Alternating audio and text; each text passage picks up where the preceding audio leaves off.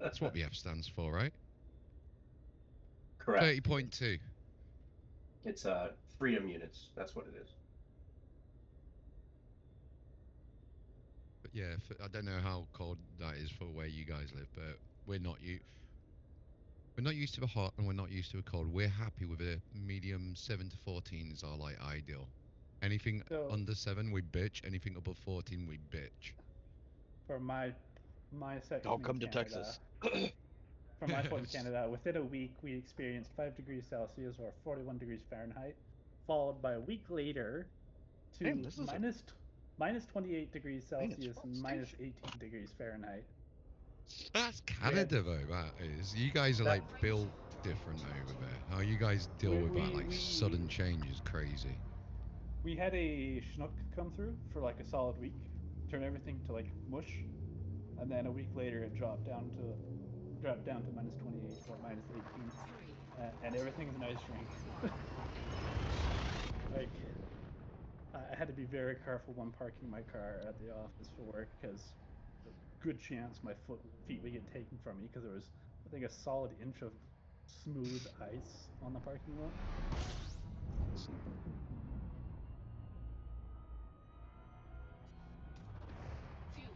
Yeah, you can get some wild temperature swings when Chinooks blow through. Because the thing with Chinooks is they're always followed up by cold. So what's a schnook? Chinook is when warm ocean air gets blown through a mountain range, specifically through a fairly large continuous canyon that comes out to my section where I'm on the east side of the mountains. West On the side. plains. East side. Sorry. Yeah, east side of the mountains on the plains. So the Chinook will the Chinooks are just blasts of hot warm air, ocean air coming out through the Oh, mountains. is this why And they come the out real helicopter the fast. Chinook was named a Chinook? Because one side basically goes clockwise, the other side goes anti-clockwise, and it creates this weird like pressure lift in the center. Might be just a weird thing, but I just know the ones that I experience are very very specific. We have essentially two channels in my section of Canada that you can experience Chinooks because those are the two spots that the two largest canyons through the mountains are. And then as you go further east into the prairies, it starts to mushroom out and just covers the entirety of the province. Why did it make me a cataloger again? So the next province over, like when a Chinook comes through, the entire province gets a Chinook. But when my province, when we get a Chinook, it only is in a small, several hundred mile. it just sounds like Schnook, like one of them words that's just it sounds like it's really satisfying to say, and then when you say it, it is. It's like Schnook. Yeah. For me, when I experience a Chinook, it's mostly just a strong west to east wind, very, very, very warm. Just warms everything up real consistently, and then it's done by the end of the week. Chinooks, when they go out further east, they start resembling more like actual storms. But it's like a massive wall of fast-moving, warm air blowing through, kicking up clouds, mist, snow. At least that's what I'm told about. Yeah, it's just it's a channel of really fast warm air from the ocean.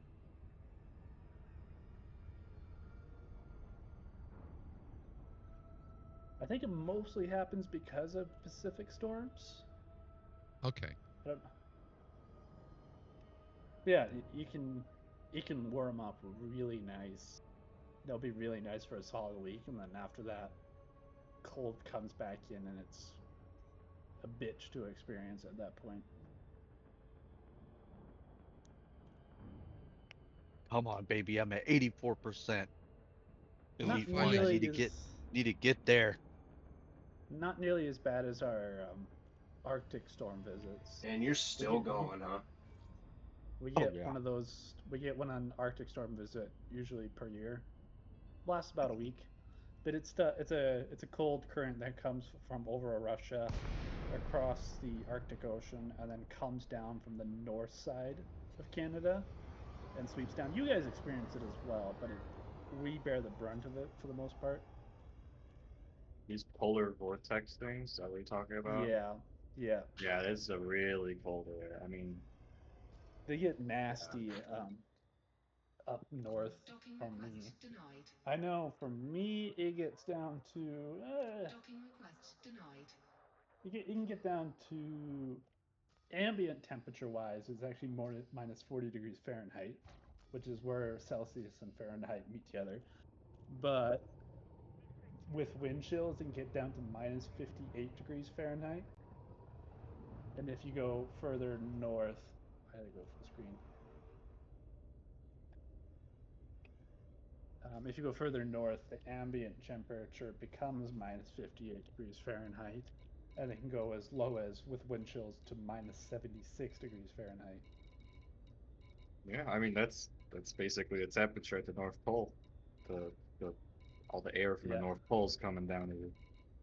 That's just a short 5-hour drive north. So I'm glad I'm where I'm at, where I only get ambient temperatures at minus 40 degrees during.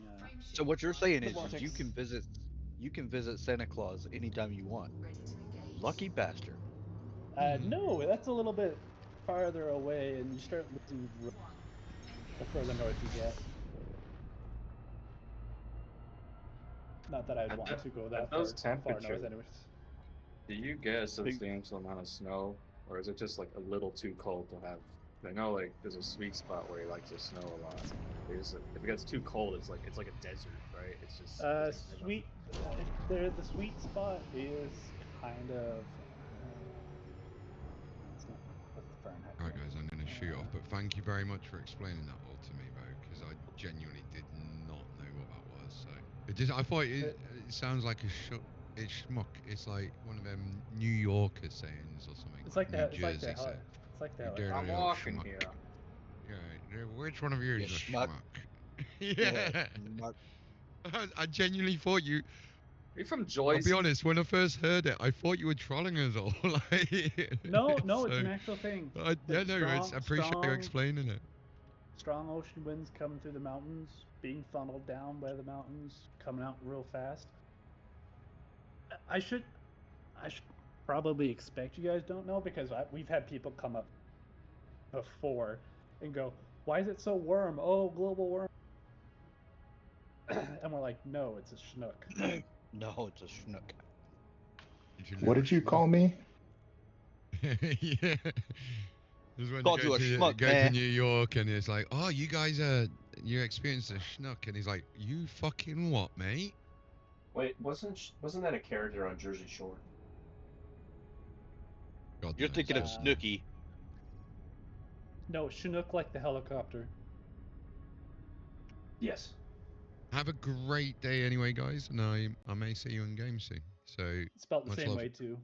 Have a good And one. cheers for testing that caustic. Thank you for checking it out, man. That's a massive help. Because that little player doesn't rely on any CSS or JavaScript, you see. So that one can just be locally ran, if that makes sense, rather than seeing one on the website. Yep, no So I problem. appreciate that. Take care, guys. Later. See ya. See ya.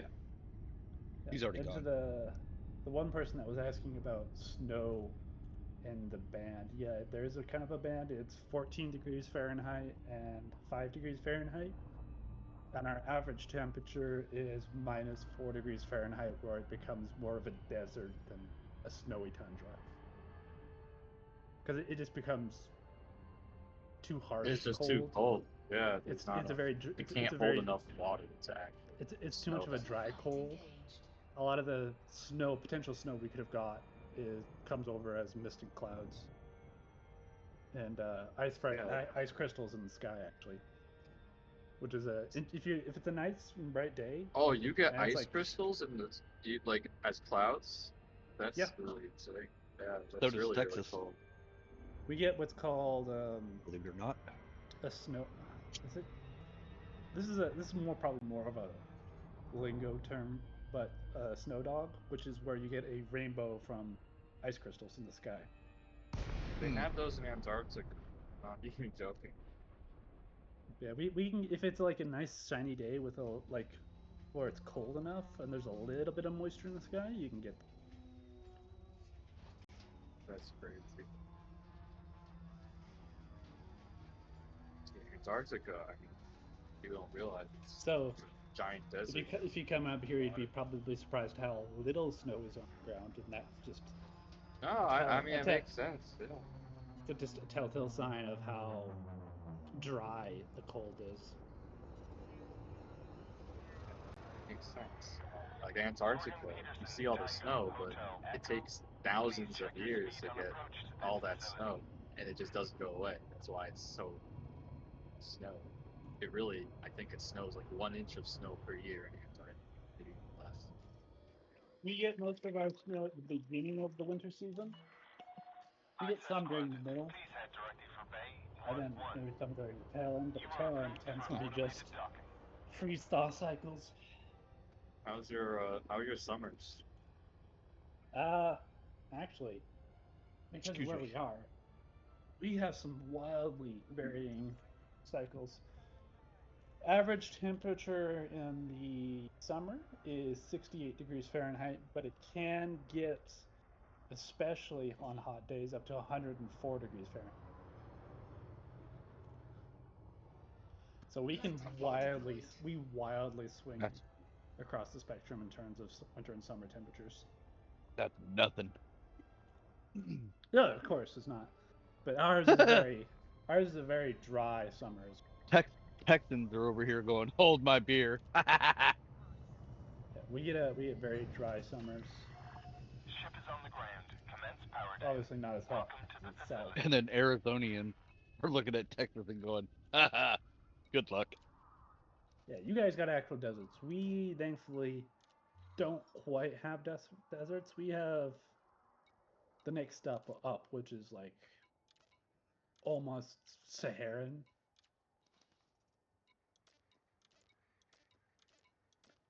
Are you up by Or mostly Calgary or something? Hmm? Are you over by Calgary? Edmonton. Ah, yeah, yeah. Yep. And the biggest saving grace is that during the night we'll get flash thunderstorms coming through. Right, you're like at the very top of the Great Plain, right? Yep. Yep. If I drive about an hour north, I start hitting the forests.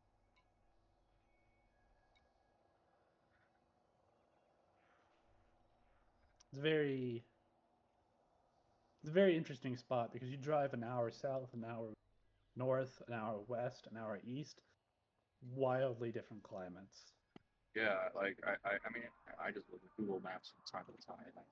I vaguely remember Edmonton's kind of in the middle of just plains, and it's very rural outside of the actual. I mean, most of Canada is unexplored wilderness, to be honest. But compared to the other cities where they're close to other cities, kind of right, like Ottawa and Montreal, and like they're all on the line. And then you have Vancouver on the other side, but they're close to Seattle. It just They're Edmonton is kind of in the middle, right? But that's well. Here, I can do a drop map for you.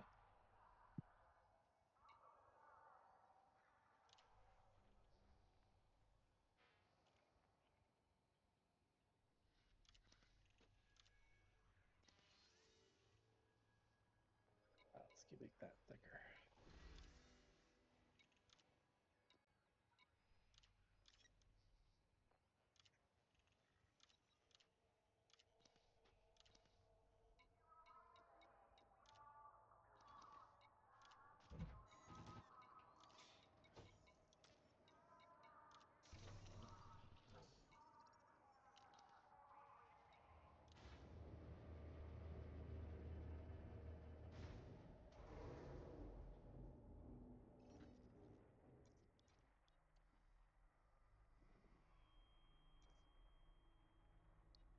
Landing gear retracted. There. A little map in the text chat so you can see the different biomes. in terms of where Edmonton is. Oh, I can So, see yeah. it. Yeah, yeah. Here- It's here's just a clo- crazy to me. You could just grow stuff like in this climate too. I don't know if that's weird to me. It's actually pretty easy. What you don't see on this map is all the tiny little ponds and lakes Oh dotted yeah, yeah, yeah. everywhere. There is more water than you think. Yeah, it's like the north of I think what Minnesota or Wisconsin, one of those two states. They got like all these little tiny lakes. Cargo scoop deployed. Here, I'll send her on non-farmland, Cargo so scoop just kind of. retracted. Oh, yeah, still some farmland as well. The northwest. I see you have a side. ring road as well. That's pretty nice. Oh yeah, that's a more recent. It's in the last 10 years, sort of thing. Oh, really? Yeah, I mean, it's pretty standard in city design, modern city design. They like to put ring roads around it. Okay, so does that come picture all the blacks, the darker spots that you're seeing? It is all water on the map. Yeah, I mean, it's kind of crazy. And they look small, but they are not small. Those are like really good Yeah, sized. yeah. I see the town for reference, which is I can see the scale of the suburban streets, the grid roughly, and then compare that to yeah, like each of these little grids for these fields, right? I is that like 1 kilometer on each side, and then yeah, 1 these mile like by 1 mile. 1 by 1 mile. Okay, Each grid is 1 mile gigantic by 1 mile. lakes. Yeah.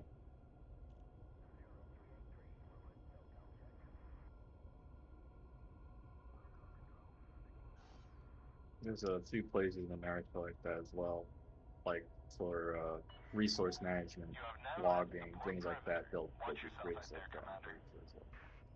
Frame shift drive charging. Funny thing is, if you drive around, you never see all these water spots. You don't see it.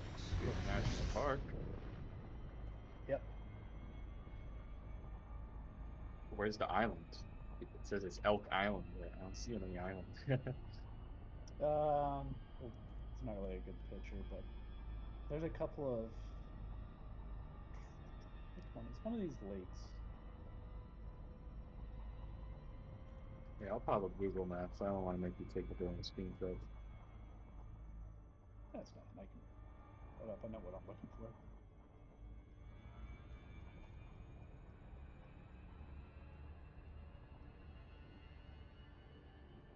The entire park is called Elk Island, but it's mostly because of stuff like this.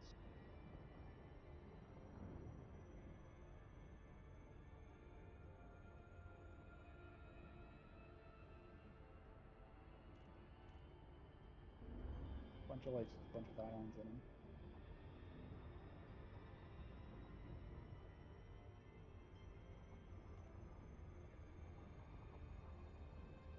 Oh, I see. Reminds me. Right, yeah, somewhere in the north we have a lake inside of an island inside of a lake inside of an island inside of a lake. I think it might be one too many. Like there's an island inside of a lake inside of an island that's inside of a lake. I think I got that right this time. It's gonna sound dumb, but like, why did people originally live in Edmonton? Is it like the center for all the agriculture in the area? Is that kind of why? No, well, I think like there's a couple of things. One, Gold Rush Mountains Range. Train, there's also like a major train stop. Oil, somewhat, not so much. Oil's more recent. Think 1950s. Hockey team, Edmonton Oilers. Yeah. Well, I'm talking like the big oil boom. I don't believe Edmonton was strictly based off oil, but yeah, major train stop, trade hub, gold rush, a little bit of oil, natural forest, plains are pretty good for farming. Makes sense. So basically, it's one of those towns that was able to constantly find ways to keep itself relevant. So it's gotten bigger Yeah. over the years. That's cool. No, I'm just curious. I just hop around in Google Maps a lot, and I feel like I can tell from most towns. Oh, this was, they had a big boom in the 1800s, and then they just fell off, right? Or a relatively new town from the 1900s, but Edmonton just seems like a gigantic city for something so far up north. What is there to do there? But it makes sense. It is the most largest northern city in the world, and it's just underneath 1,900,000 people. Yeah. I mean, a lot of towns in the Great Plains, or a lot of cities that are not, they're not like tier 1 cities, but like tier 2 cities. So you have to zoom in a little bit. A lot of them are just there because it's the center of agriculture. So it's, if you need like a city that is, if you need something that's bigger in your town, you would need to put a city somewhere, and they just put it's basically the one city that grew a little bit bigger than everyone else in the area, but it's like they're kind of spaced out almost evenly if you look really Well, close. the main reason behind Edmonton's current situation and size is due to the oil fields. Yeah. All the oil comes down to Edmonton, and from there it either goes further south. Oh, the pipelines. Yeah, the pipelines. Yeah.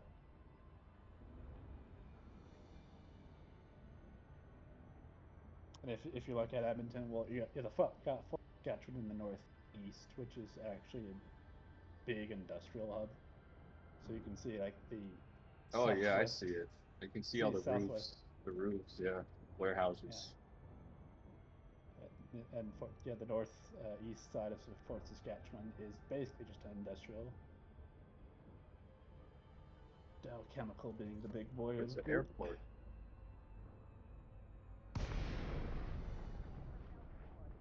Airport? Oh, you're I'm just talking trying to about. find like where the airport is. I figured there'd be a big airport for big cities.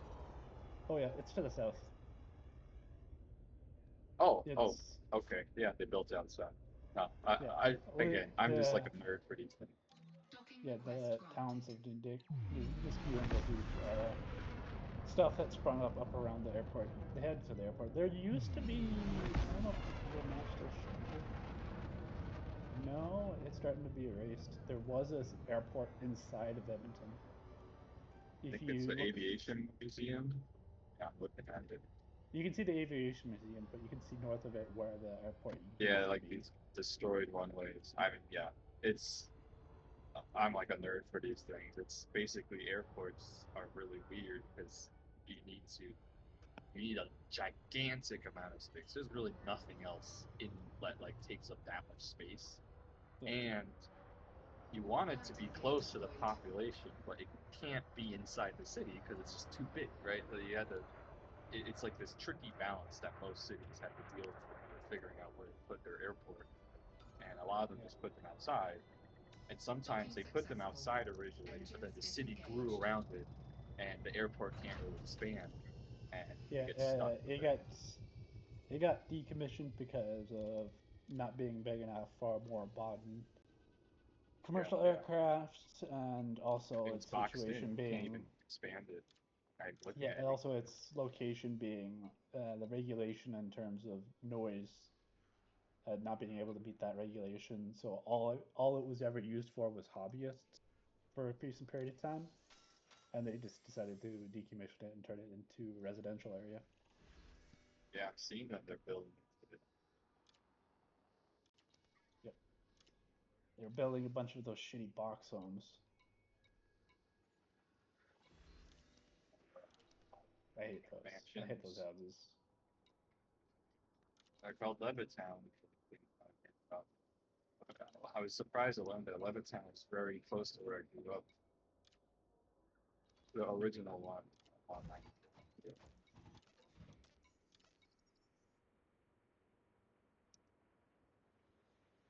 area at school up in there? Interesting.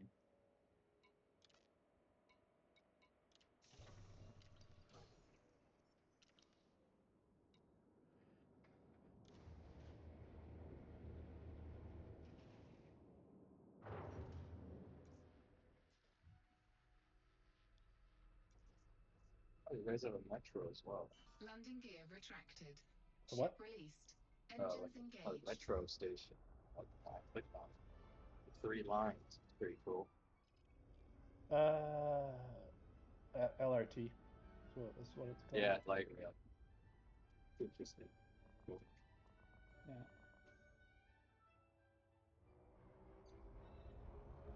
Yeah, that's not.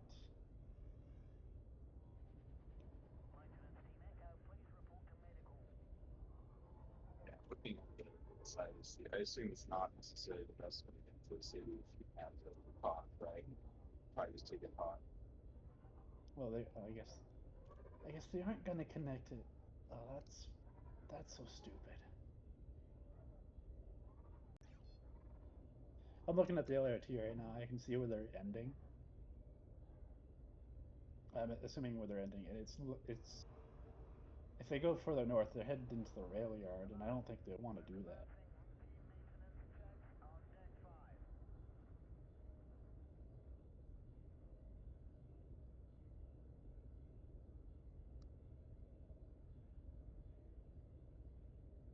Oh, yeah. Okay, yeah.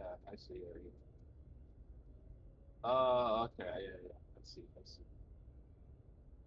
Oh, it's a true mixed-use LRT.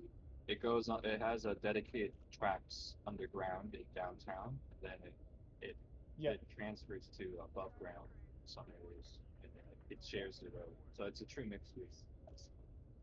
yeah. Which I think is stupid. We have like above ground sections. We have up in the air sections, and then we have a below sections. I'm like, It's fucking very versatile. The downside is like, yeah, like it.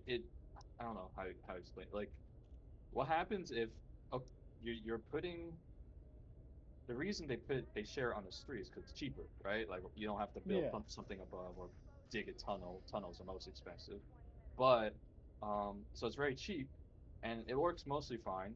But if there's ever an increase in traffic, all of a sudden your shared way is going to have to deal with the traffic. And one of the killers of light rail transit is that if there's too much traffic, you may as well just drive there, right?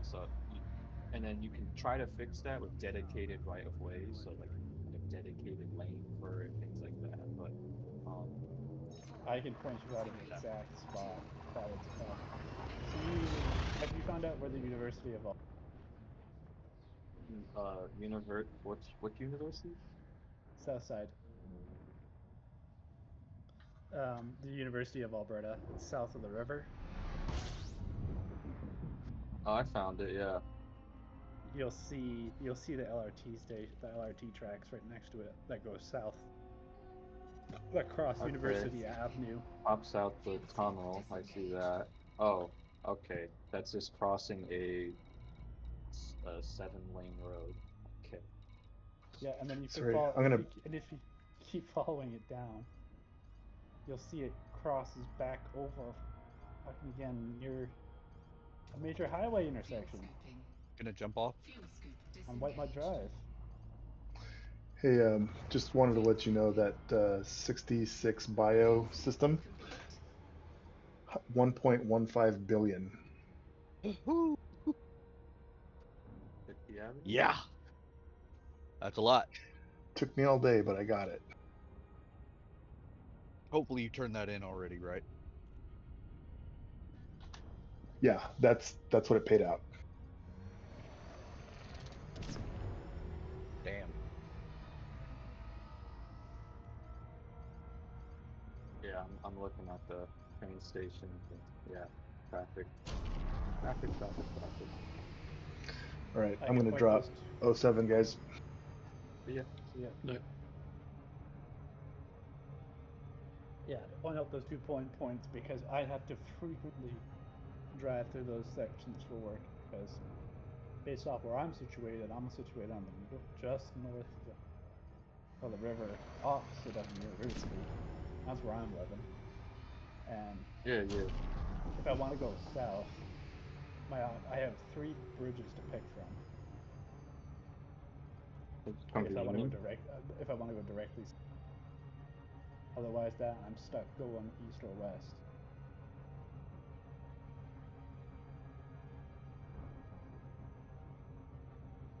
Yeah, I'm a transit nerd too, so I just like looking at where the trains go and everything. I'll be right back. This is pretty common in smaller American cities that try to do a little bit of transit, but obviously transit isn't that great in North America in general. And no, and the planning around it is not that great either. It's just people don't want to pay a lot of money, so you'll get the cheaper product, and the cheaper product will have its disadvantages, and then, well, people won't use the cheaper product. I don't know. I'm very privileged because I was raised in New York, so I basically see what even New York is. New York has its problems, but it works. That's like the crazy thing. That's why it has like it still ranks pretty high on most transit lists because even though it sucks, it works. I don't know. It's something I've experienced, and it was a similar issue. Sorry, I'm like rambling, but they're trying to in New York. They were trying to basically convert an old, underused rail line into a train service because basically they only had one freight train using it per day. They're like, why don't we just put like some trains, some train stations there? And they did a whole analysis and blah blah blah blah, and they wanted to save money, so they chose light transit instead of conventional rail. And originally, they were going to plan for a mixed use section, meaning the tram would end up going onto the street, and people all like instantly shut it down because they said, "Look, there's so much traffic on the street already. Like, it will literally never get through the traffic. Please don't do it." And they actually listened and decided to build a tunnel. The reason why they didn't originally want to build a tunnel is because they had to go under a graveyard, and they would literally have to move a mausoleum of like dead bodies. Like, they would have to move it somewhere else because the tunnel would go through the mausoleum. And yeah, it was a whole deal. It's kind of funny when you read about it. But... Well, for me, the problem is I'll post the map in text chat. This is the problem I have with this. As you can see, you have 3 lines, kind of. Yeah, we have 3 lines, and they don't. And if you overlap that with the map, the Edmonton, you can see that it only basically goes northwest. It doesn't go north south. It doesn't go east or west. Like, there's that new line that's coming in. It's being very slow. I live just north of that line, actually. But yeah, sure, that's going in. But this has been an ongoing project for well over 10 years, and it is long past its due date. It is long over budget, and it is functionally useless because the only people that really take the trains come in for like once in a while events, and mostly just students. Yeah, that makes sense.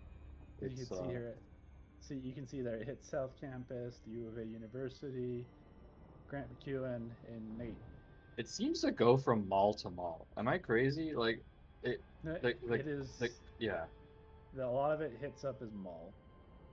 And it's basically a bus. This is what buses do in a lot of suburban areas. Buses just go from mall to mall. Century Park is a mall. Southgate is a mall. McKernan's a mall. Bray Enterprise is a mall. Same with Corinth. Government Center, obviously, central. Churchill, downtown. McEwen is a university. Kingsway Royal Alex is a mall. Nate, obviously. actually it's tech school. Blatchford Gate's new, but that's one of the few residential areas. Millwoods is a mall. Grey Nuns is actually Millbourne's a mall. Davies.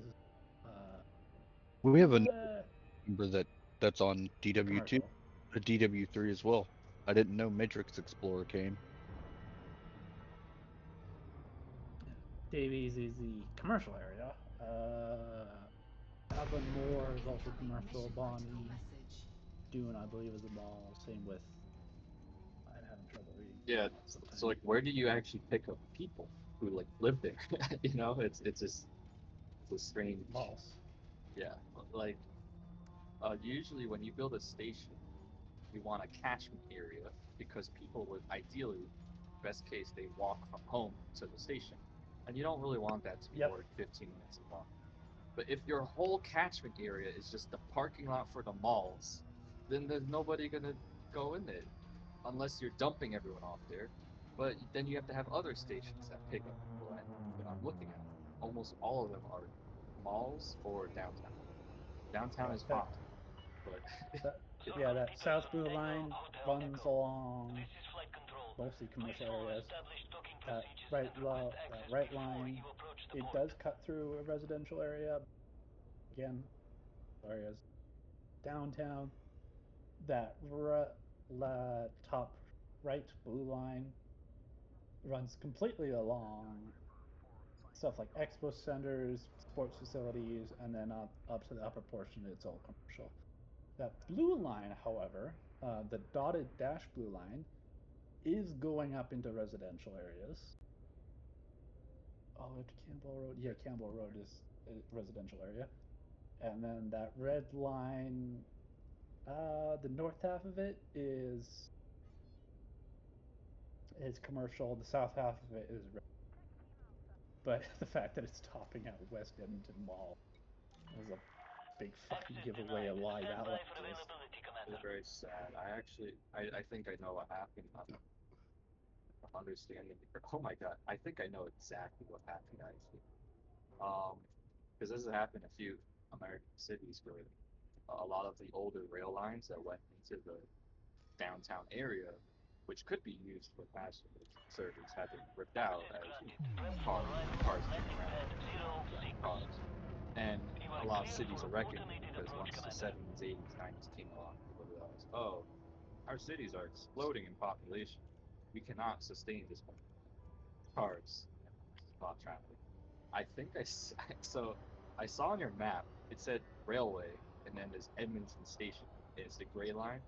So like, oh, I'm thinking, oh, that's probably like I mean, I know there's not really any nearby cities, so I assume it's like a national rail, via rail thing. That's probably the rail station for Edmonton. Why is it so far away from downtown? And I look at it, it's like some tiny, giant, like some tiny rail station for via rail, Edmonton. And I follow the tracks down, like, because it keeps going on Google Maps, and then they just end, but I can see the area where the tracks used to be because they turned it into a bike path, which is also pretty common. And I'm following this green bike path, the stuff that hasn't been turned into houses, and it turns at 90 degrees. It goes down. It goes parallel with 104th Avenue. It keeps going down, and it starts turning into parking lots. But you can tell it's a different character for the surrounding area. So it probably used to be railway, and it got turned into, apartment building. And it ends right at Rogers Place. So I assume that's where the train station used to be. That's my guess. The train station used to be in Rogers Place, or wherever it is. I could be wrong. And then nobody wanted the train station. So via the railway that stops when it goes down south. Yeah, it just keeps going along until you see that green path, that green like space, and then it stops at 107th. Yeah, the triangle, right? It stops at 107th. I don't think that triangle. It stops at 107th, but you see how it curves? That's not part of the grid. So I think that existed originally when they made the grid. Probably because there's a rail line. That's my guess. That went closer into the city. Landing gear retracted. Ship restraints I think then probably with going further south, but I don't think it doesn't really do that because you see that it goes and branches off to the north and goes into the rail, the not the rail park, the rail yard. Fucking mess of a rail yard. But those tracks go east and west to Vancouver on the west end, Toronto, Canada. So I think this line is more of a just an extra stretch, and it probably went further south as an additional stop. I could look. These are Closer all to look real quick. Yep. There used to be a rail line there. Did not go through Rogers Place. I think it was 105th Ave. I can show you the same.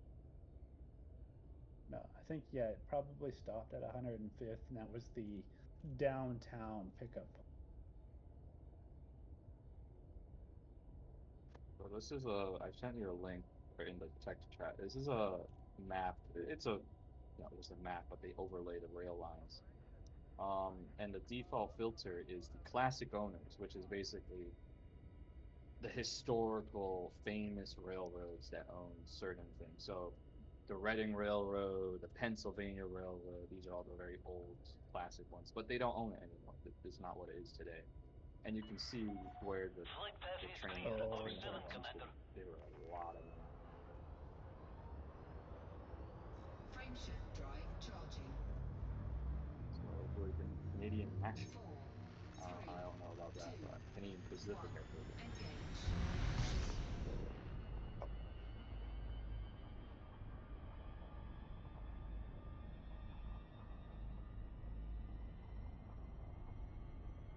I think I know what happened here, based off of this.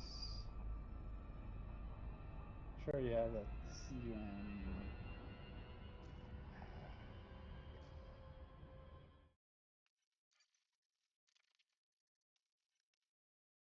So maybe it did go down 105th.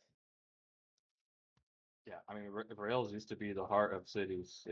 If like most of America, the tracks have been ripped up, and when they weren't used as much, and yeah. Doesn't show you it's nice. For what it's worth, I think it's insane that despite everything, America and North America in general just is one of the most sprawling rail networks in the world. It's just that most of it is used for freight, despite having 2/3 of it ripped up. I would say an immense amount has been ripped up over the years. But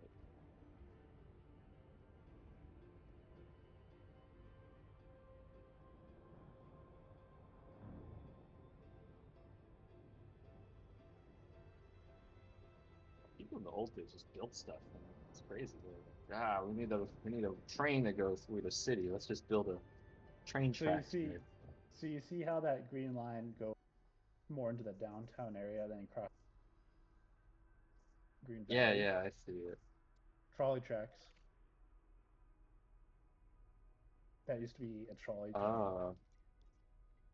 I remember this. There was because it goes to the downtown area, which used to be a really bustling area, and there used to be trolleys that would go down there. Okay. The red one still has trolleys, actually, only to a point, though. I think where that branches off on the south side is where it stops. I see it. So the trolley track, that red line still, for trolley tracks, still exists and still is operational. It's just more of a tourist thing now, though. Yeah, also, a lot of old lines that don't make revenue but are still around, they use for tourism. And I guess it pays the bills.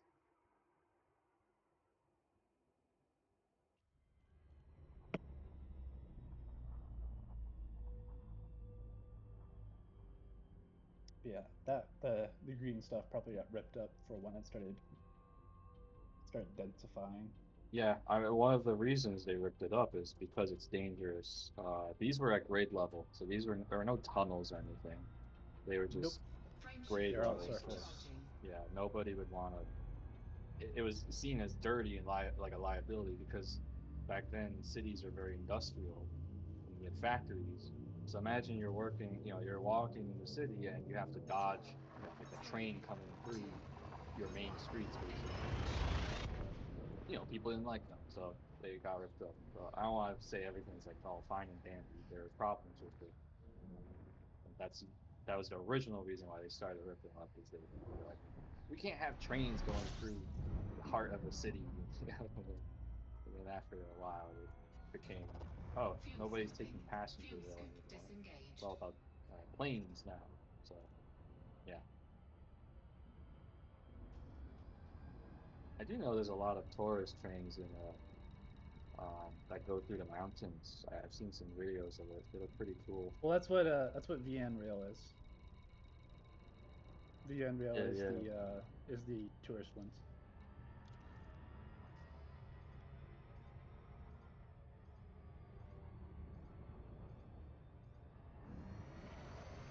There it is, expansion, please. I need to expand the factory.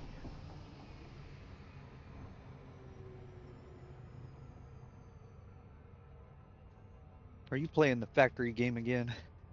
Yes, I'm playing the factory. I'm playing the factory game again. Like I said, it is crack cocaine for me. Duly noted. Well, I guess Matrix Explorer can take your spot.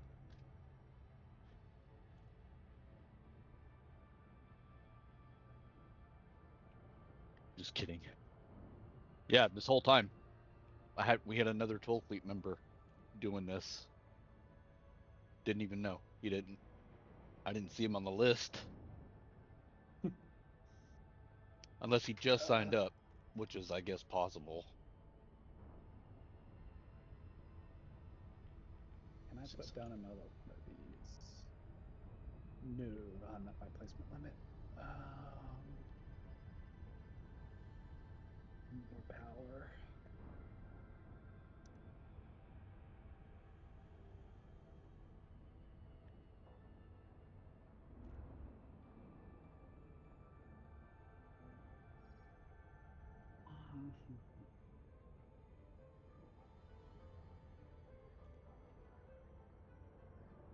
And move the other thing.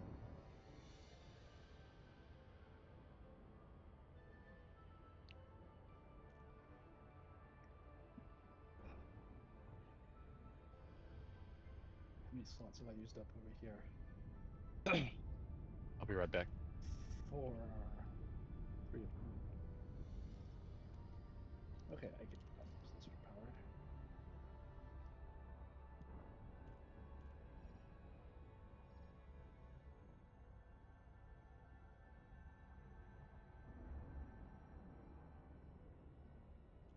What factory game are you playing? Arknights Enfield. Just came out. It's technically also a gacha game, but that's not what draws me in. What's it called again? Sorry. Arknights Enfield. Oh, I heard of Ark.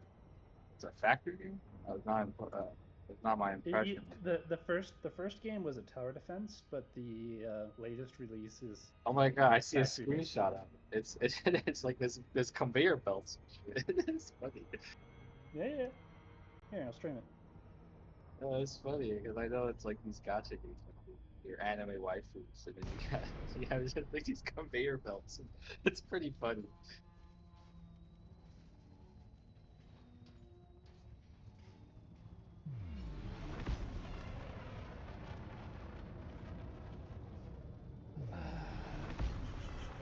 Yeah, I'm streaming right now if you want to see me work on it.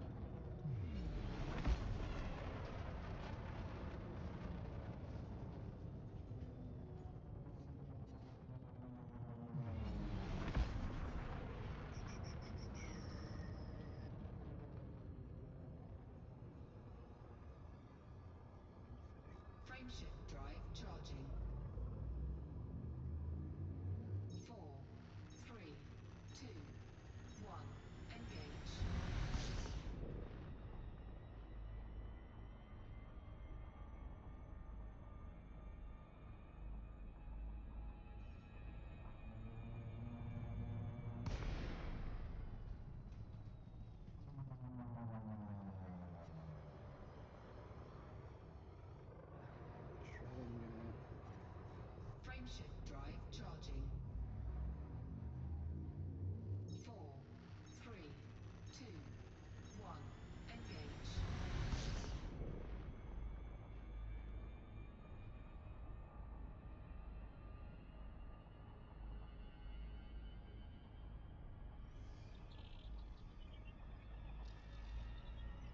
believe it's the right unit.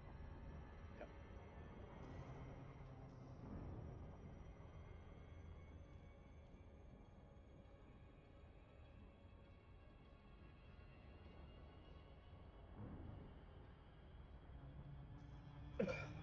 Hopefully that should help my power production.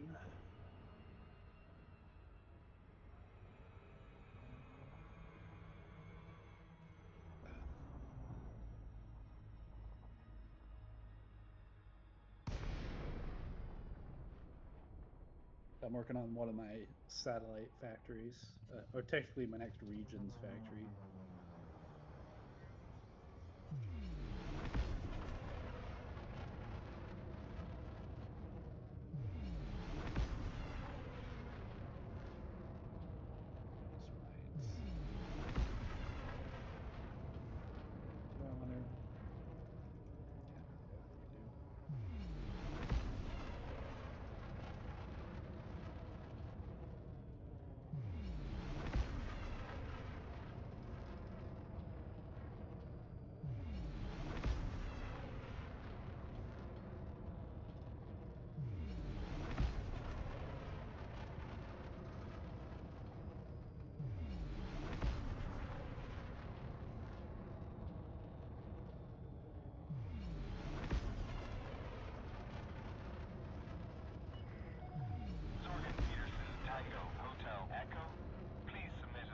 docking request before attempting to land.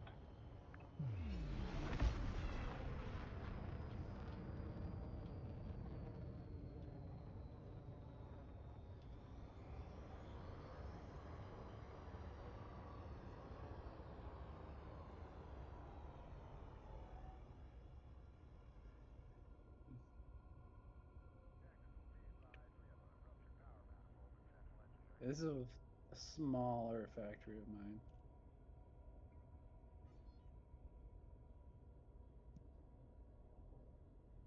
I gotta go over to a bigger one.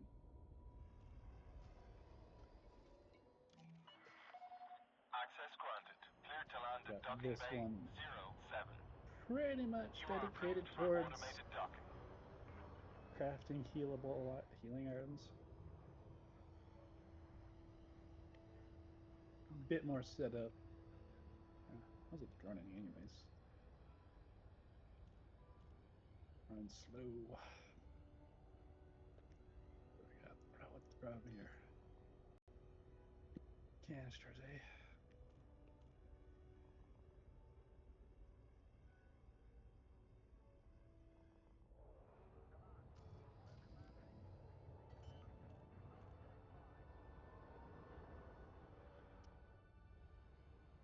Landing gear deployed.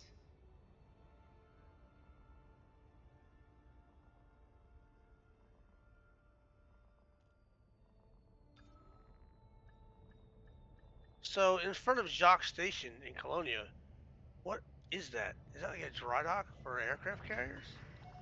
Docking successful. That's a Perform dry landing dock for checklist. fleet carriers. It's good to Yeah, have you with us, I guess I've Commander. never seen one or don't remember seeing one.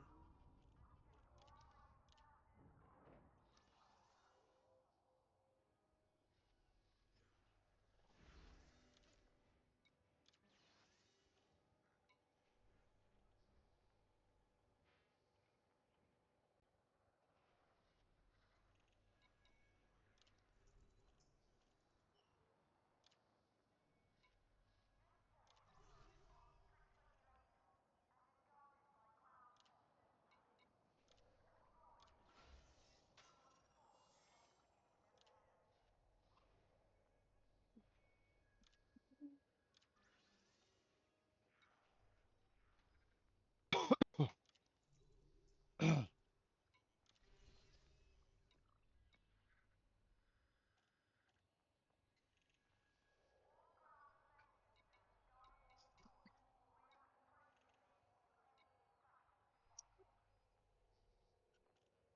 right, let's go back to this planet. Get the coordinates of this mountain. Hopefully I can find it again. I should have got the coordinates the last time, but I forgot. Because I'm stupid.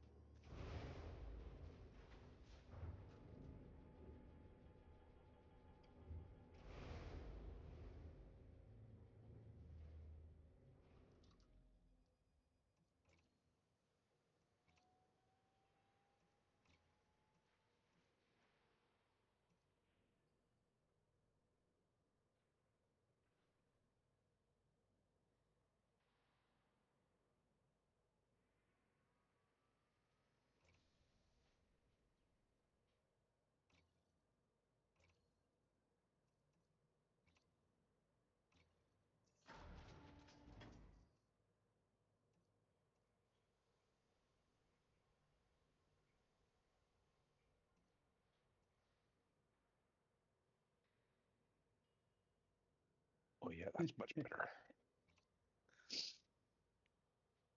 Oh, I don't need those production factories. That's still overproducing.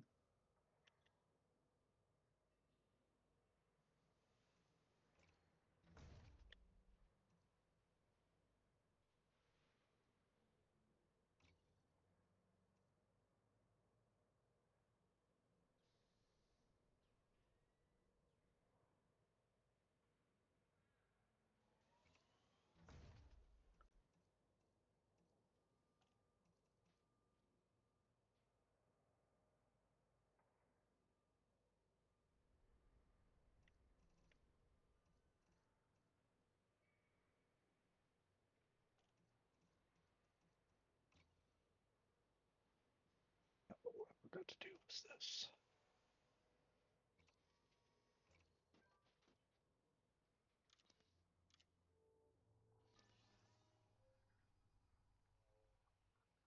Yep, I bet that'll work. Oh yeah, nice and sticky now. Perfect. They don't slide around at all now.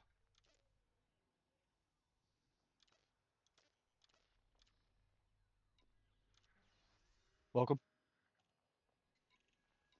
That one needs to come back a little bit. Thank Yeah, you, there thank we you. go.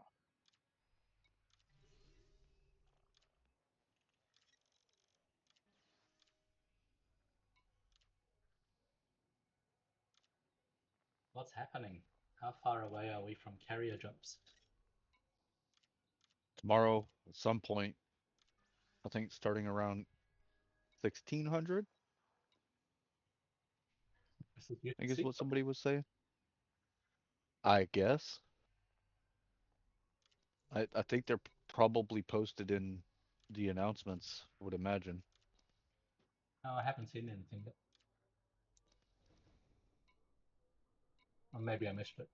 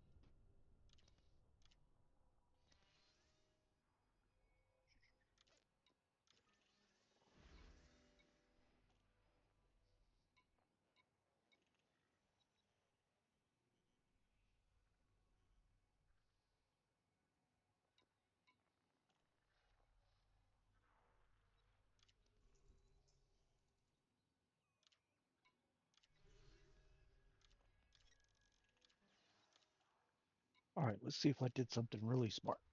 On accident. Where is the picture of me in? Here it is.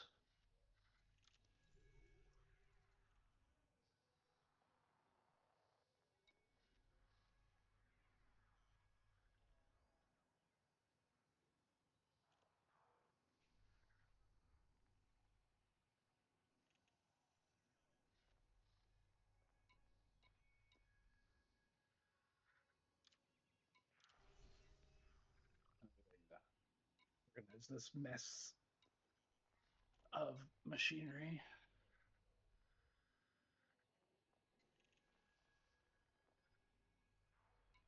Oh, goody. I did. Oh, what the hell? There we go. Negative 62.9.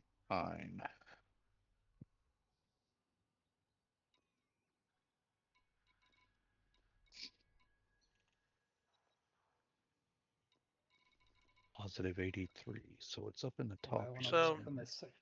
I'm out here at Jacques Station, so is there anything I should pick up, like a souvenir or anything, or is there such a thing? There's nothing at Jocks that's like. I think that's it right there. Actually, I don't think there are any souvenirs. Yeah, I think that is it.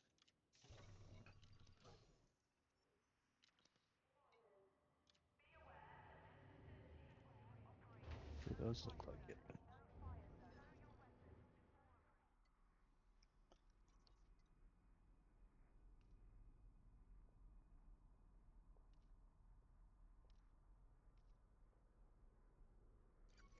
Landing gear retracted.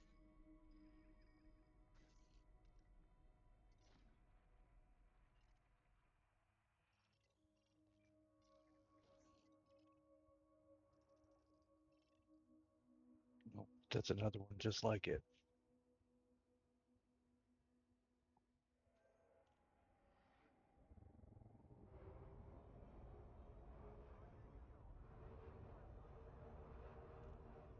Oh, hell no. This one's way better.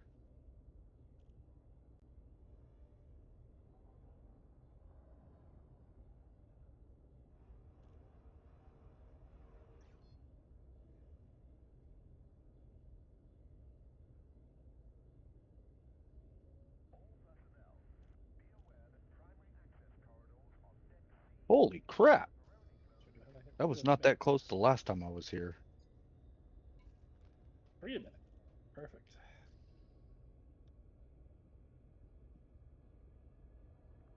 Let's see it.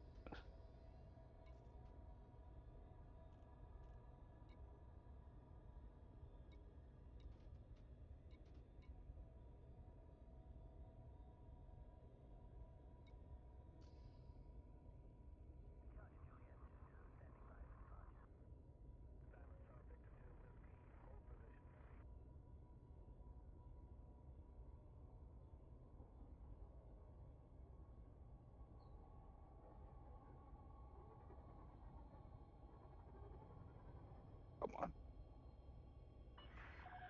Port perimeter exceeded. Traffic control out.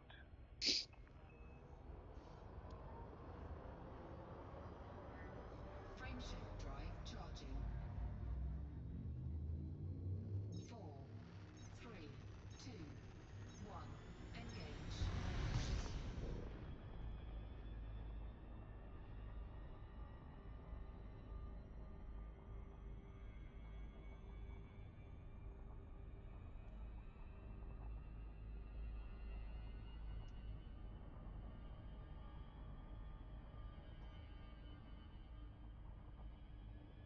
Okay. That's the highest peak right there. So, my coordinates are 79.9971. Where's my book? Where is my book? Ah, down there.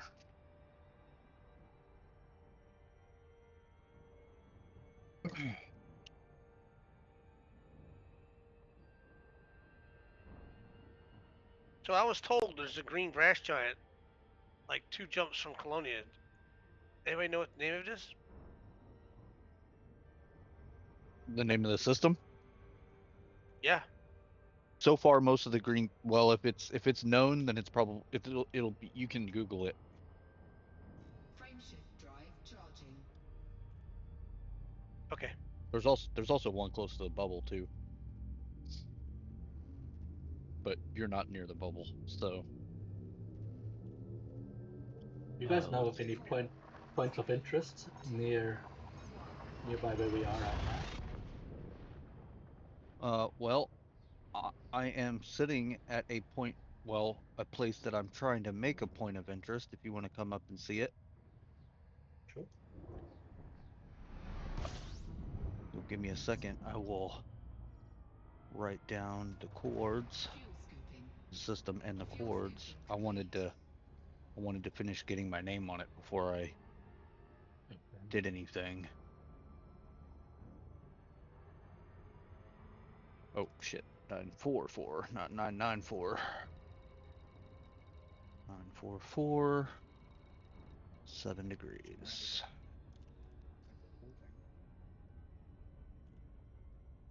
me go back to my ship. And then I'm gonna find the other mountain that I found earlier, which I'm not far from at this very point, at this moment. Give me a second, I'll... Do what? Are you calling it Twin Peaks? Well, so far they're the two tallest mountains in this on this planet that I know of so far. Nice. But they're not really close together from what I can tell. Geologically speaking. Or Little Switzerland or something. Or Greater Something. Switzerland. Okay, so if anybody is interested, let me pull up Flotilla chat. Move this shit out of my way so I can see what I'm typing. 2K. Okay, K Y L O A L L E E dash oops E E dash E D 1 dash.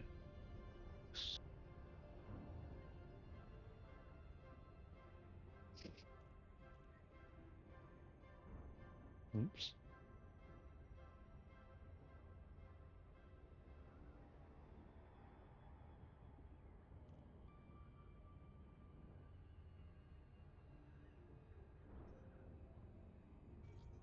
To get out of my ship again.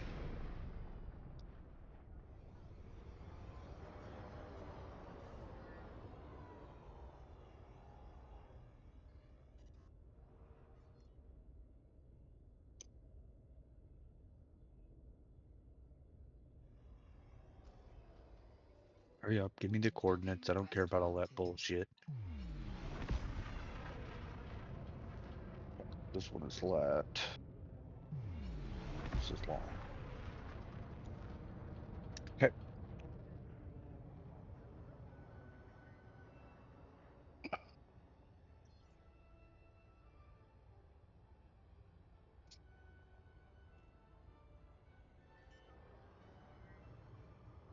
Go. Landing gear deployed. Negative.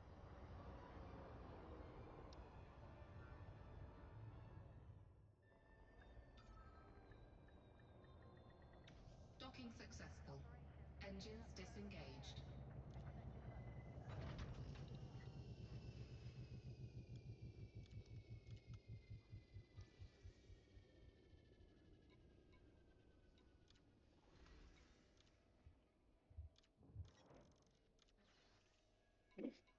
Alright, I just posted it. That's for one of the mountains anyway. Super tall Now mountain? I get to... Huh?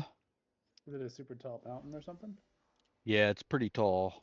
I think the other one is taller. I'm fixing to go and find out.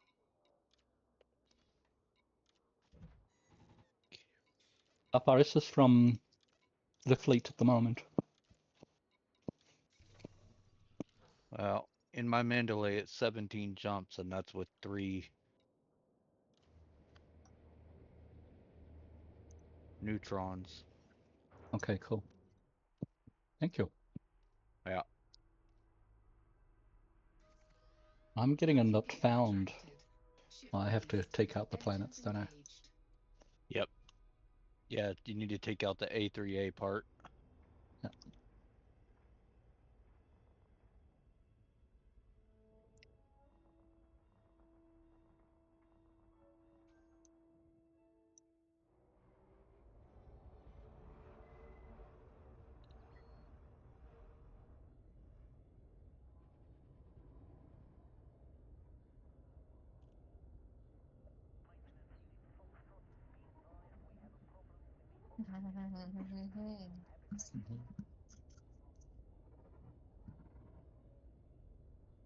Alright, let's see if I can go and find the other one, since I have the coordinates for it, too. That might be too far for...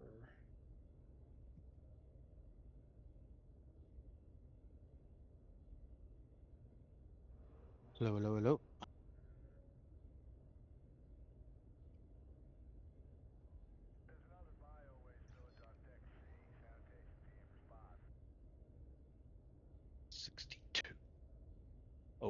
What is the height? What does it tell me the height?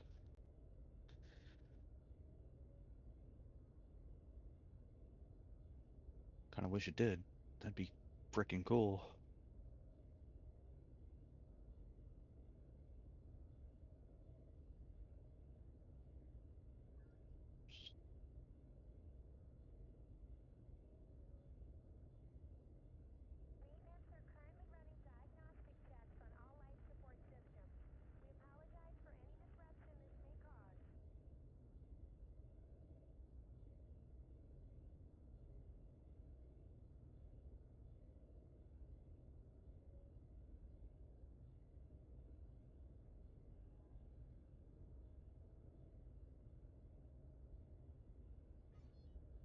That works. Frameshift drive charging.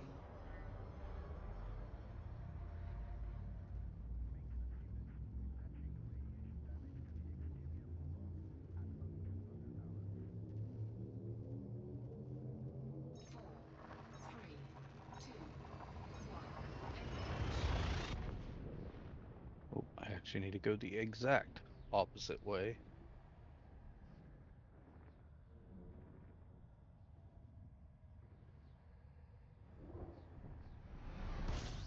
Incoming mission critical message. Fuel scooping. Fuel scooping complete.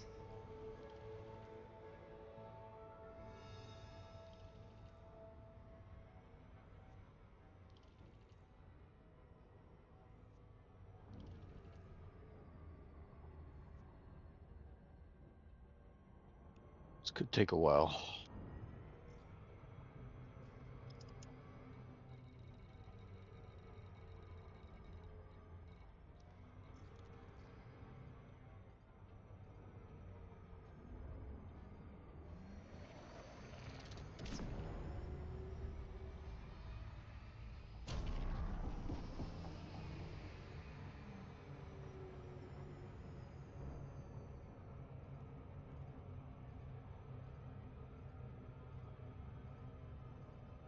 What's up? What's up? Hello, everyone. How's it going? Howdy, howdy. Pretty. Hey, pretty good. Hey, Synaptic. Are we still doing the mass jump tomorrow or Monday? Yeah, tomorrow at some point, sure. Yep. Perfect. Why do I keep on getting this message? Frameshift drive cancelled. Jump exceeds drive fuel use limit of 6.8 kilo. Because you didn't scoop the star, maybe? No, I've just got into this ship. This is my Caspian. Okay. Like my tank is full. Right, but how far is your jump? I mean, it's trying to get me to. It's the galaxy routing thing because it's trying to tell me to jump 230, but I haven't. Okay, that means you need. Yeah, that means you need to scoop the jet cones first. But yes, why does it not know that off? Like it should know that I'm not. That I haven't scooped. Yeah, it just it plots it, and then it like if you're in a system with a neutron star, it just expects you to scoop the neutron star. It won't plot you for the neutron star. Like if you won't scoop it. Oh, is this because our system here has got a neutron star? Or that white dwarf, is it? It's the white dwarf. Yeah, they want you to scoop the white dwarf. Yeah, they want you to scoop the white dwarf. That's why. That sounds like fun, doesn't it? It can be kind of hairy. I know. I mean, I've done it before. Every time you guys say it could be hairy, I'm like, what are you guys talking about? Do you enjoy it? I enjoy the hell out of doing it. I guess it's just keeping outside the yellow line, isn't it? It's just knowing where the exclusion zones no, are. just go to the very tip of the star, the jet cone. You mean the shiny part? No, the cone itself. Sure, go ahead. You'll do it. I could stream it. -62. Shit, I was going the wrong way. You know, it would be fun if there was a mechanic where you could, like, skim stars. You know what I mean? You know, like skimming you basically- rocks across the surface. Yeah, Like you actual basically do contact when and you off again. feel. No, he's I probably mean, in talking like theory, but I mean, like, skipping off actually. the surface. Yeah, yeah, that's what I'm thinking. Okay, you Or for mean atmospheric actually down braking coming you're actually talking about into planets. Yeah. Riding What the do they- corona waves. Well, they call that specifically something, and I'm trying to think of the name of it right now. Give me a moment. Oh, really? The closest, like, the what I think of the way they could do it is by getting solar. Like that's how you would do it, is you catch the solar wind. Hmm. Well, And there's atmospheric braking in planets. Docking request granted. But like, at the point of the technology, air quotes technology that our ships have are like way better than solar sailing. Well, it worked. Now yeah, just solar get out sailing again. is sublight. Whoa! Get me out of here.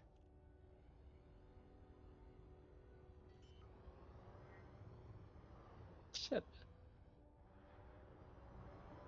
Ship's out of control. Yeah, there we go. Sorry. You didn't need to hear my panic.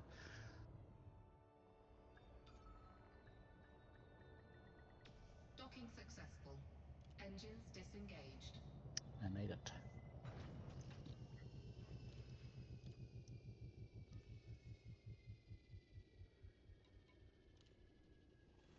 -62.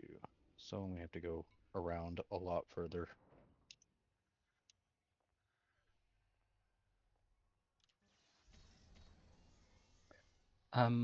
So I was ganked while doing the community goal before, and I was doing it in open before the mission departed, and the guy just destroyed me. No request to drop anything, and I was totally full with materials. But then he added me as a friend. Yeah, so he can keep tabs of where you're at. Okay. Never accept a friend request from somebody who kills you like that. Okay, cool. I can delete him again. But I was also wondering whether it would be worth letting people know that in case he's joined the private group that he's to be watched or something. He's not in the private group. How do you know that? Because the gankers don't make it into the private group. Okay, cool. They very much look into the background of the person applying for the private group. Oh, cool. That's why it takes so long to get into the private group. Oh, that's awesome. So we don't have gankers. Alright, so I'll just unfriend him. That's why I thought he wanted to maybe chat and say, hey, GG's or something. Oh no. No, Thanks it's for just so he clearing can that up. watch where you're at. If he killed you once, he knows you're an easy target. Second tap. Oh, I was an easy target first time. I was flying my clipper. Yep. That's why he friend requested you.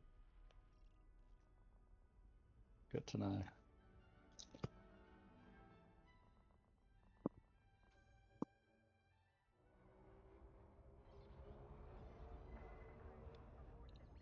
What do I feel like it's that mountain right there?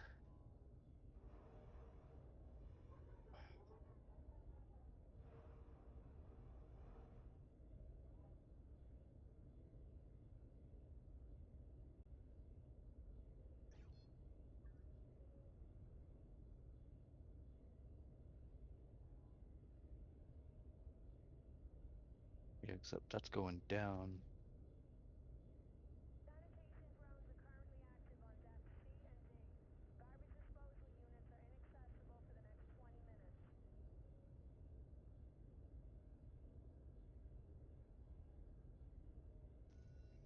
It needs to be going up. So that's not it.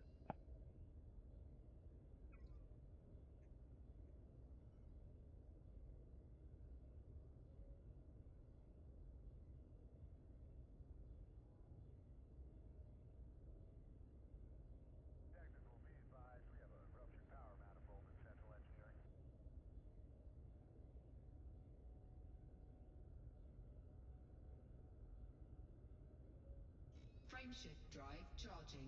So it's actually the other way again.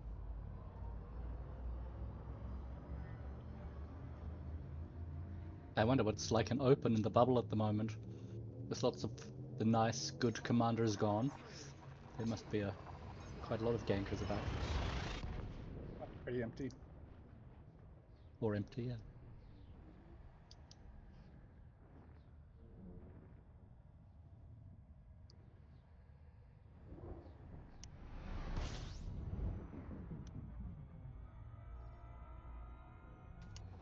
Fuel scooping. Fuel scooping complete.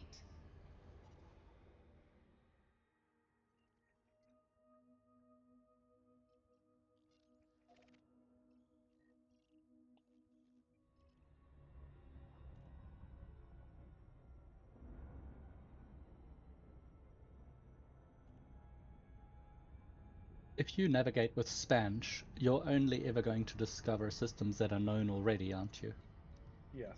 Yes. Yeah. So if you want new things, you have to use the galaxy map. Yep. Yep. I really That don't is correct. I really don't Cool. use the Spanish plotter except to get in and out of the bubble. Once I'm out in Okay. the middle of nowhere, I can just like go off chaining all the neutron stars manually with the galaxy plotter. I don't need the Spanish plotter. I don't know if that's Okay. true because I picked up 3 or 4 undiscovered systems on my way back to the bubble Okay. using Is that with Spanish. Spanish? There's a chance that they died, so they never sold the data. Yeah, that's my best guess. Okay. So they would have uploaded the data into Spanish, but if they died, they wouldn't get their name on it. I've noticed a few systems like that.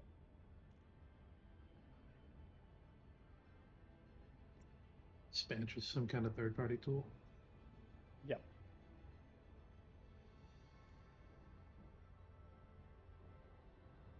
Yeah, it's a website. It allows you to navigate neutron stars, and it's very efficient, but a bit fiddly too. I see. Yeah, then it's got to be running off player data, which, unless they've Yeah. got FDev's code for the universe generation, which would be awesome. If they had That's the probably all FDev, previously explored systems. if they had the FDev code, every single cool system would already be found by now.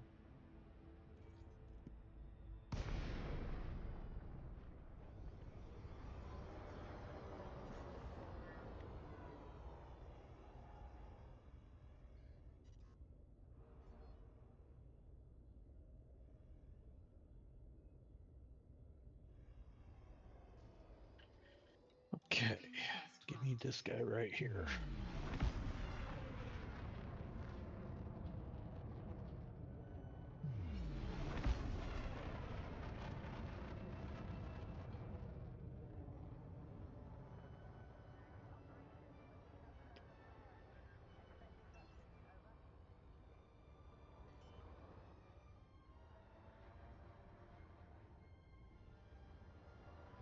Landing gear deployed.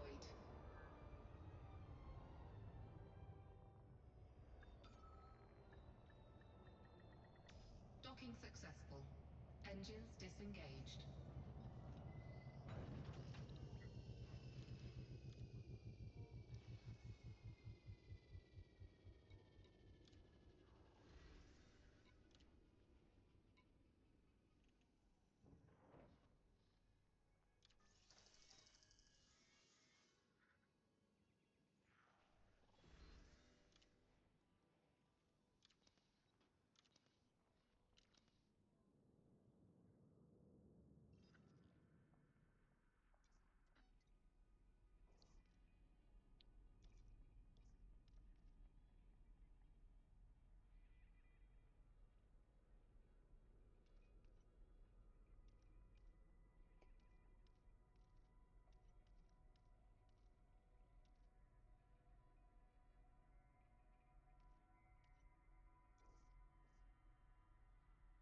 It's going to be the other way.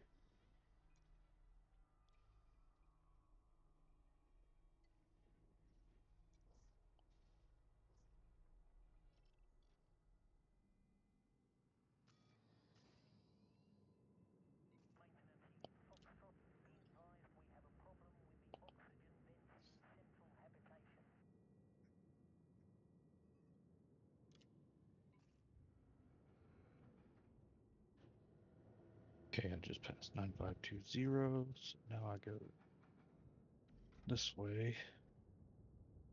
And I bet you it's that mountain right in front of me.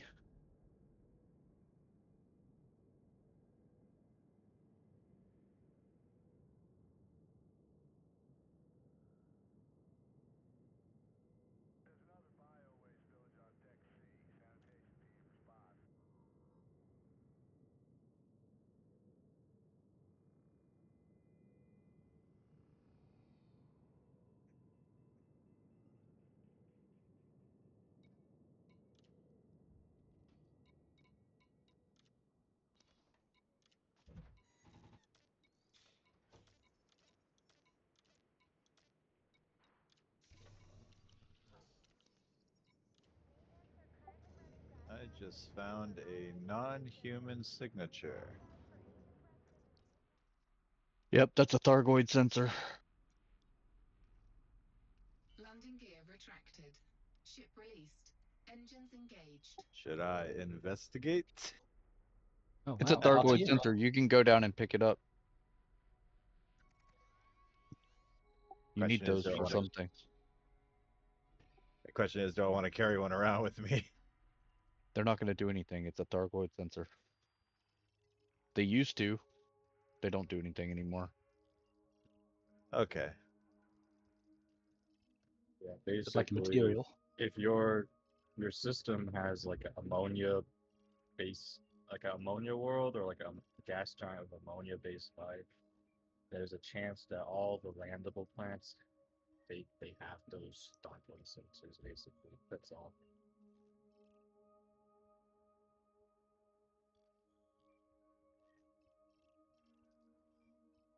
Well, I'm gonna go pick up some bug spray. Then I'm gonna pick up a sensor.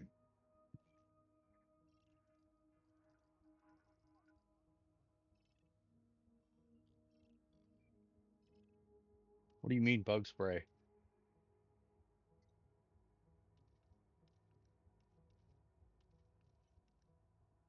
That was a joke, right? Yes. Okay. I thought you were trying to go and get a caustic rack or something.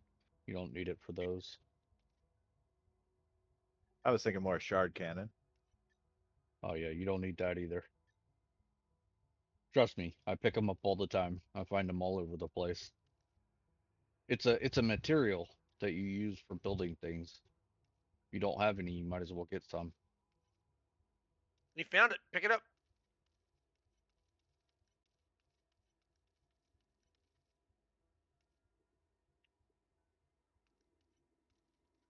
Can it be picked up again by others? Does it respawn? I'm sure it does, like all others.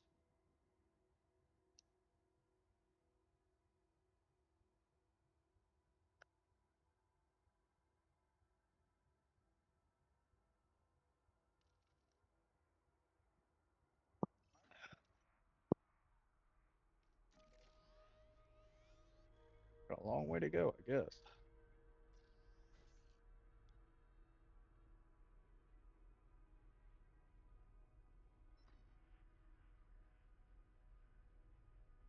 Some of the roughest terrain on this planet I've seen yet.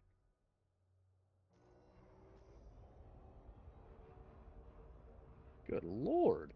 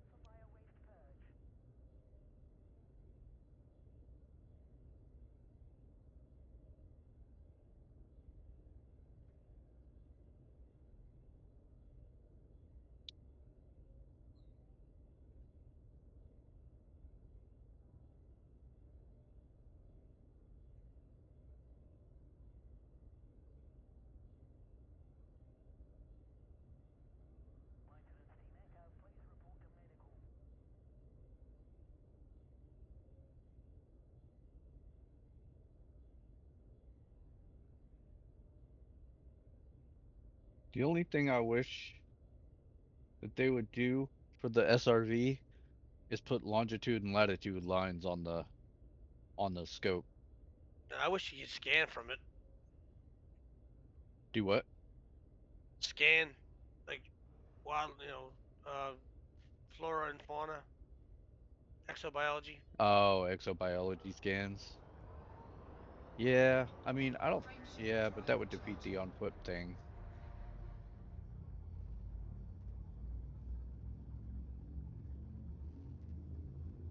And my fucking game's doing that fucking shadow shit again. 4, 3, 2, Hate it when it does that. 1.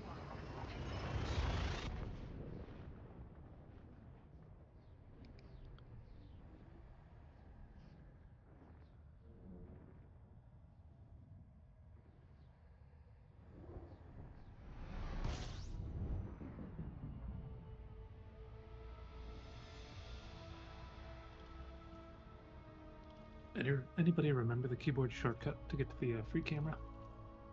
Yeah, it's control alt space.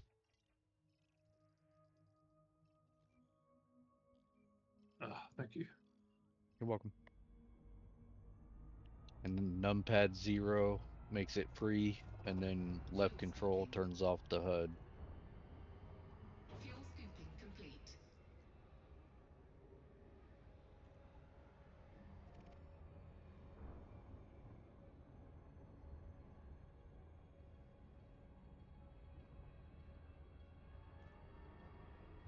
I haven't played the game in years.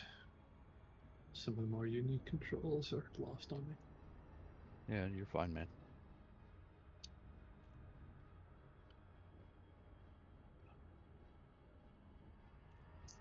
What kind of controls are you using? Mouse and keyboard, nothing fancy, but just a little 70% keyboard, so no numpad. Yep.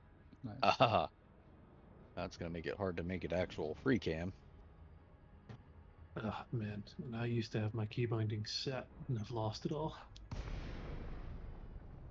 Oh, this is for the sensor fragments, not for the whole sensors. Correct. Back when I used to play back in the day, it was you pick one of those up and you get hyperdicted. Yep. Yeah, they don't do that anymore. They stopped allowing UA bombing. What's the key to take a high-res screenshot? F10. Alt press F10 if you want the high res. Yeah, that's right. Alt F10. Sorry.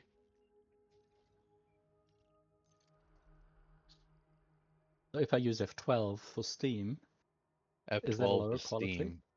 Yes. Is that a lower quality then? Yeah. Okay. It's gonna be whatever your monitor is. Oh, okay. The high res one renders like 16 different, sections of your screen at high resolution, and then it stitches it together, so you get 16 times the resolution or whatever. Damn it. Like an astronomical times camera. Detail. Enhance.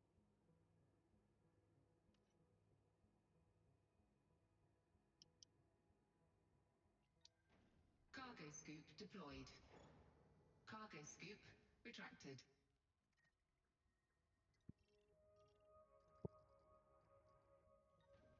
Cargo scoop deployed. Cargo scoop retracted.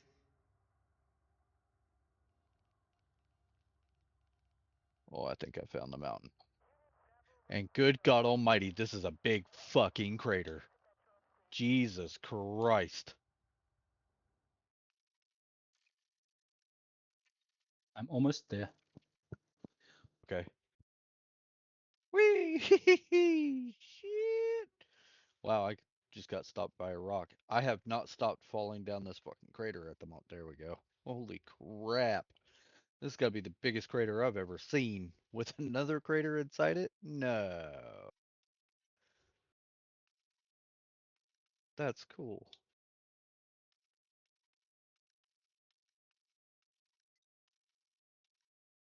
Yeah, this fucking planet is fucking cool.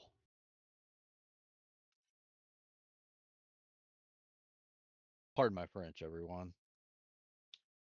All right.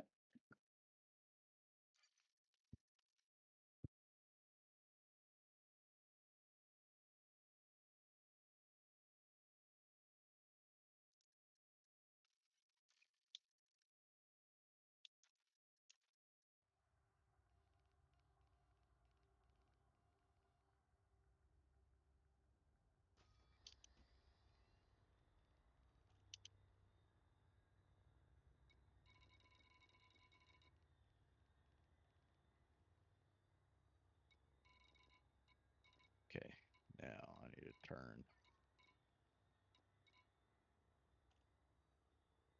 So I need to turn more like that for the moment.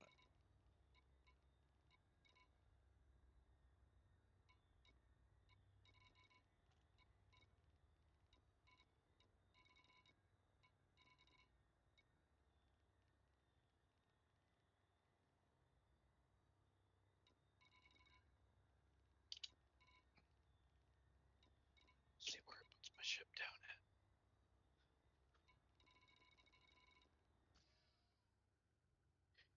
Anyway, yeah, just come to the planet. What is You want to send me a friend request? Yeah, who are Temporary you? one. Slosh mode. Slosh mode. I wonder if I can see you in the. I'm unique on Steam or anything else.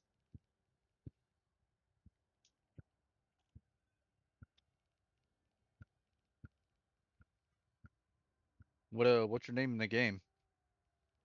Commander Slosh mode. Oh, okay. Yeah, I don't see you in the.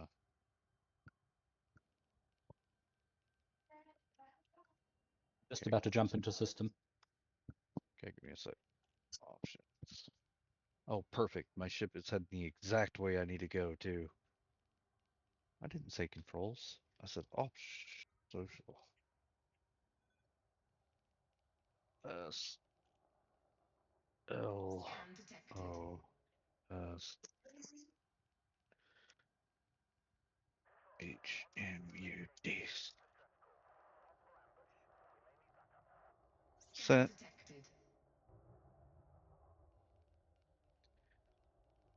Thank you. Yep. Yep, here it comes.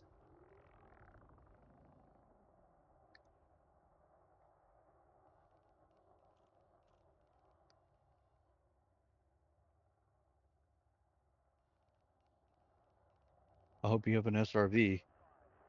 I do. Good. Good. Four SRVs. Oh no, two SRVs, two of those other ones, and some fighters. Nice.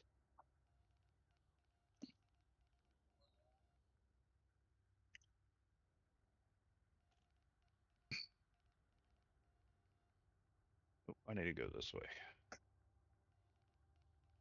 In fact, I need to go more this way for the moment.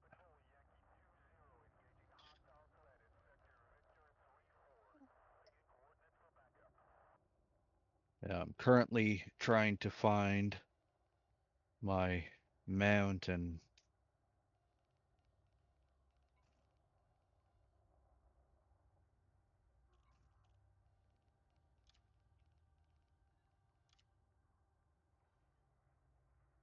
And I'm getting close.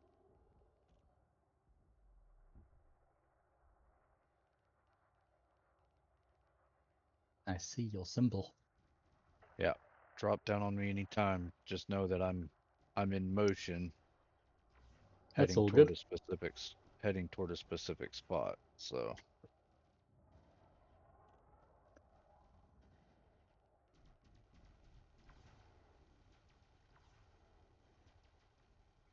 I'm in motion too, just overshooting the planet. saw that.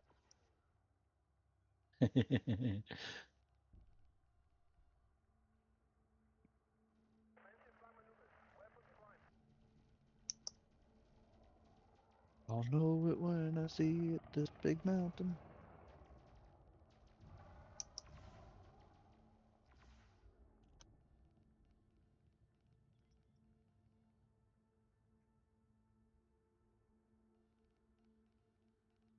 that's why, because I'm not quite 9. There's 90.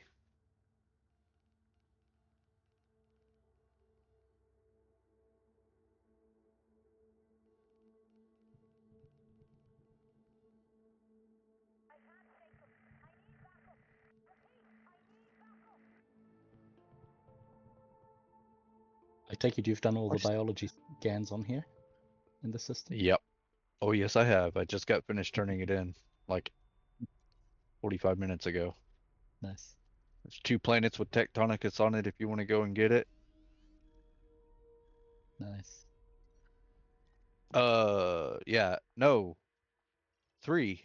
No, 2. Just 2.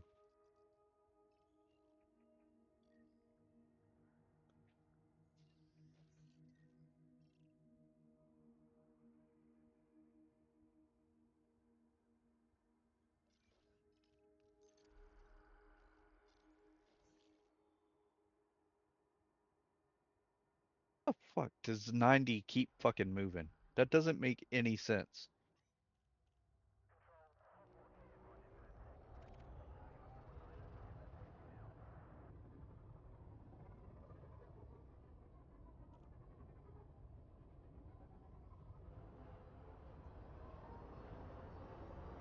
Frameshift drive charging.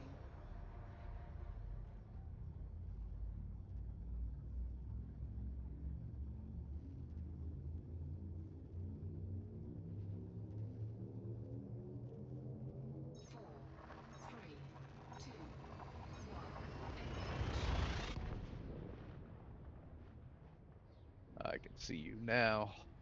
Nah, nah, that's not it. Still got a little ways.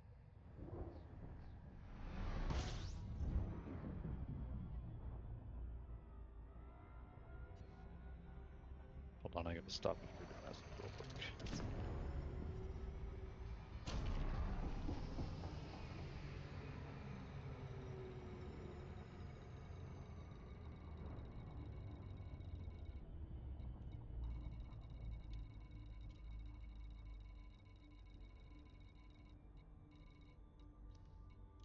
Slip space rupture detected.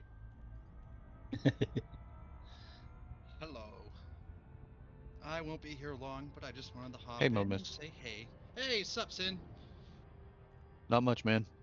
Yeah, Thanks for the reply on that. Yeah, no, it's actually kind of funny. You're the whole reason why I joined here. I was just like, oh yeah, blah blah. Oh wait a minute, their thing says they're in voice. What are they about? Oh, community flotilla. I'm gonna go say hi.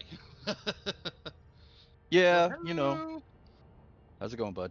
Long Not time no too see. bad. Well, I say long time no see. Well, you know what? Honestly, in Couple of Elite Dangerous 7 days. years and a couple of days ago. Yeah, exactly. Oh, trust me, we'll get plenty of sights along the way. Well, this intend one on is some really hijinks. freaking nice, but yeah. Where you guys at? I posted it in chat, in the flotilla chat. Plus, you can add me, or I can add you, and then you can drop down on my signal. I'm currently looking for the exact mountain right now. Oh no, I'm parked on Odyssey, and I am staying there until February 1st. Till jump. Yeah, till jump. I had a couple of like IRL things, and I'm just like, well, I only have a certain amount of energy in my battery. Let's. I'm good on this for now. Let's take that energy and use it somewhere else. Well, I know what you could do. I could, since Slush Mud is already with me, you could join in on my. You could telepresence. Yeah. Well, I was only hopping in for a quick moment just to say hey. Oh, okay. But yeah. Have you taken a stop by Evelyn's Light? Not yet. I haven't. I plan to as well. But I think I did that one the last DW2. So. Yellow Wiggler, or Jello Wiggler. Yeah, why did I say yellow? Jello Wiggler actually lives down the street from me. Oh, really? Yeah. That's yeah, funny. It's funniest thing, we actually met on the 56 bus. I was just kind of like talking to like one person about my game. They weren't really interested, but he obviously plays. So he started talking, and we just started chatting. And now whenever I run into him, yeah, I'm way off. That's funny.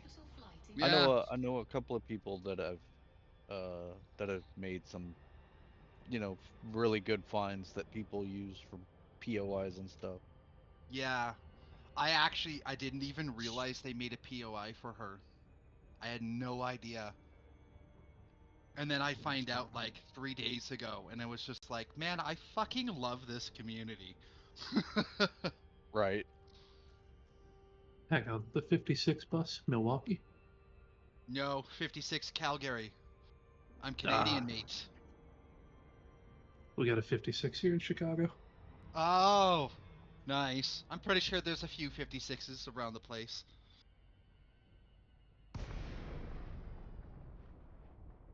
Unfortunately, the 56 now is utter crap. It used to be like every 15 minutes during rush hour, every half an hour. Now it's like every 45 during rush. And that's because we've got this max yellow that takes you straight to downtown in 30 minutes. It's like... And I mean, I know I technically could get downtown quicker if I just went to the train station, but Jesus fuck, we do not have closed platforms. Ooh. You know how insane that is? There's no turnstile. Anybody can get on the train. Yeah. So it's free. Well, no, it's not free. But okay. Some people do treat it as such. Unfortunately, they're the harder ups, and with our light rail gets you like everywhere in the city within 10 minutes. And so the less fortunate and the more rough crowd, they like to hang out on them, and unfortunately it happens makes everywhere. it bad. Yep. Yep, they do it on ours too. Yeah. It's warm, especially in the winter. Where it's air conditioned. Yeah. And hell, go ahead. No, you were talking. You go ahead. Oh, well, I was going to say it's like I want to be mad at them, but I was actually homeless myself for 5 years. So I know exactly. And it's like I really want to be mad at you, but I also know that you're in a shit spot right now. Right. Yeah, I got on the light rail one time to go because I was riding my bike. I didn't feel like transferring over to my car, right, or whatever. So I took the light rail one time to go to one of my vape shops and get some more e-juice. Yeah. And then go to a bike shop to get my rear shock adjusted. Nice. Well, I got on the train and this dude, I shit you not, was smoking crack. Yeah, we have that here too. I told the conductor, I was like, hey, just so you know, this guy's doing this. He's like, okay. Yeah, the fuck are they And I was like, what? Really? You got a whole train of people here that don't do drugs, and if that shit gets in our system, we're gonna fail a drug test, so that means I'm gonna lose my job, and and you're not gonna do anything about it. Nice. Way to go, jackass. Yeah, no, and honestly, I don't even blame the driver. He at least should have called in. But here in Canada, in Calgary, we actually have a very specific subdivision of our police force, which is specifically transit police. They're called peace officers. Yeah, we have those too. Yeah, and our peace officers, we half joke, that they're people who failed the police academy and so had to go here. Because oh boy, do they have power issues. Oh man, but there's nobody better. There's nobody better because they will get right up in a crackhead's face like, no, we're not scared of you. Fuck off. It's like they have to prove they're just as tough as the police, which is a good thing in this regard. Yeah, especially in the last year. Like, oh man, in the last year, we're really pissed off at our current mayor because she's just being a dumb bitch. But some of the good she's done is she was like, no, peace officers need to start cracking down on this. This needs to be done now. So we don't totally hate her, but it's like, you have a homeless problem, you come into office, and you immediately announce a climate emergency. Right. Also, this is the second time in what, 3 years that you've had a major. Sorry, say that again. You cut off. And this is the second time also, most recently, earlier this year, where you've had a major pipe main burst, like a massive one. That's what really pisses us off. The expert that came in, he literally said, you need to replace this 250 meters of pipe. And what you also need to do is to create a side feeder to go around it, just in case. You do this, you will have great redundancy. And City Hall was like, no, we're just going to patch it. Oh yeah, that's all City Hall's good for. Yeah. And for reference, I live in Edmonton, so I was watching this. Oh. They had an entire road get flooded early January. Oh yeah, it was bad. Oh, and I actually have, there's dudes in my building that were working on it, and they're like, you don't know how horrific winter work is done until you're working around a water pipe. Yeah, right. I've done not quite that big of a pipe, but yeah, you know similar. Exactly. Oh, by the way, and there's a do you guys still have a boil of water? No, we don't. We're good. No. By the way, now that you've told me that you're Edmontonian and I'm a Calgarian, you know the exchange that happens to have to happen next. Fuck you, Edmonton. And then fuck you, Calgary. There we go. I just posted a picture into our chat, Synaptic, if you want to see. Nice picture of you in the background. Let me see. Oh, that's a nice shot. Isn't it? Oh yeah, that is cool. Yeah, as I'm looking for my POI mountain, you might be able to see it from up there. I've just been staying on the ground so I can see the thing. We're only like 20 kilometers, give or take, from the mountain. Hey, I've got to go get some food with my daughter. So okay. I'm gonna head just out. Land, no. Just land right there, and then Elite you'll be fine. No food. Yeah, you'll be fine. Trust me. You can land, and as long as you stay in your ship, you'll be fine. Yeah. No family either. Only elite dangerous. Only elite. All right, it was good meeting you guys. What is it? See you, Slush. Yep. See you later, bud. You too. See you, Sin. See you, Fire. Yep. Peace.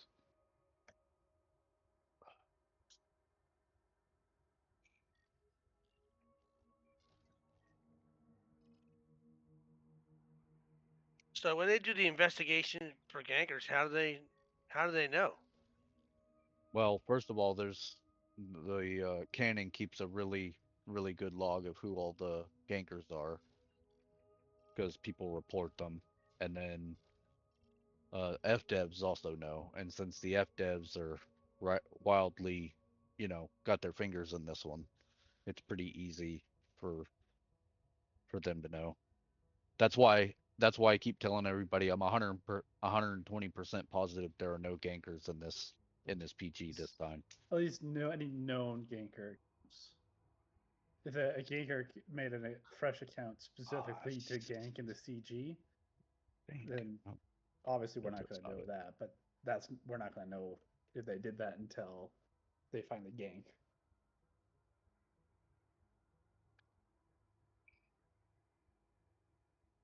Yep. Yeah, but they're only going to get one shot. So if they're waiting until some usually if they are in the PG, they'll wait until the end. Yeah. When people return out of the black.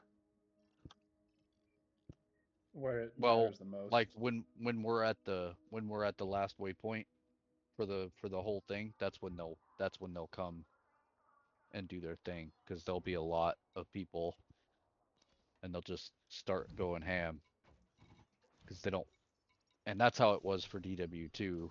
We did have some gankers that played their hand a little too early and they got banned out. So, you And they know, also got you tend to learn. Yeah, Did they also were get, also like, banned from combat the game. logs? Did They also were get game what? combat logged? banned from Did the they whole also get- game, were they? Yes. Well, yeah, Harry Potter was one of them. He was banned from the game entirely. Nice. At least on his Harry Potter account. Landing gear retracted. Landing locks are off. You may leave when ready. Now what do you mean combat logged? Well, I Shit, mean, like, oh, people figured out where they logged out, so they camped that log spot until the gankers logged back in and just pelted them. Right. I remember there was a couple instances of that happening. Well, this may be my mountain right here.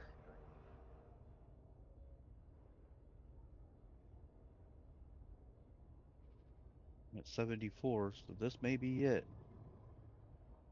I can see there's nothing else around, so maybe this is it. Let me go up a little high.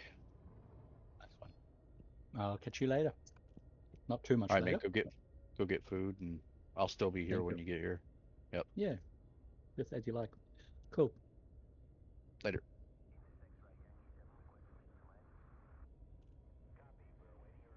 I do believe that's her. Hello. I found you. Again. Scan detected. It's been a whole day since I saw you last time. Luckily, I was smart enough to take a picture while I was in my SRV. Yep, that's it. Here we go. If I go on the system map, will tell me who's first to map, first football. Yes, it will. As long as you scan the whole system. All right, I'm not seeing. I can't believe I found one that nobody's been to. No, impossible. Do you use SRV Survey? I haven't downloaded it yet.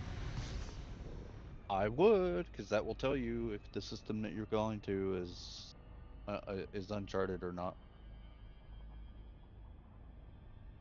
And you have to understand, we're only 0.0 like 6 or 7 of the whole universe. Not universe, galaxy charted. That is finite.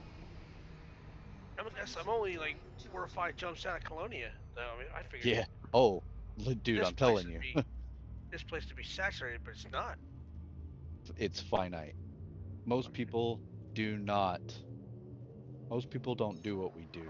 Like me, if it were me and I lived in Colonia full time, the whole time I was there, I'd be going out and just searching each star for probably 2,000 light years. It would take me a long time, but I'd fucking do it. A lot of people around Colonia just use it as a pit stop and then move on anyways. Yeah. Most people just travel in straight lines too. They don't really care about what's around them. They're not gonna make a zigzag here and a zigzag there and everywhere a zigzag. I'm scanning everyone I go to. Just 'cause I'm on my way back to the carrier because they're going to jump tomorrow, and I'm just scanning I scanned every solar system out there and back. See, I'm not even going on the carrier. That's why I'm not worried about being where the carriers are. This is my first rodeo, so I just want to do what they're doing, and then they'll dump us all somewhere, and I'll try to make my way back. I'll see if I can pull it off. What do you mean you'll make your way back? Well, I heard at the end of the whole thing, you're kind of just out in the middle wherever, and you're supposed to make your way back. Yeah. So from what I keep being told, and from what people keep saying now, mind you, this is from regular people, not like the organizers or the volunteers, and even then, the volunteers don't have any information either. But supposedly, we're starting in the Delta Quadrant. And that all that we're doing right now is just kind of like goose or sauce for the goose, if you will. Do you know what I mean by that? It's like extra. Okay. So, okay. Yeah, But, this is my what does mountain. that mean in the context of the whole thing? So like we're not. So okay. Are you a Star Trek? Do you ever watch Star Trek? I have, yes, yes. Okay. So you have the Alpha, the Beta, the Gamma, and the Delta quadrants. Okay, Alpha is where Earth is. That's the Alpha quadrant. Yeah, The one Delta's like quadrant way the hell out in the middle of no place. That's where on the Voyager was. on the exact opposite side, yes, or catty corner side on the opposite. Yeah, exactly. So that's where we're gonna start. Is Borg space, if you will, the Delta quadrant. Right now we're in the Gamma quadrant. Oh, okay. So in other words, I got it wrong. It's not 3 months of jumping out and then it ends. That's where it starts. No. So Yeah. they take you way out, and then the event is Well, making your way back. from what we can gather, no, the event's not making our way back. We are going there, and then that's when we're starting. So my guess is it's probably going to take us 2 or 3 waypoints. I don't know to get to where we're going to start, and then we're coming down the right side instead of the left. Now that's what regular players have said. Is this? This has to be my mountain. Doesn't look quite right, but at the same time. Regardless, it'll be fun. Oh yeah, absolutely. Yeah, I have a carrier, and I went out way out, like 7,000 light years out, and I was just tooling around doing whatever, and then some kind of community goal was interested me, and I made my way back to the bubble. Now I'm back out again. Right. I've always heard about this. Never done it. We're headed towards the direction of the void, or the other way. As far as I know, we're heading out. I guess yeah, to the void. At least that's not what I know. That's what I've been told. That's what we were told by a random player. Do I trust that? No. Am I going to discount it? No, because there's no way to really know. Oh yeah, this mountain's a lot taller. Hello. Long time no see. Yes, this is it. This is thine mountain. It doesn't look right though. But this is it. Coordinates are a little off. So I don't have an SCO here. I just found a planet that nobody else has found that might have biologicals on it, but it's 31,000 light seconds. Fly to it will only take you about 5 minutes.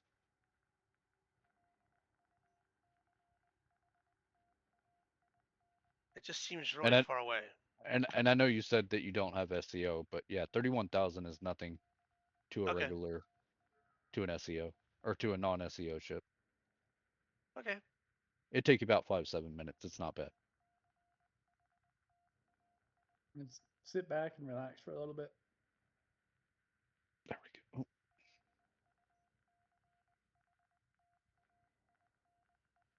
I'm generally a combat pilot.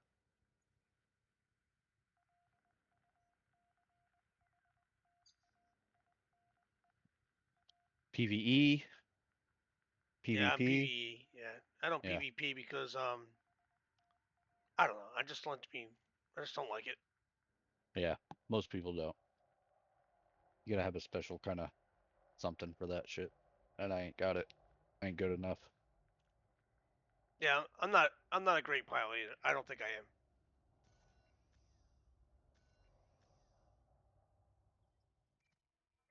Hello. Oh, I can fly. I can fly really good. In fact, I've pulled off some maneuvers that people are like, "Holy shit! Didn't know you could do that ship." But when you're trying to fly like that and fight at the same time, no, it's immensely harder.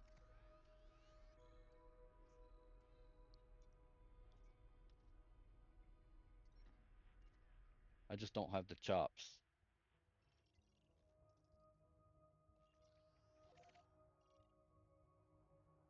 Yeah, I don't know where this game is headed. For a while there, I thought with colonization, they're going to end up having, like squadrons. They're going to camp out space, and then there's going to be inter-squadron PvP battles over it. Well, we're probably not done with Thargoids. Oh yeah, we'll never be done with Thargoids. Not until we finally get the chance to go into their space and wipe them out. Saying FDev. I think we should, yeah. We should take it to them. Oh yeah, they brought it to us. Their home planet. Oh yeah, that's a bit too far.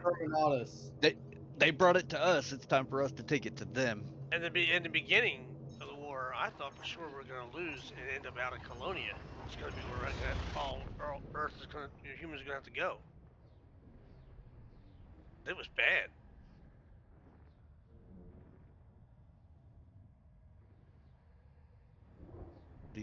The likelihood of that was quite possible at the beginning. And then we figured out their tactics. Well, we didn't. Grimscrub did. Yeah, I mean, it worked. Man, that dude worked tirelessly. He sure did, didn't he? I'm sorry, damn. who? I am incredibly new to the largely dangerous community, so I apologize if I don't recognize any names. Grimscrub is a guy in AXI who basically, I would almost say, basically won the war single-handedly, only because of his keeping track of like what was going on, where things needed to be, where people needed to be in order to fight them back. He was the community's war analyst, is the easiest way to put it, I assume. He was really good. Yeah, I fought with the exceptionally well. Yeah, if you look at my carrier, I still maintains an Axie. The name of his Axie, the name of the carrier. Axie tag. Yeah. I killed a ton of freaking Thargoids during that carrier. Yeah, kudos to the pilots that did and went to those places, but bravo to Grimscrub. That guy deserves like oh yeah a planet named after him. Yeah, he should. Yeah, I mean, they gave something to Obsidian Ant. They should do something for him. I mean, saved humanity, really. Well, wait, you're telling me a guy saved humanity? Can someone please explain? I don't. Huh? Do you know who the Thargoids are? Or do you Yes. know? I've heard of them, but I don't know anything about them other than they were aliens who went to war with them. That's it. Okay, yeah. Well, a year ago, for 2 years, they kicked our ass. And they kicked our ass hard. Took over systems, destroyed all kinds of... It was ridiculous. They almost took Seoul. That was a hell of a battle. That was a hell of a battle. Came in with big ass motherships that we've never seen ever before. Yeah, you can see the remnants of it if you go to Seoul. They don't let me at Seoul. I don't have any of the permits for that. Oh, well, you can. There are 7 others you can go and visit, but you may get attacked by Thargoids at those. So, but yeah, no. Yeah. They were hell bent on wiping us out. And we said, no, fuck that shit.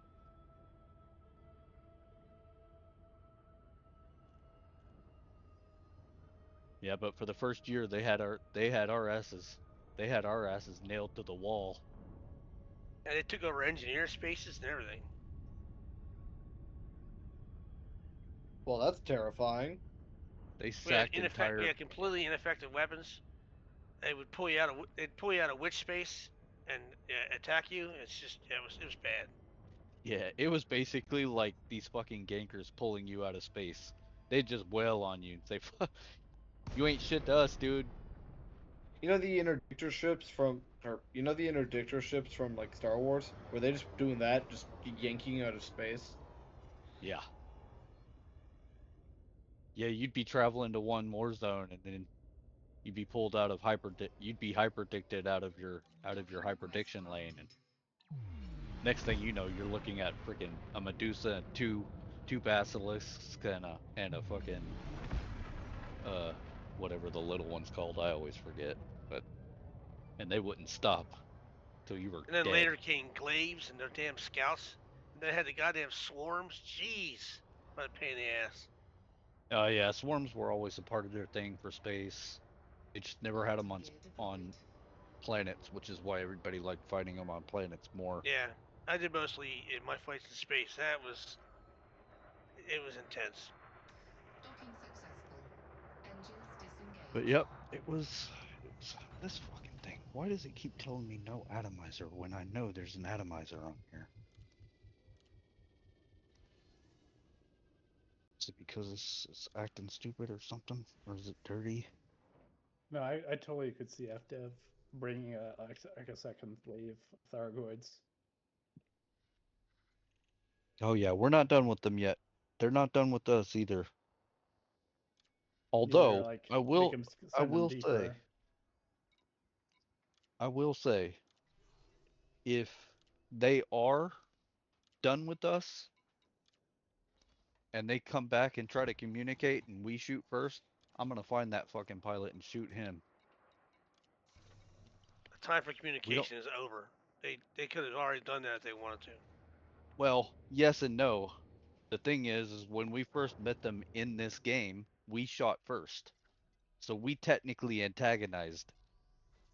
Yeah, but that's, then we left them alone. And now they came back for more, so. Now, Yeah, if anything, that's true too. we're even. I'm not at all a sympathizer, believe me, but I really think that, we could coexist if we had to. I think they went a bit far, those little damn things. Yeah, they did. I have an Alliance Chieftain that I use for most of the war. And its name is Raid. Because, Raid kills bugs dead. Bugs, yep. Raid! I need to work on my... My next ship will be Black Flag. I need to work on a Xeno ship. I have, like, half-done Xeno ships. When I started that war, I really had never really engineered anything, and I was completely unprepared. And I flew in there with, like, a fer-de-lance with no special weapons. And then people were like, dude, what are you doing here? Like, you're not ready for this.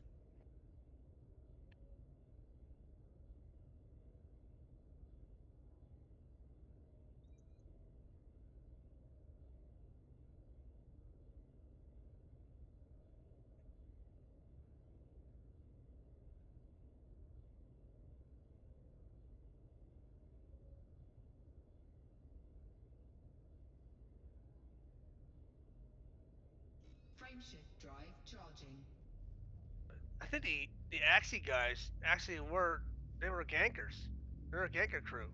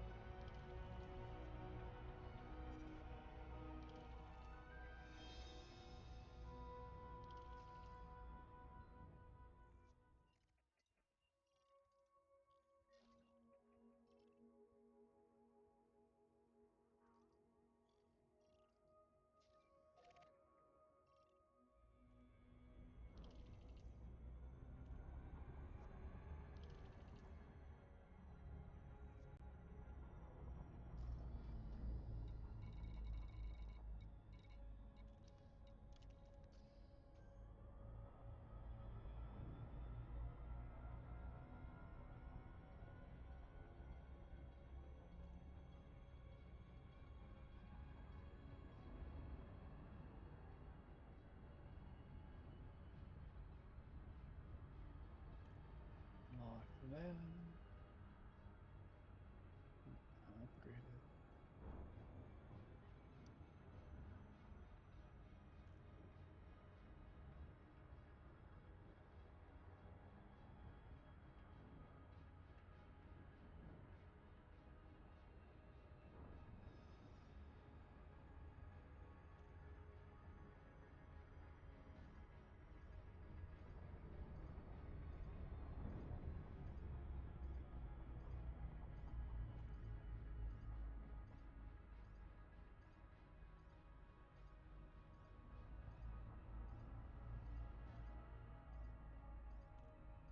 Anybody ever have an issue? Like I launched my SRV, but now I have like a black screen and now I get some kind of error.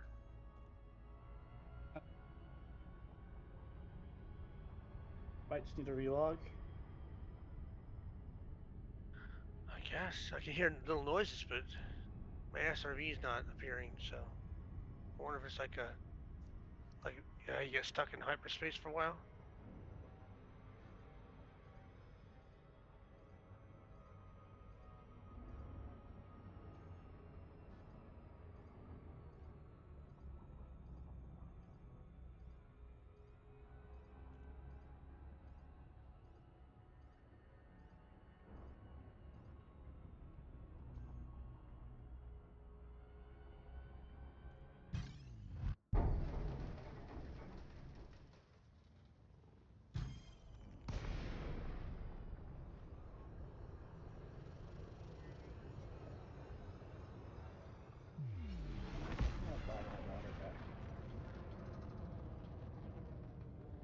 Frameshift drive charging.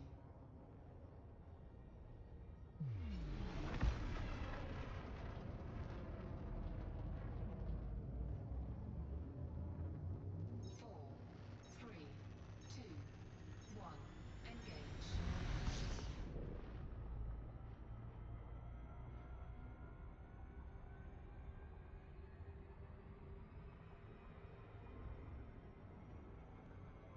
Are they firing on you?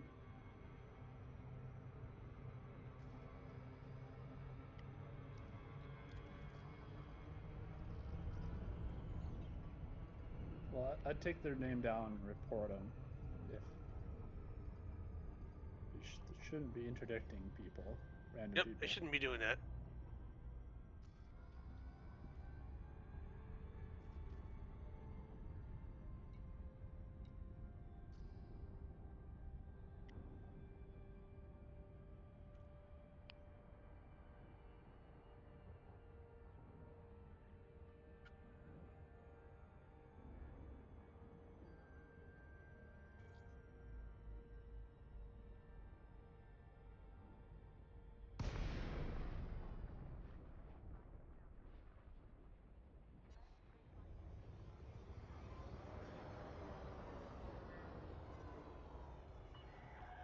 Zorgan Peterson, Tango, Hotel, Echo. Interdiction Please is a comply with hostile access act. protocols before commencing docking procedures.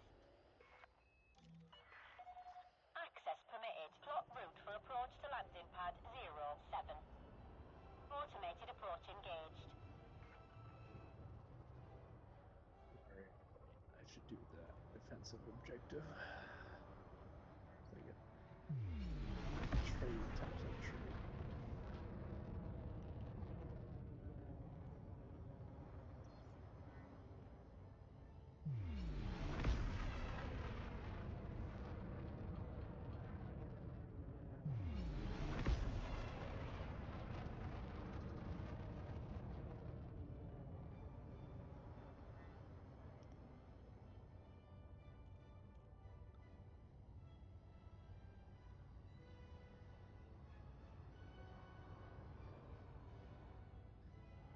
Yeah, especially if he's in the private group, the Fleet Cone private group, they shouldn't be interdicting, so... Yeah, just report him.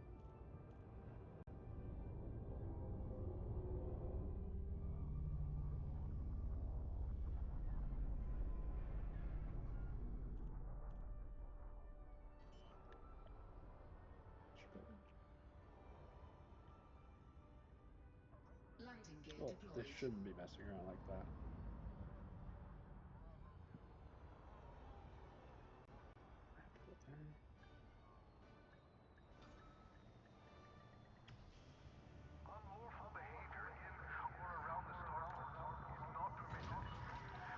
Contact confirmed. Deactivating docking systems.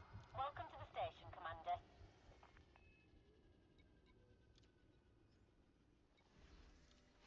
Incoming message.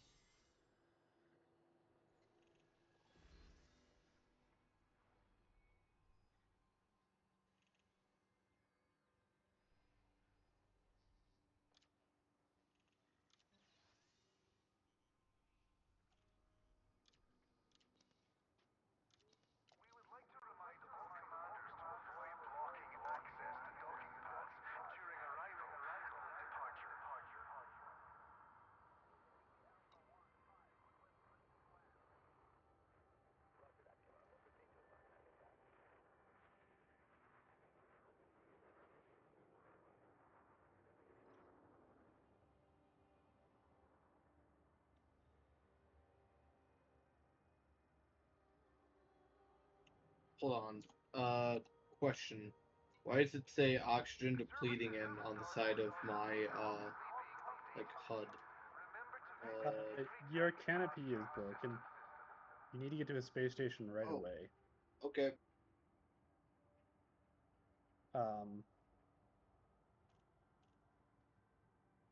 Yeah. There's nothing that even the hull seals can do. You have to get to a station as soon as possible. All I did was I just left a station though. That sucks. You must have hit something. Or your power situation could be messed up as well.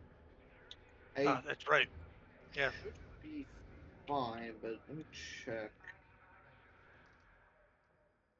Oh, yep. 15.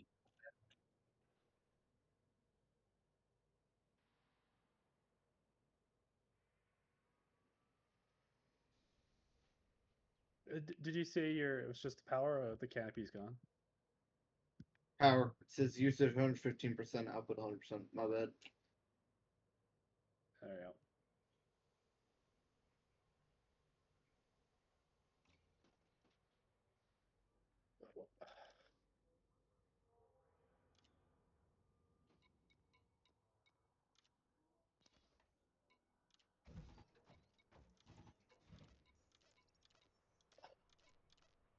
Okay, there. We're fine.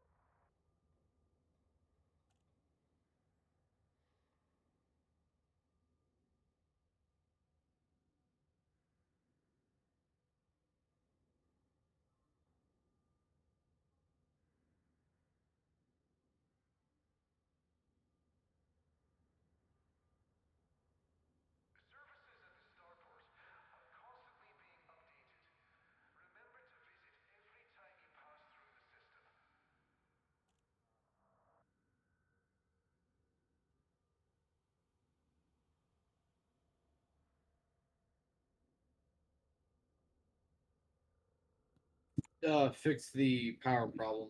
I did not have a good enough power plant, so I was able to upgrade it.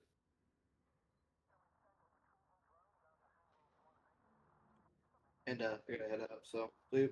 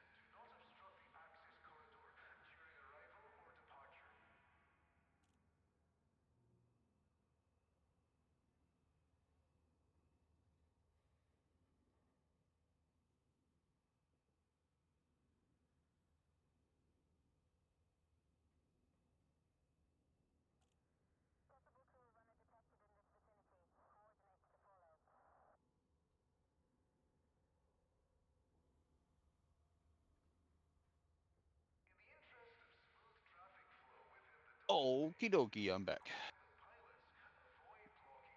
Shit.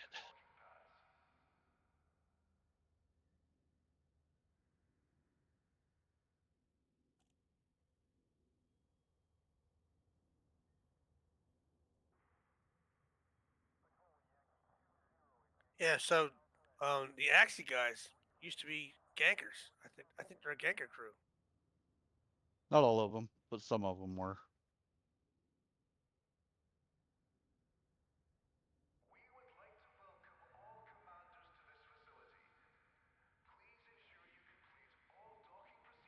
I thought there was a lot of irony there.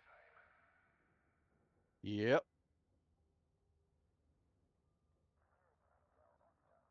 And they're still fighting Thargoids.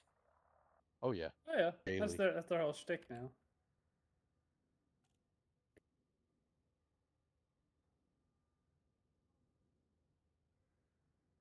What happens when you run out of, you know?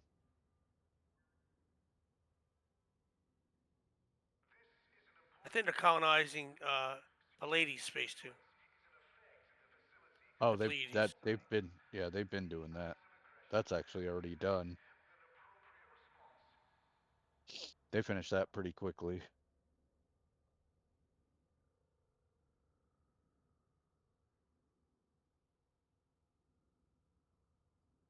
So goddamn.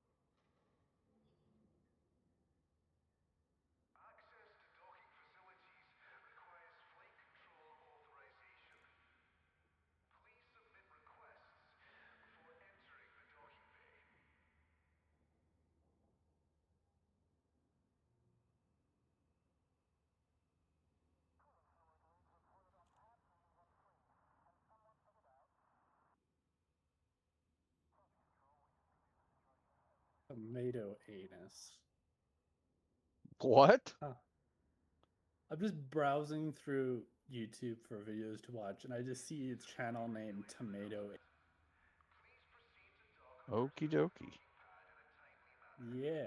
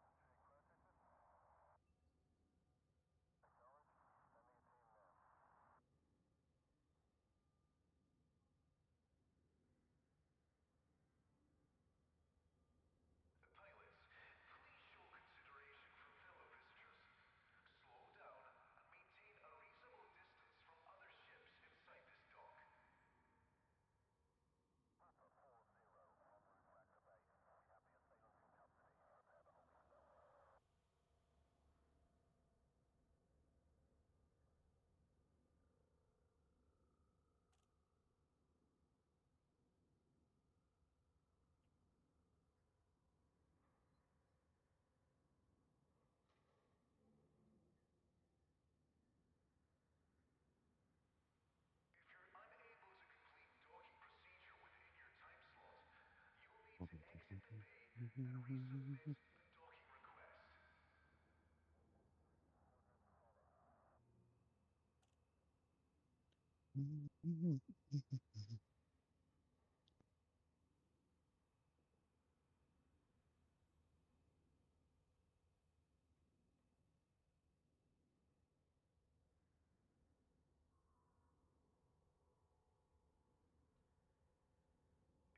you have received authorization before entering the docking bay. If you don't have access permission, please exit the facility immediately.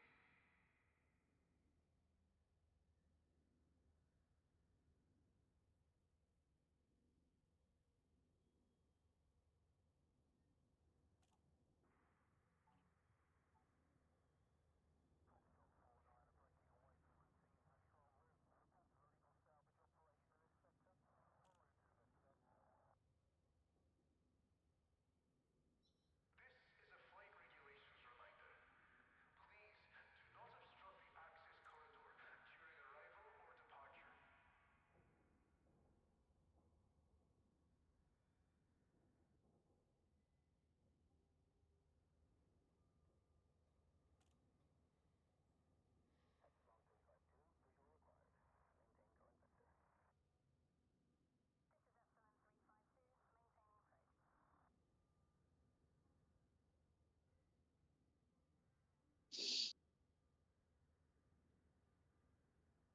In the interest of smooth traffic flow within the docking bay, we request that pilots avoid blocking access to docking pads.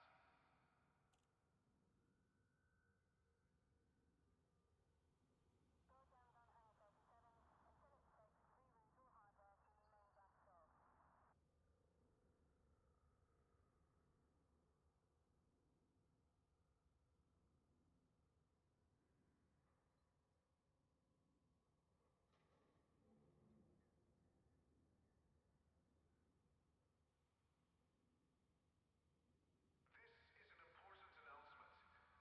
Security surveillance is in effect in the facility at all times. Any acts of aggression will be met with an appropriate response.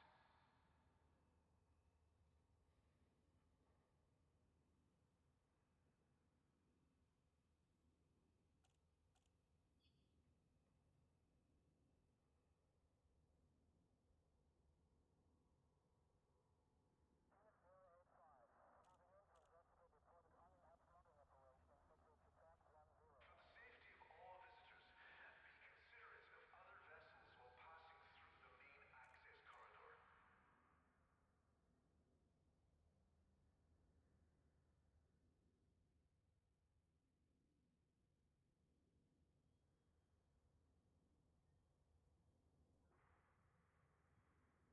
Starship 240 requests engine start.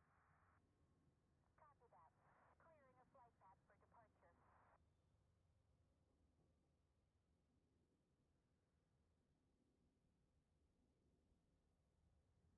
We would like to welcome all commanders to this facility. Please ensure you complete all docking procedures within the allocated time.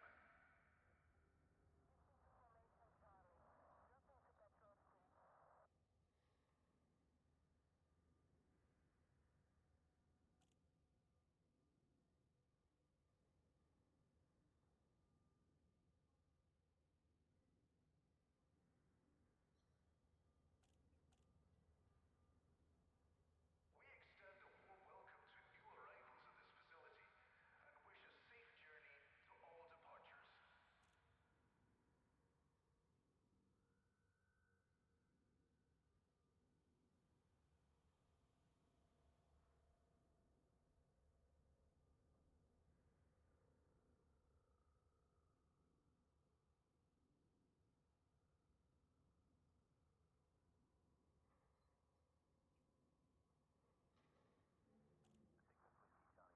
This facility offers a range of services. Check your information I've seen an explosive thing before. A long time.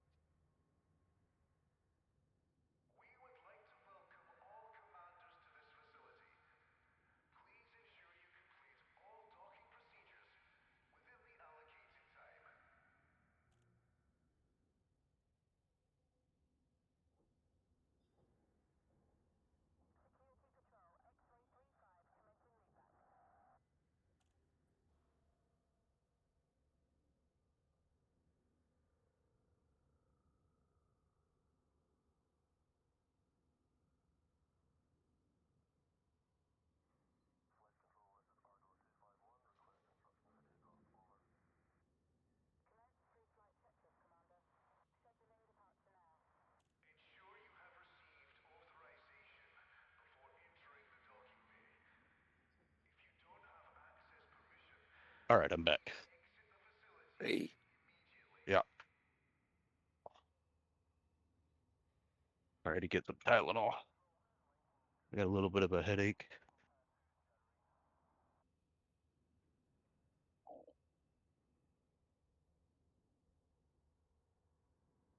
Oh. Hopefully that mic is fixed now. I saw CGI on. Anything since. Yeah, he's been in here a couple of times. No mic? No mic, no. But I'm surprised he hasn't like turn around and run. He's come into the channel with me in it a few times. I noticed. I was impressed, so to say.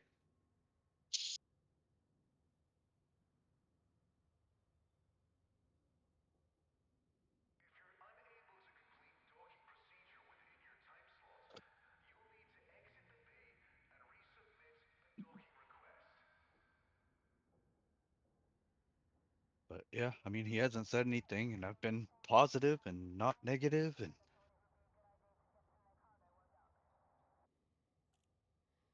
Oh, I mean, enough time has lapsed, so. yeah, I guess. I don't know. I mean, I'm still kind of sore, sorta. Like, I'm not sore at him. I'm sore at myself for getting put into that position, I guess. If you know what I mean. Mm-hmm. Yeah, so.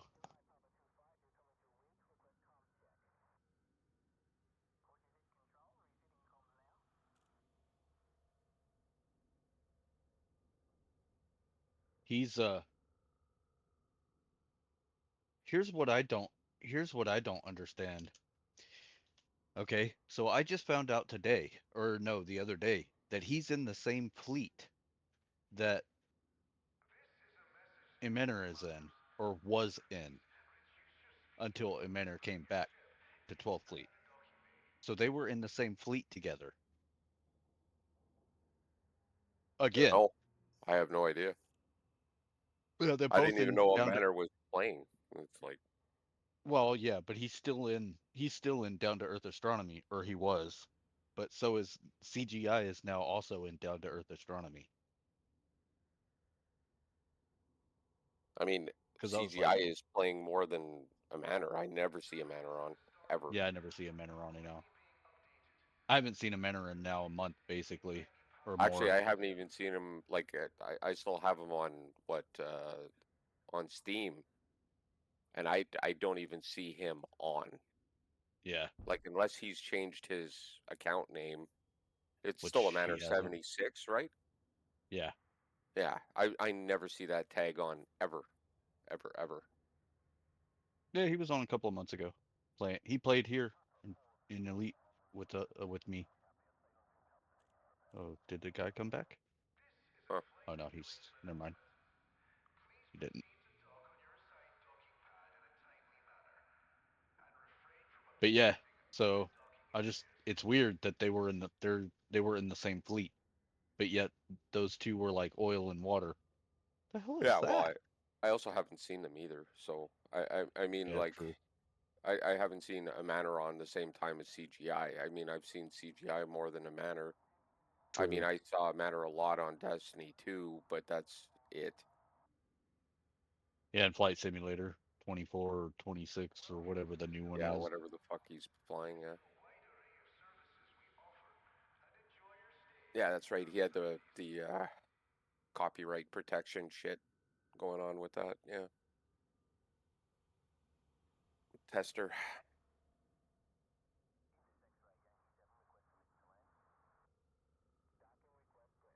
But a Manor's changed. My God. Totally different guy to talk to now. Yeah, he kind of seems very forgetful. Right? Yeah, like super forgetful.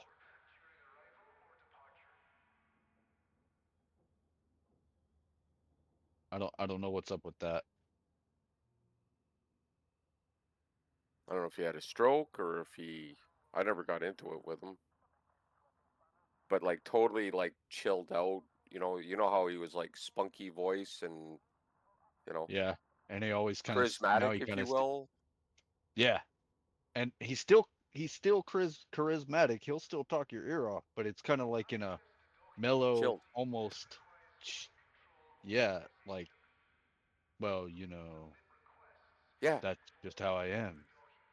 Stuff like instead of yeah, well, Very, very monotone that's where he just how I wasn't am. before. Yeah. Yeah. Yeah. Yeah, it's very weird. Very strange. And that's been at least 2 years since I talked to him. And he was like that then. Right. My I don't ship know. take off? I don't know, but if I don't fucking come down soon, I'm gonna go right off the edge of that freaking mountain, and that's not gonna be fun. Whew. That was close. Like, I couldn't have gone an inch any further.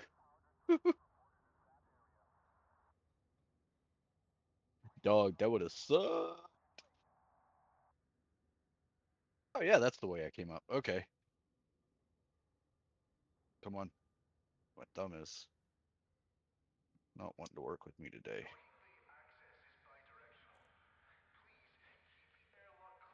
I'd like to turn the sensitivity of that down. Let's see how I do that. Options, I guess controls. Camera suite.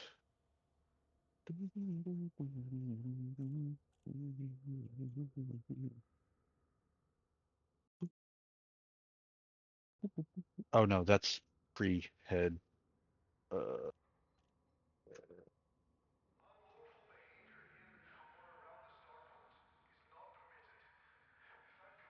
Head look.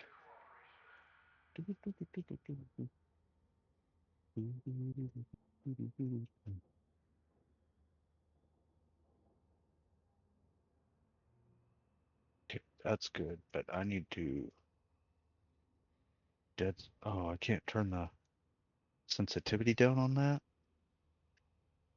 Let's turn it up and see.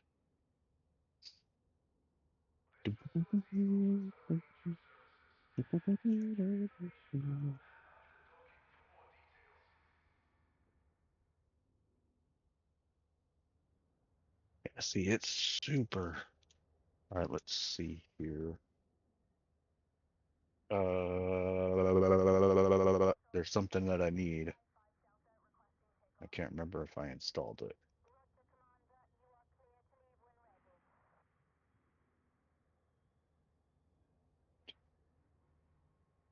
Steam Discord battle on that.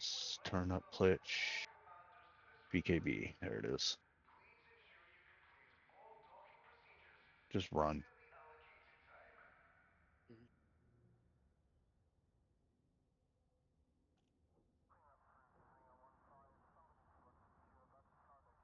Let's start with you. Let's go to settings. Calibrated, yes, but I need to go to external. Let's go to actions. No tools, maybe. Button wizard.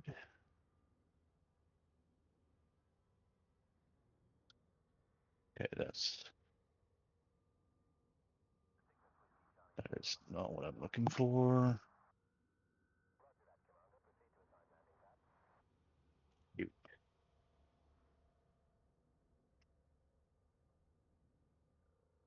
And actually, I need this one.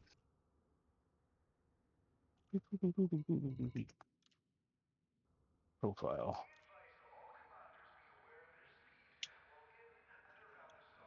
TOB. You?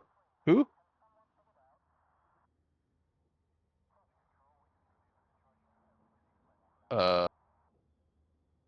If I saw the name, maybe post a picture of it.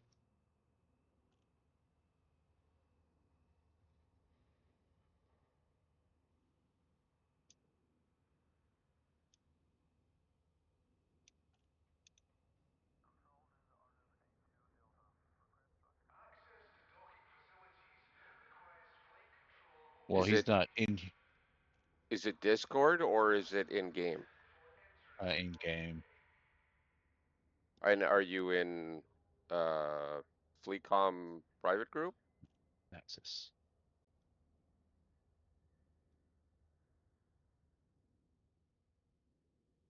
Spots curve.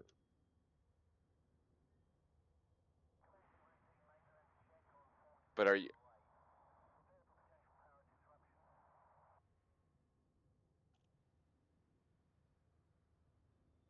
are you playing in the Fleetcom So that's a private group? POV. Yeah, well then it's probably somebody flying. It's 99% guaranteed it's okay. QRAEK.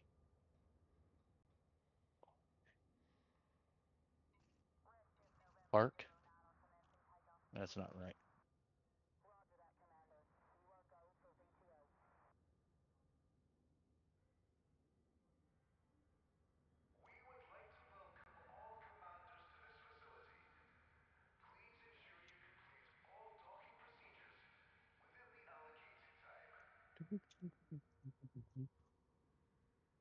Okay, so I know that's a POV.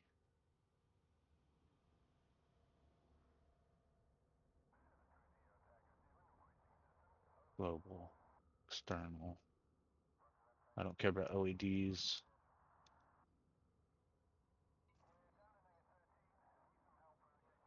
Response curve, access logic, physical axes.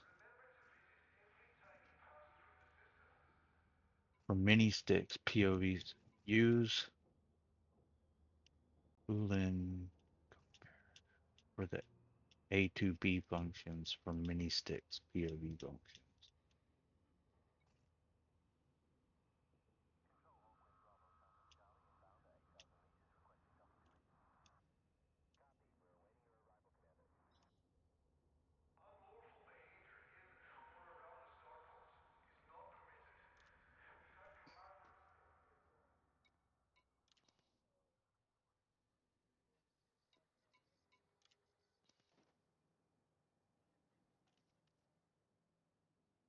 Saying it was a low res. What if I put it on high res?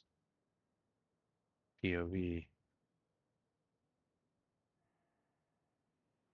Where does it say cooldown for the carrier? Like how much more time for the cooldown? Usually in one of the window, it should say it on the main screen. Like right in your face. I thought it's been a while. See here. So usually it'll say like, it'll either say it right here or down here. Okay.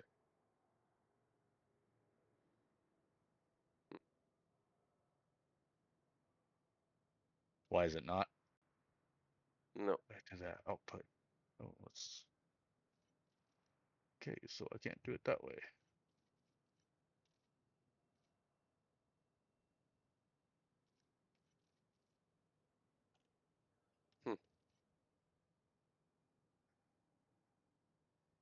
Oh yeah, see, that's better. Well, sorta. But now I know how that. And now I know I can change it. So what about analog?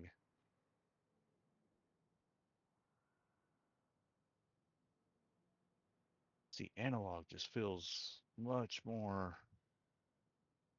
I mean, it's still fast, but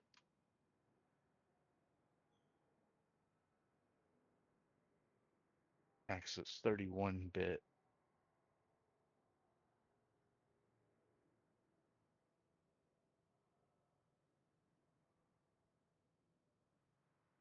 I need to be able to. I want to be able to bring it down.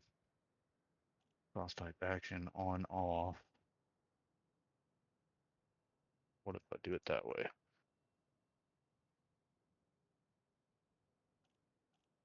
So that's forward.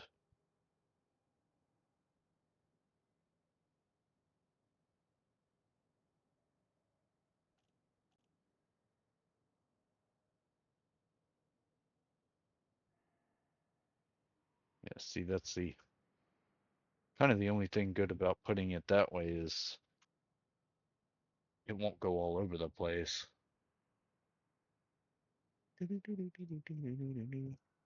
What is discrete? Oh, discrete turns it off. Got it.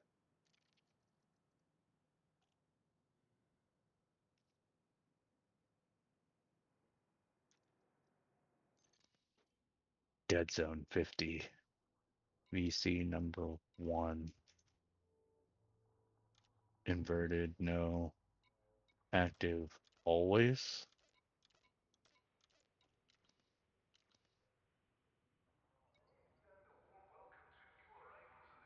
See, this means I can look at all areas, but see, I'm trying to turn the fucking thing down. But I can't.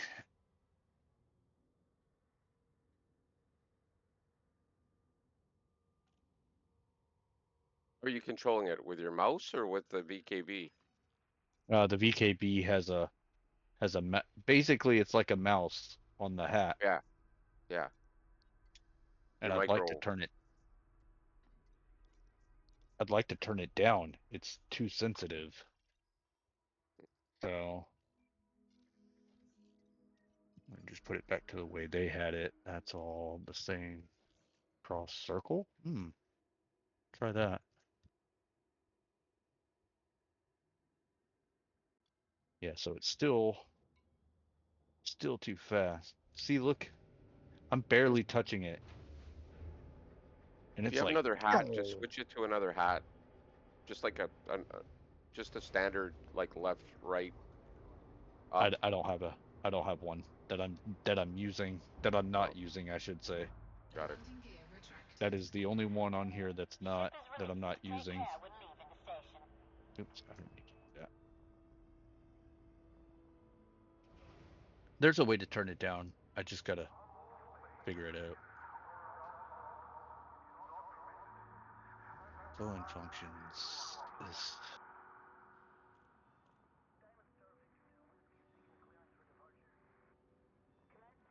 that I don't want that. Fuck's sakes. Yeah, screw that.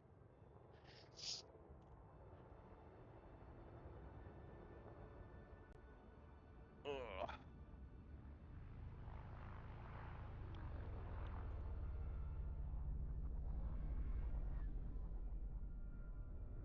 See, look how quick that is. That's just barely touching it. Look at that slider. It's like, pew, gone.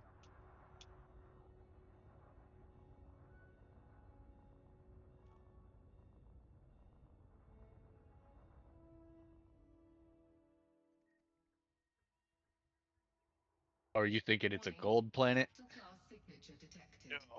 Anyways, I'm going to bed. You guys have a good night. All right, man. See ya. All right.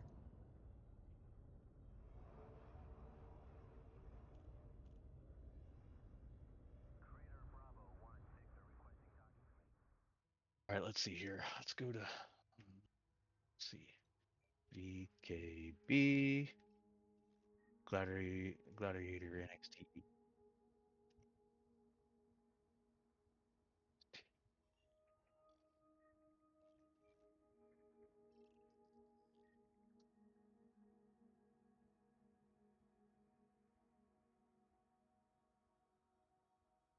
Sensitivity.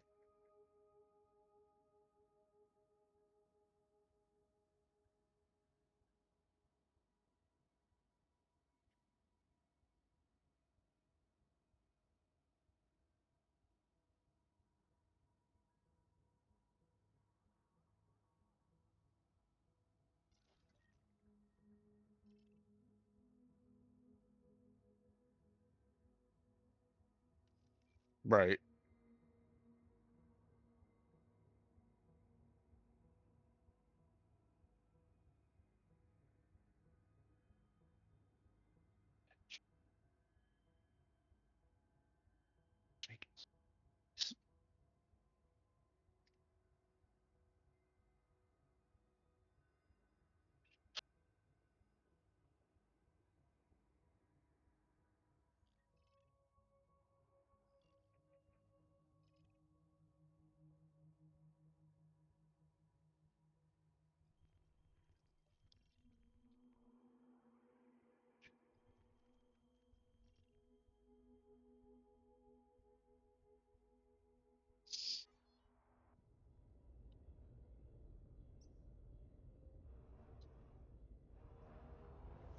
Frameshift drive charging.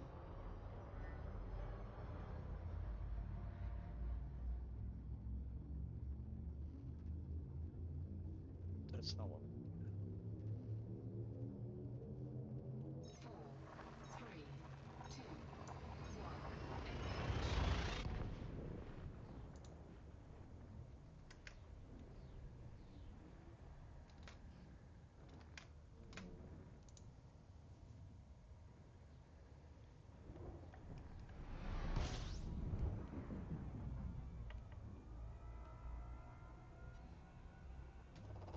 Fuel scooping.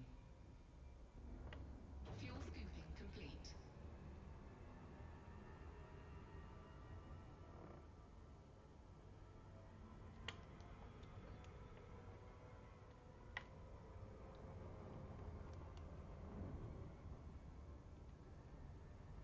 What's up, everybody? Having issues with control sensitivity?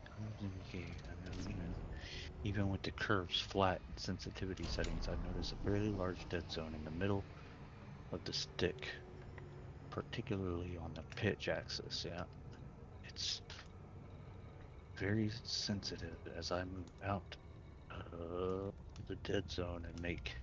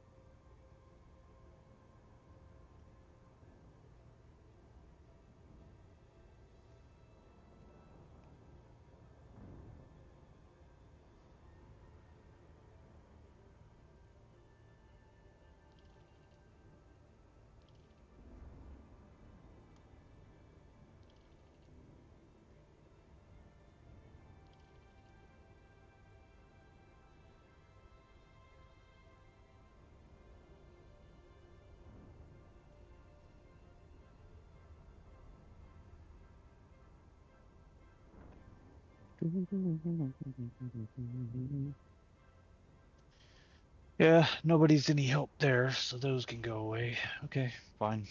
It don't matter. It's not like I use it very often anyway.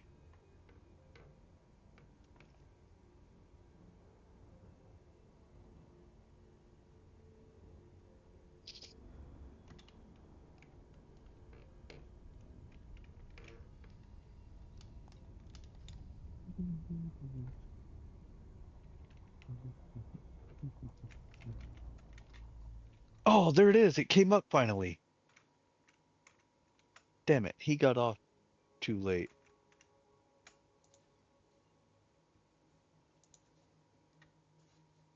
So it doesn't take long for the moon to come back up.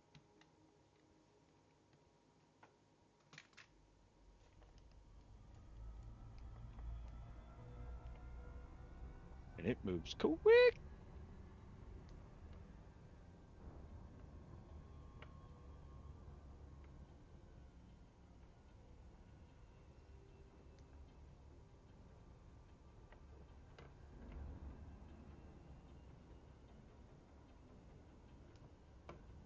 Orbital flight engaged.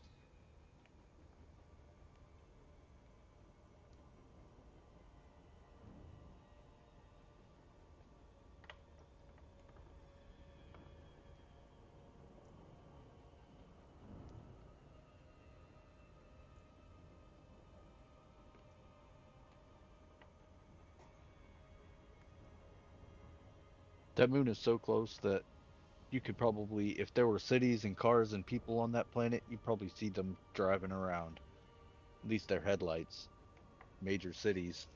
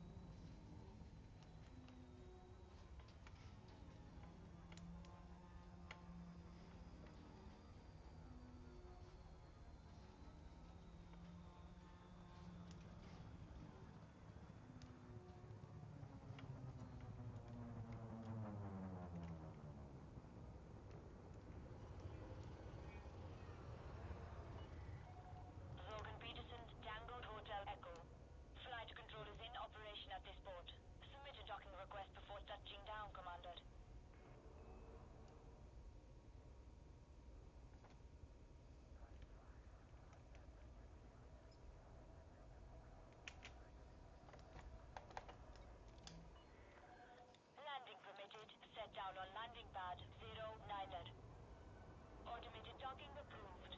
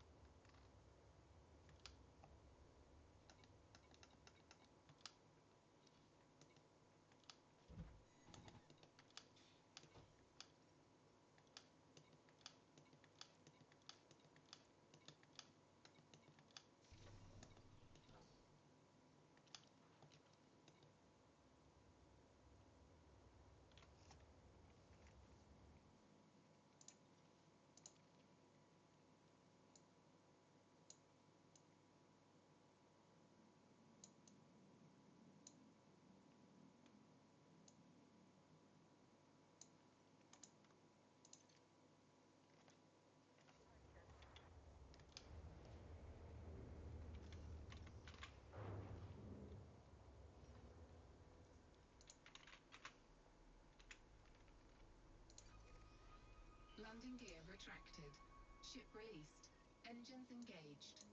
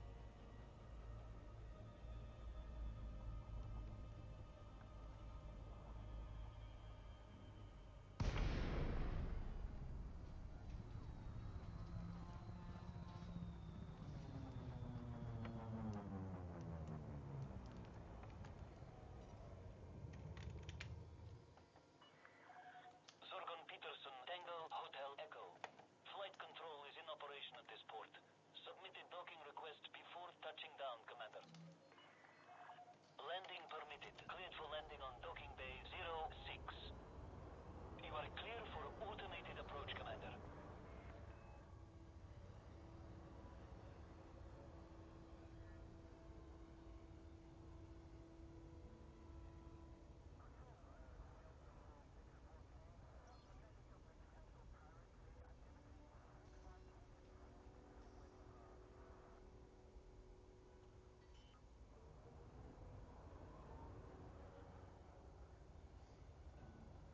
Landing gear deployed.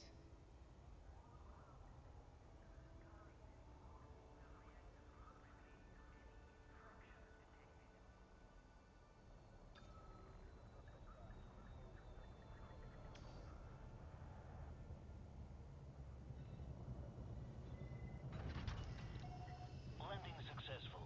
Dispatching ground crew. Welcome, Commander. Enjoy your visit.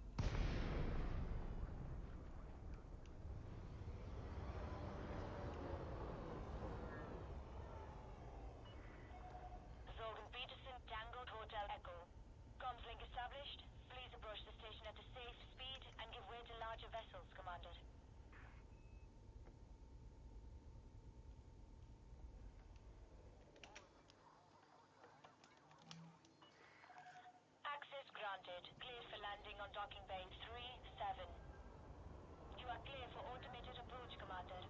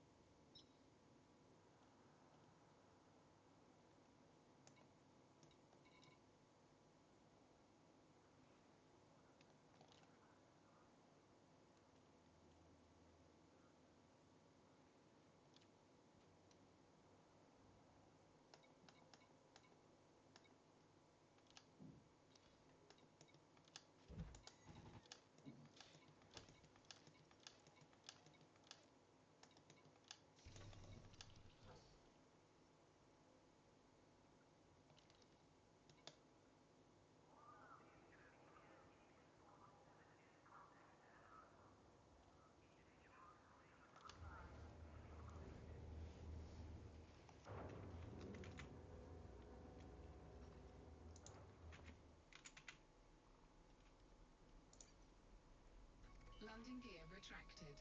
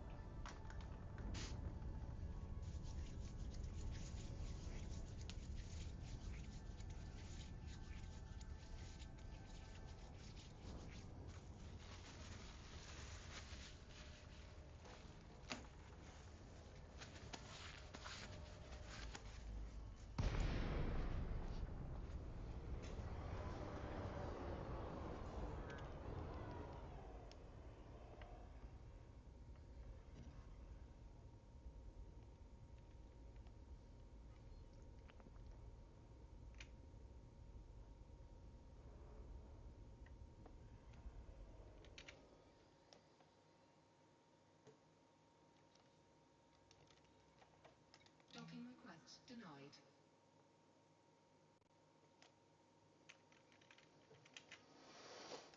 Docking request denied.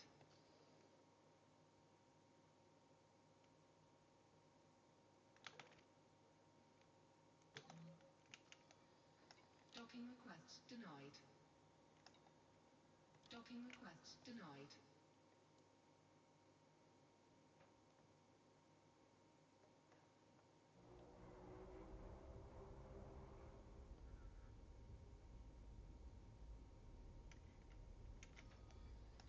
Docking request granted.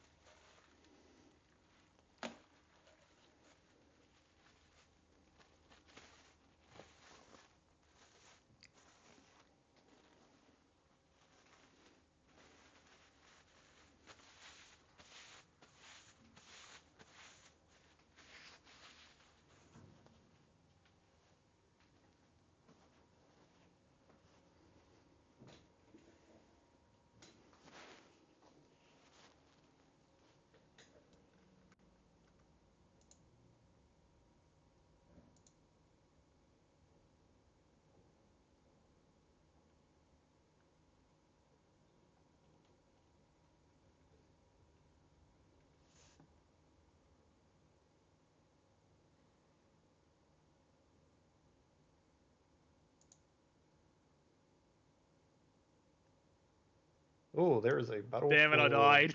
fourth place. First place just bit the dirt. I'm dead. Ooh, goddamn, dude. Oh. I was trying to repair, but no. Is he dead? Wait, still He alive? is. First place is out. There is a battle for third then now. Well, oh, actually, yeah. The Scorpion now takes second. Yeah, shit. Yeah, I tried to SLB repair midair, but I just couldn't get there in time, and yeah. So where are the other ones? Okay, so I see one here, two. Where's three? Is he in front? 3 is up ahead. Yeah, so the Scarab is in. Sorry, the Scorpion's in second yeah, I see place, it. just behind that. Yep. Okay. I see him. Yep, I got him. All right, so second place is the Scorpion, followed very closely by third Am I the place. first one to blow up in that event? That is No, we lost. Somebody lost blew one up earlier. SLV, like the first Second or place second. has spun out and dropped to third. Oh, You're that was fun. definitely That was first- fun as first fuck, place, actually. But fucking blew up, man. Yeah, I was doing the Yeah, fucking. that was- I was doing like the jump boost, like you tilt all the way forward and boost, and that gives you like 43, 45 meters. Yeah, per you were second. flying, dude. Holy Yeah, shit. he was really flying. But then I had on that downhill, I thought, oh, I can do it. And then I had one bad landing, and that went down from like 80 to 43. And it I'm went like, just oh, I'm up, fucked. yeah. All right. Second place has spun out. I went from 85 to 43 to 7. I'm like, yep, rip. All right, see you, boys. Yeah, fucking how good is the course, dudes? It's mad. It's great. so fun. This is a great course. It's really fun. First place we is had a starting to take a choice. pretty good commanding lead. In the volunteers thing, we had a choice. There's like 4 different fucking things. This one just looked like the best hack. Absolutely. And here they come to the downhill portion of the course. Let's oh god, they only see. just got to the downhill portion. I was that far ahead. Yeah. What? Yeah, you were you way were- far ahead, dude. You were stupid far ahead. Like at least 15 kilometers. Yeah, that was ridiculous. Yeah. That's so fucking good. Yeah, well done, dude. Cheers. If only I could survive. Yeah, if you only survived that, you would have fucking cinched it, yeah. Oh, that was fun as fuck anyway. I don't suppose If we we can can send work repair out- limpets down, can we? Nah. Fucking, only for fucking ships, not for fucking SRVs. Yeah, you can't talk. The about problem SLVs is and shit. my push to talk button's like my menu select button, so I couldn't even talk while selecting. I'm like, all right, I can sign my fate. I'm dead. All right, we got a race update for you. First place has just been overtaken by second place. First place Oh, has spun here we out go. and been retaken over by first place. Oh, it's a neck and neck tie between first and second. Scorpion. It's really flying down close. the mountain. Ah, but the original first place just spun out, leaving second place to take it. Until he spun out. This is crazy.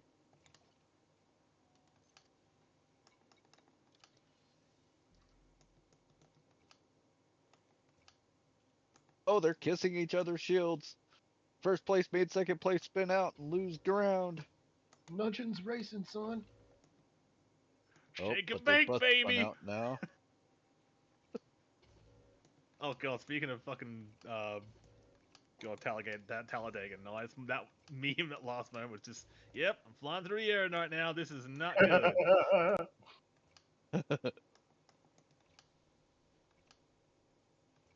Well, if you ain't first, you're last. I shake and baked a bit too fucking hard there, bud. A little bit too hard.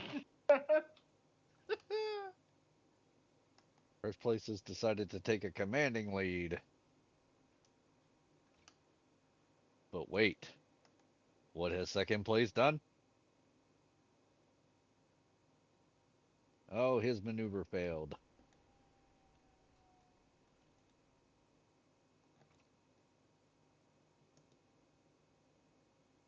Here they come.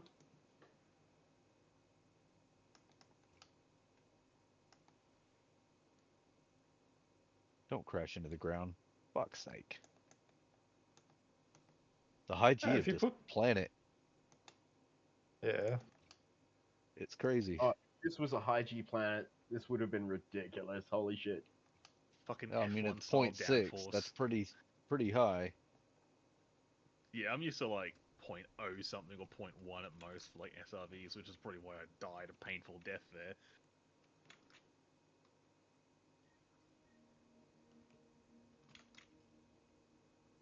Can't see him I'll tell on you the. what. I can't see him yet. Oh yeah, he's coming.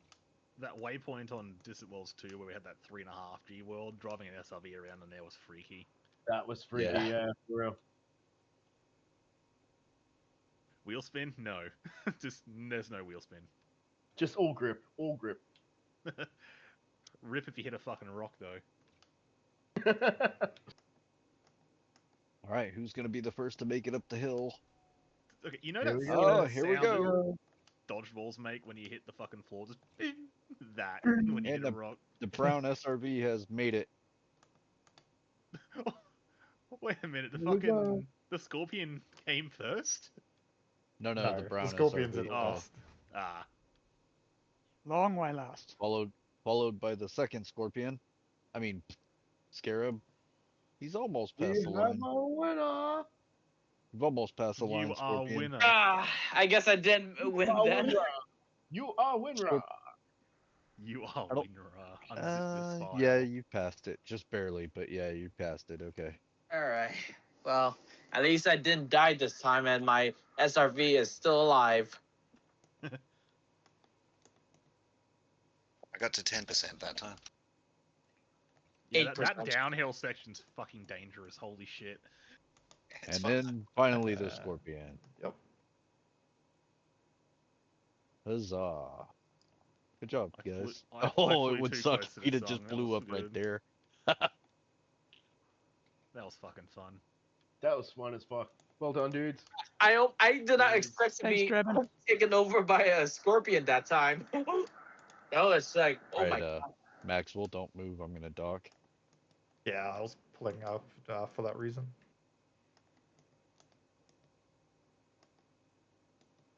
Like Yeah, in a I'm gonna course, go back to the carrier and get my SRVs replenished.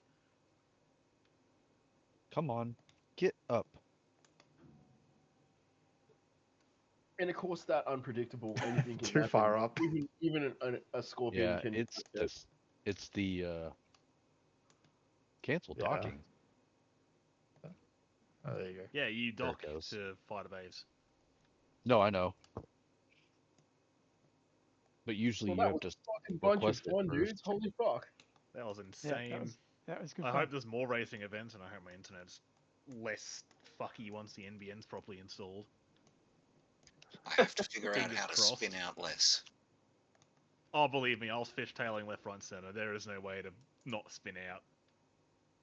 Yeah, fair. I would have thought that I would be able to make it, and then suddenly, nope, spinning. Ah. Try and And land then this thing. I even had to like try and like do halfway part of the race backwards, but that was risky as hell. I made Thank a you for few letting me mad fly that. J-turns there, not gonna lie. Yeah, I you spun got all half the way part of around, it hit it as well, reverse, yeah. and just spun back around again. Yeah, I don't think I'm finding any terrain here to land the fucking Anaconda. Thanks for letting me use that as a video carriage. Oh, no worries. I think I've got it clipped on like Steam's recording overlay as well. I might be able to get something sorted on my end. I think my top speed was like something along the lines of 50 meters per second, and that was like on the downhill just before I just thunder cunted it into the ground. Problem with going that fast, if you land slightly off, you are just spinning, guaranteed. Spinning. Yep. I did it. It's a razor thin margin to ride. Is that a chrome Mandalay? Damn. Baller. Yeah, I love that paint job. Love the chrome on the Mandalay. Oh, Smoking that arcs is in the that Honda is Civic. beautiful. God damn. That's sexy.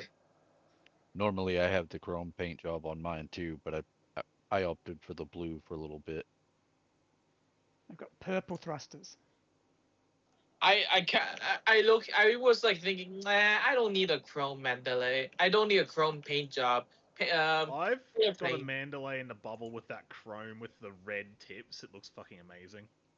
Oh Damn. yeah, okay. Love that. It's like an old warbird. I love the look of it.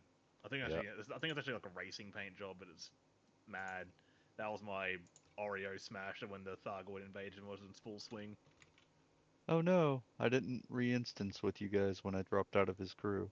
Oh well. You guys want to Oh, I see the can beautiful paint job on my career here? The one that you Have a look at- smashed into the mountain? Yeah. I just smashed it into the ground as well. Lovely shade of green. It is lovely, isn't it? I thought it What was advice? blue. It went by me so Well- fast it looked blue. It is kind of, it's like a teal sort of. Oh, It's okay. like that, it's Yeah, like I that like that too. iridescent paint That's job nice. they have. Is Yeah. it the greenish blue iridescent one? That's why. Yeah. Yeah, it's nice. Now- I like it. I lost $1,000 because I lost an SRV. Fuck. Not the right one. Hello, Vince. That looks nice, yeah. Yeah, it is beautiful. Eh? Yeah. I would have brought it. I would have brought my either my Courier or my Viper 3 to this race. Yeah. So what did we win? This Yeah. can boost to 850. That's impressive.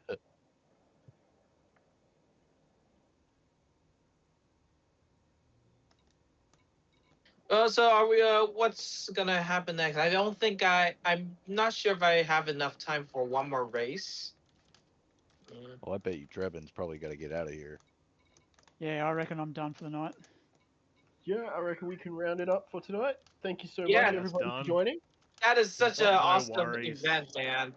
I Yeah, I thank you. do sincerely hope for another race like that. Either like SRV again or I haven't tried canyon racing, but I definitely died so many times in that one. I may There'll actually go definitely back be there more and races try and my more Cobra meetups Mark as we 5. go. Like there will definitely be more events that we have, you know. Yeah, so stay tuned, guys. Fucking, and we'll run some more events. Yeah.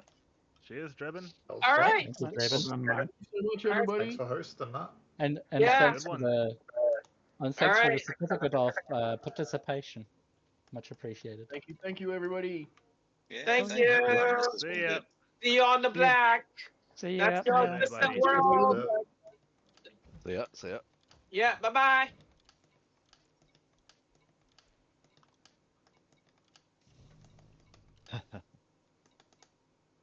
All right, now I get to fly back up to where I've been for the past 2 days. Nice. How many light years? 2 point something K.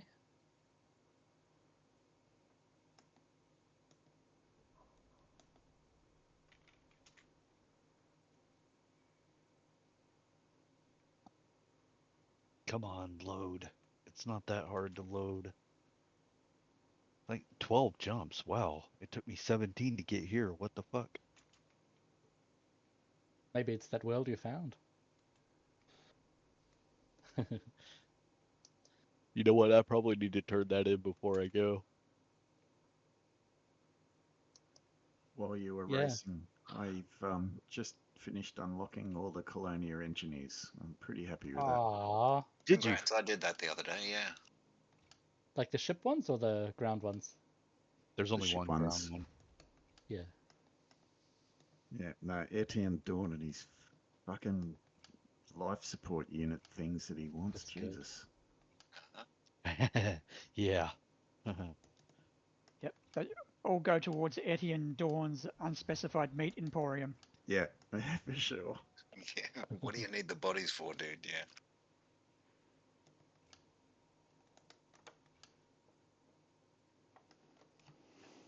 Anyway, they're all pinned. That's done.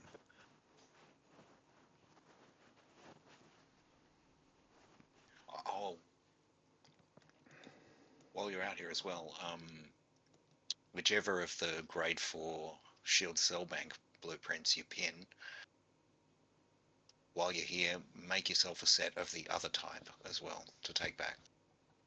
Yeah, that's a good idea. Is it something you can't find in the bubble or something? They only go to 3. Yeah, but there's a grade 4 engineer out here for shield cell banks, and there's 2 main blueprints that people tend to use. One's for PvE, one's for PvP. Okay. And you can only pin one blueprint because it's from the one guy, so you've got to sort of make a choice. I thought, okay, I'm going to pin the PvE ones, and then I'm going to make myself like 2 8s, 2 7s, 2 6s, and 2 5s of PvP variety. Okay. I just don't even think I've got the materials to do that many, though.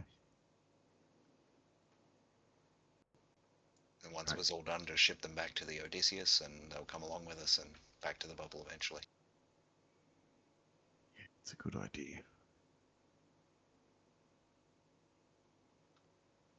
Yeah, same thing applies for any of the engineers out here. The 1D shields I got yesterday. I just fitted it. I flew my sidey back up here and got the 1D ones. Yeah. I bought about 15 just in case. Bloody hell. I figured once I can afford myself a fleet carrier, I can sell them on there back in the bubble. Nice. I don't think that's very realistic since I'm sitting on 2 billion.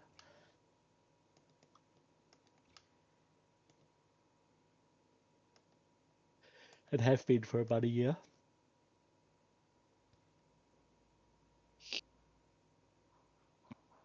Oh, that's why it's doing 2 hops, then a fuel star, 2 hops, then a fuel star, then 2 hops, then a fuel star, and then 1 hop. That's pretty good. Oh my lord, there's a lot of people around the carrier today.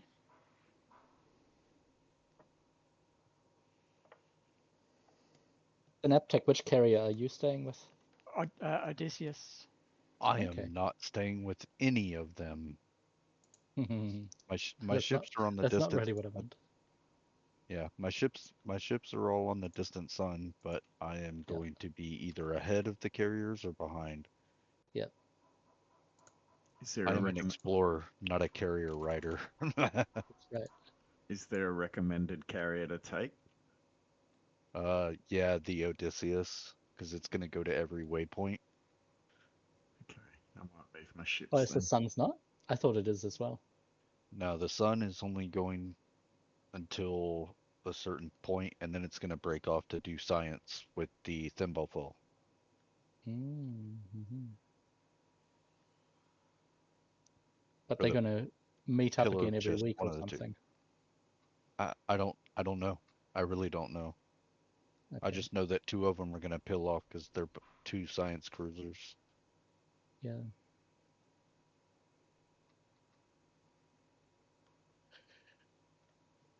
I quite like the legacy of the Distant Suns. It's done so many amazing things. That's why I've put my ships on there. Did I just find another? Maybe I have to learn more about the science. I'm a science teacher IRL, but... I just found another. Did you? Yep. Nice. My second one now. Another new neutron star for to get your name on it. Yep. Oh, well done. It's a good day. Got a gas giant in here and a high metal content world. Pretty good.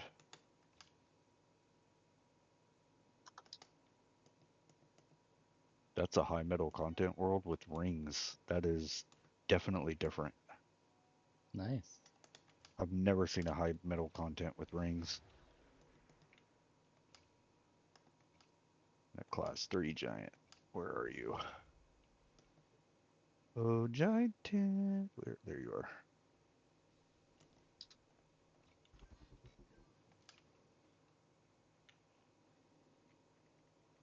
Yep, that one belongs to me now. Provided somebody doesn't take it. Alright, where's this? Oh, that can happen, eh? That somebody gets it first and turns it in first? Yes. That's crazy. Yeah, you can be system sniped. So I could see where you are at now in my friends list. I'm already at a different one, but yeah, you could. I won't, but it's kind of interesting.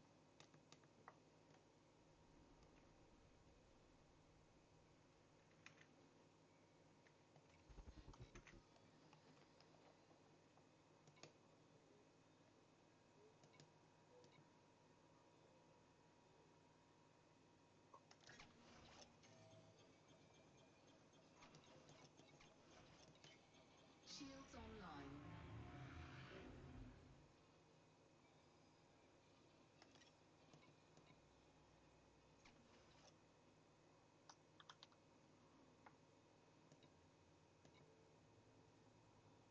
Holy shit. My fuel is practically gone. Good lord.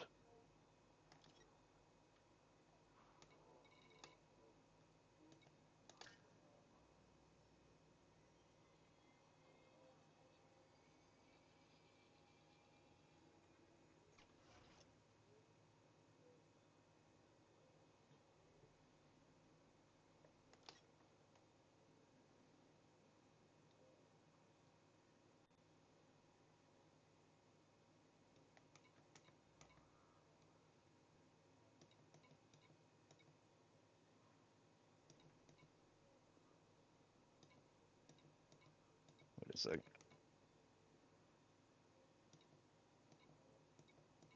Oh, wow.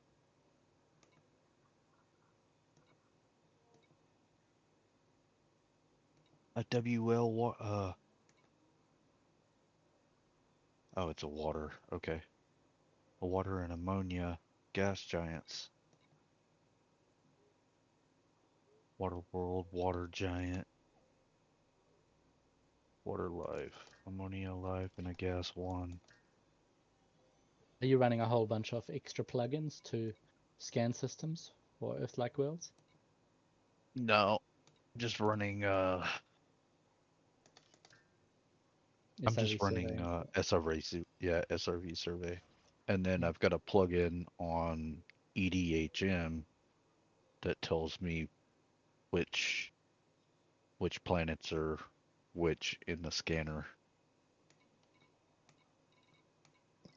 EDHM, okay. Haven't come across that. EDHM is ED HUD mod. It allows you to change the colors of your HUD. Okay, okay.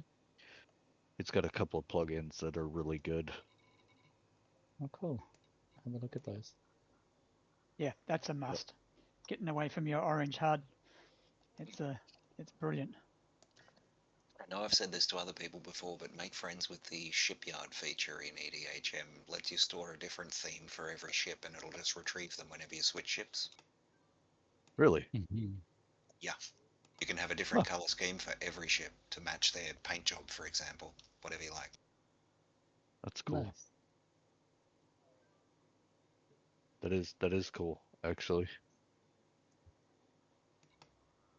Yep, Monia base life. Yep, thought so. So go back to here.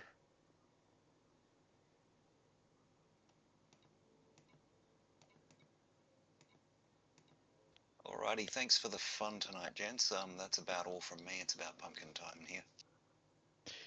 Yeah, I'm Same surprised I haven't. I just realized it's 5:30 and I'm still not tired. You're enjoying yourself. Well, yeah, but normally I'm already pumpkinized at this point. Yeah. Yeah, well, SRV racing, awesome fun. Had a ball with both of the events I rocked up to today. Rest well, everyone. We'll probably catch you tomorrow. Catch you around, Stinky. See you, Skinky. That's me done too, guys. See ya. See ya. See ya. Good night, Boo.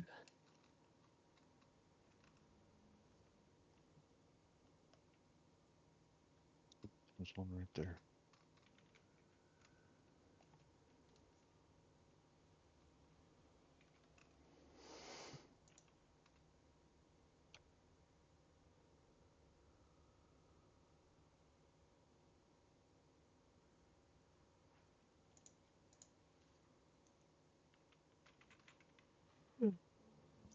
Yeah, I thought I would run this whole thing with my Mandy, but then I thought, why not a Caspian?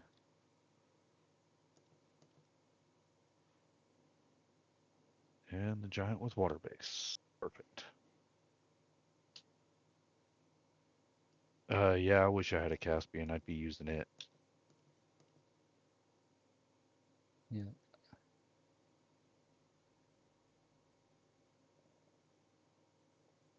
Do you know if they fixed anything about the landing features on there?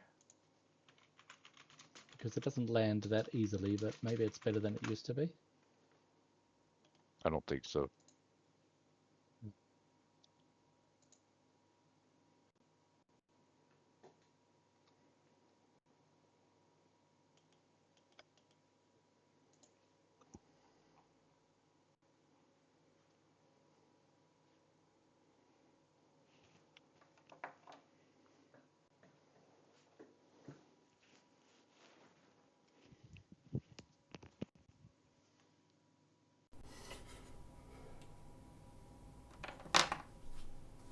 Fuck. Yeah, maybe we should. I'll take as many of these as I can get. Apparently all the neutrons in this line are undiscovered. Wow.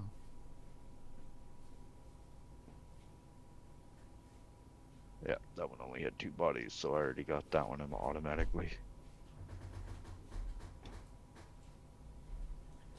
2 stars.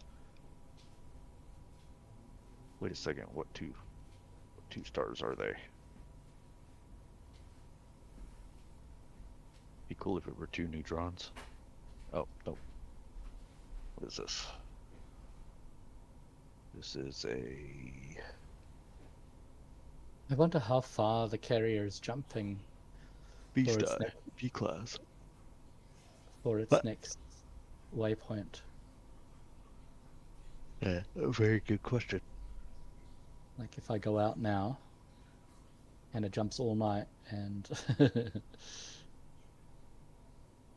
yeah, is it going to be hard to catch up or? No. I mean, if you think about it, it can only go 500 light years every 20 minutes. You can do 500 light years in a Caspian in no time flat. Yeah. Okay. Especially if you neutron jump. And since we're nowhere near the Soul Cross now, you have no problem doing the neutrons. Oh, tell me about the Soul Cross. What's that?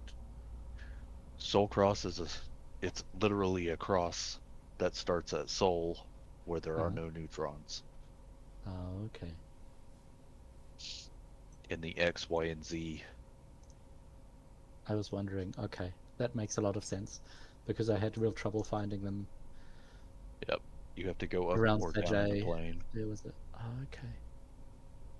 Interesting. Now, if you're at Soul, you have to go 1,000 out and then 1,000 up or down because the plane for the Soul Cross also goes up and down. It's like X, Y, and Z.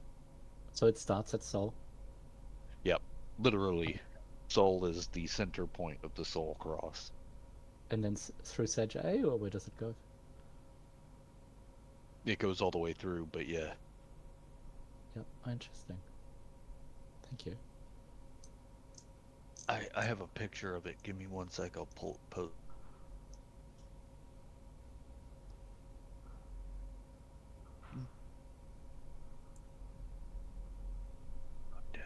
Where did I put it? It's gonna be way up here somewhere.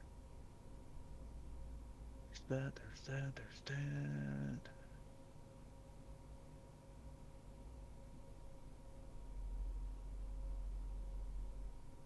Maybe it's in a different one. I feel like we've already talked about the Soul Cross before this.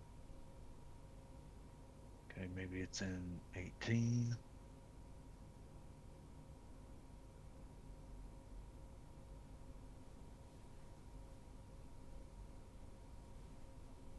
Not 18, so let's try wing.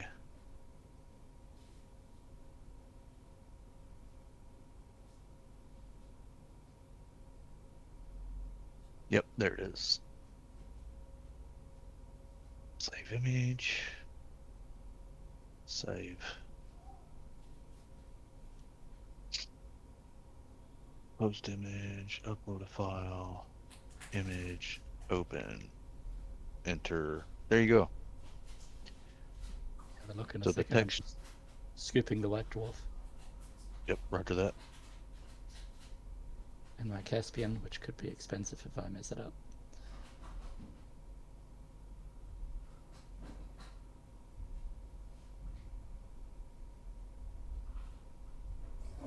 Hello. Hello, I'm back. I've just managed to actually clip my whole thing of the raids there.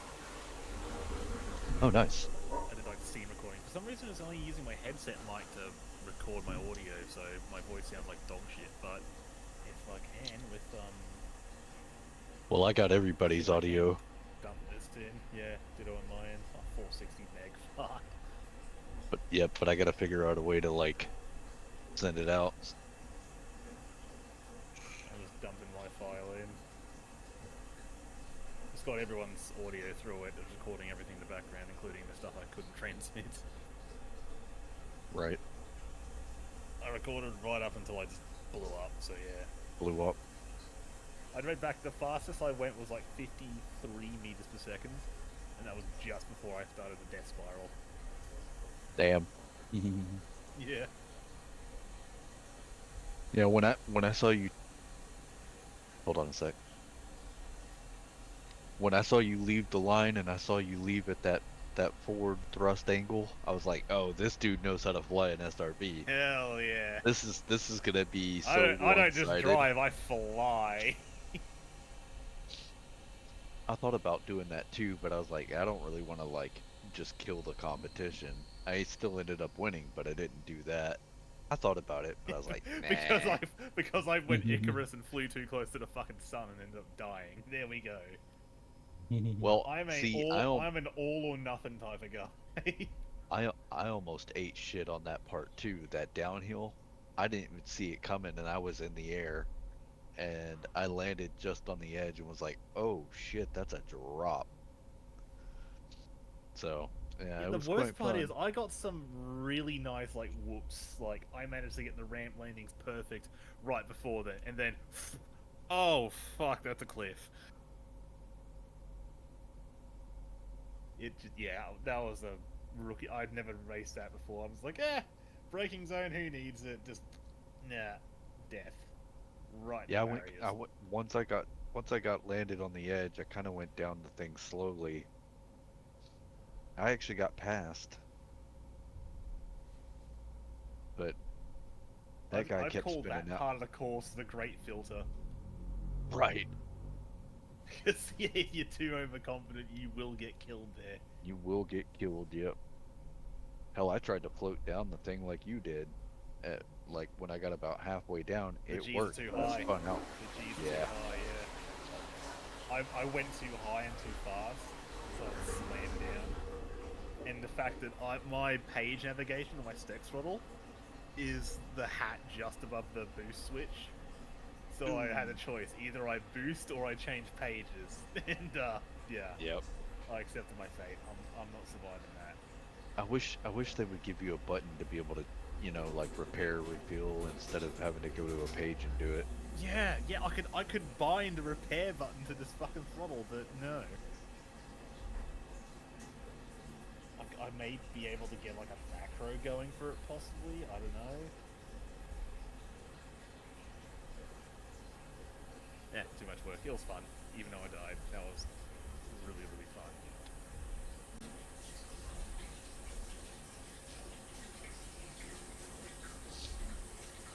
I'm figuring out why Steam's recording, because I've got the same mic I have here set for its voice recording, but it keeps defaulting to my headset mic, which sounds... Hang on, let me get it up. This is why I have a volume. This is my selector headset mic for program. comparison. That's way better. Well, What do you mean way better? Way worse. This one's worse. Eh. This one's better. the one you're on now isn't as loud. Yeah, because I need to be like right up to here to be louder for it. Yeah. Not facing away. No. Now it sounds good. Yes. Yeah. Damn, your flyby that I took on the mountaintop that didn't work because that is, as it was taking all the different images, you were moving, and so your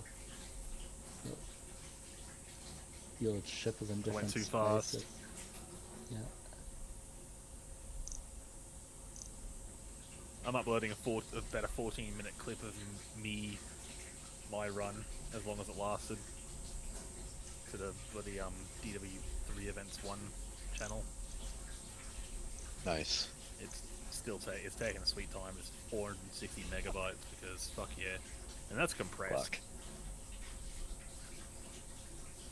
That's like, it was recording native 3840, 1440. If I just uploaded that, that'd be like over a gig. So no. Right. Yeah, 30 FPS downscaled to like 1080 ultra wide. 720. It might be 720 ultra wide actually. I don't know. Still clear.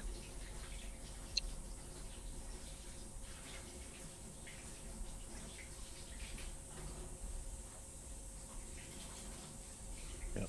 Well, I said all the ones in the system hadn't been found, but this one has, so thank God for that.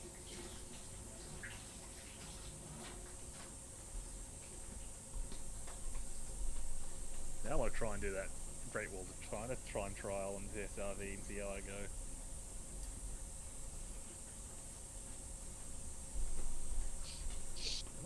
Am I coming through? I think I am. Yeah, we can hear Yeah, you. you are. Yeah, so I'm just seeing 746 milliseconds of ping and wondering if my inputs are lagging behind like fuck. They don't seem to be.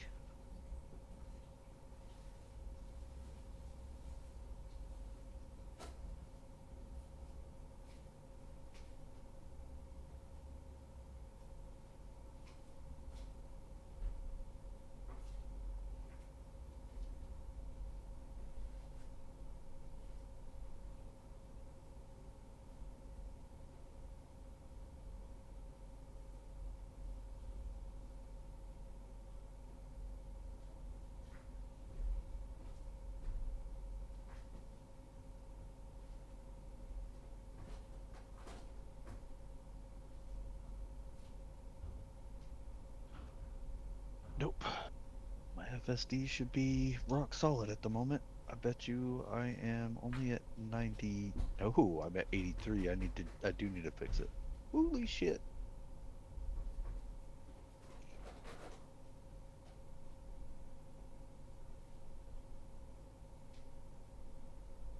Right, should be uploaded. There it is.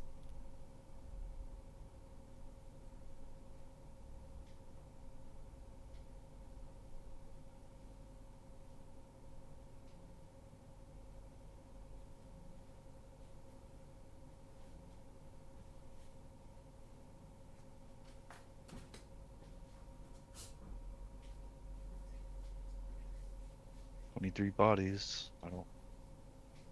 Still no damn Earthlight. What the fuck?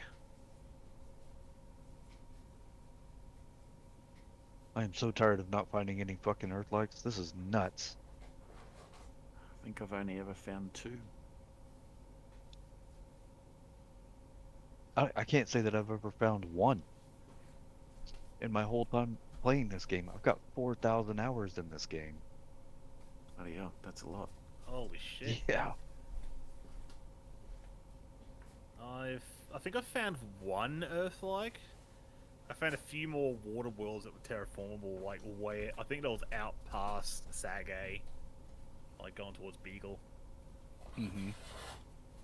Got 1.4k hours, but some of that will be sitting in a menu. Ditto. I think I've got about the same.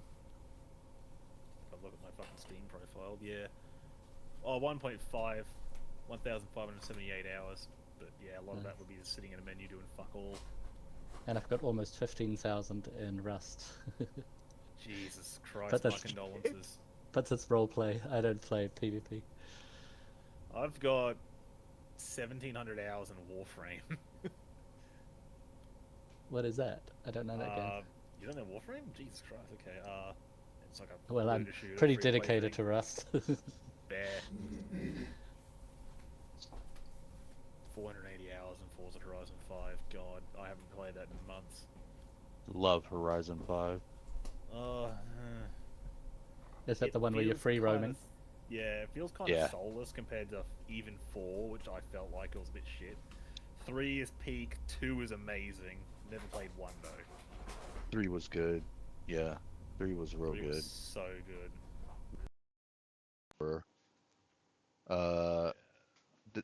Not anymore. You used to be able to play but them on now it isn't. Steam. Got delisted. 3 is never on Steam. It was on Windows Store, but it got delisted years ago. Yeah, those are all Microsoft games. Microsoft owns Yeah. them. Okay.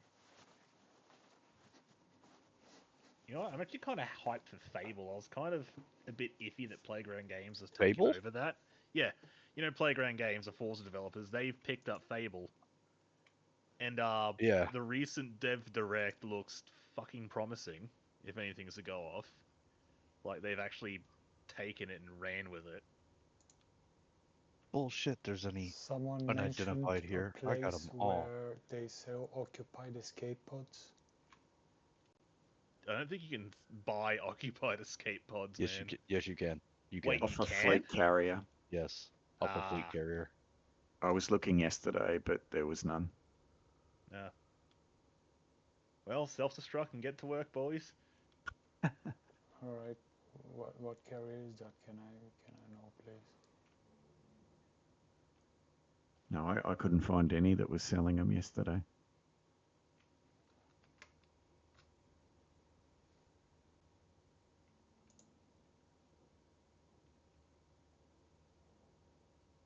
I did it the old-fashioned way and brought along my Cobra 5 with some weapons on it, which was lucky. Nice. All these pictures I took on the mountaintop, some of them are quite nice. How are they? But they're like 1.3 gigs. So. Oh, you went to fucking high-res bitmaps, didn't you? Did I not scan this one? Really? I feel stupid. Larson raw files. 55 megapop. And I didn't first footfall that one. No shit. I gotta fix that. It was just so beautiful, I thought I'd have to try. At loss, of course. It's 2 million per body, wow. You want any one of those, Synaptic? Sure, you can send them to me.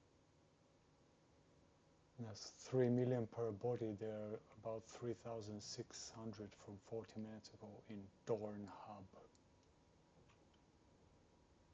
At Dorn Hub, the carrier is called Dorn Hub at loss at the system. 3 million apiece. Hey guys, Synaptic, how do I have the equipped pretty well. I have the ship pretty well equipped now for these surface scans / exobiology and whatever. How can I make, well, let's say enough to buy 25 bodies for 3 million each? Do I just go and discover my first planet or whatever? Or Do some exobiology. Just go do some exobiology. You'll make fucking bank. Easy enough, because I could make that pretty easy to bounty hunting, like a few hours, a couple of hours possibly. Or that too. Finding a place. Yeah, it becomes a little bit of luck. Did you bring a miner? You could go platinum mining.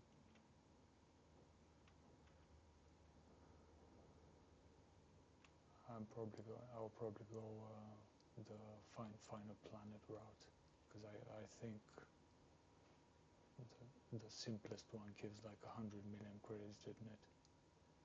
Yeah. Just finding a planet and scanning like a few species, turning that in with the bonus. It should be about 100 million credits, isn't it?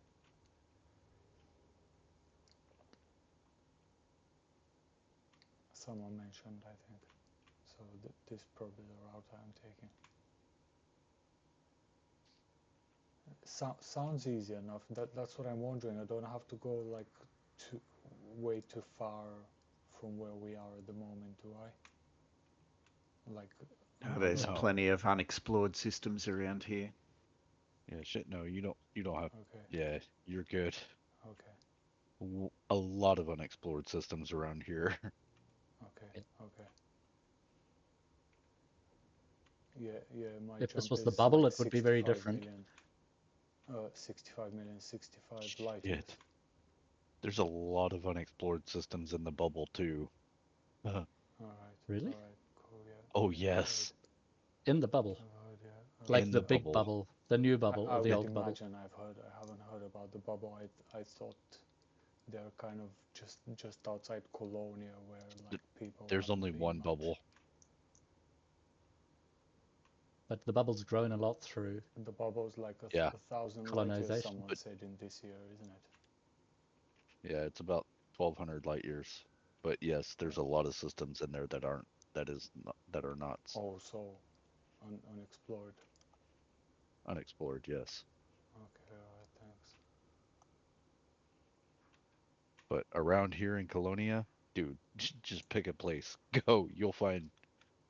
You'll find a lot of unexplored ones. In fact, the whole of space is unexplored. You will not have any problems making money. It might be worth doing a quick Google. There is definitely those stratums tend to appear around certain stars. So if you filter your Stratum stars to, tectonicus?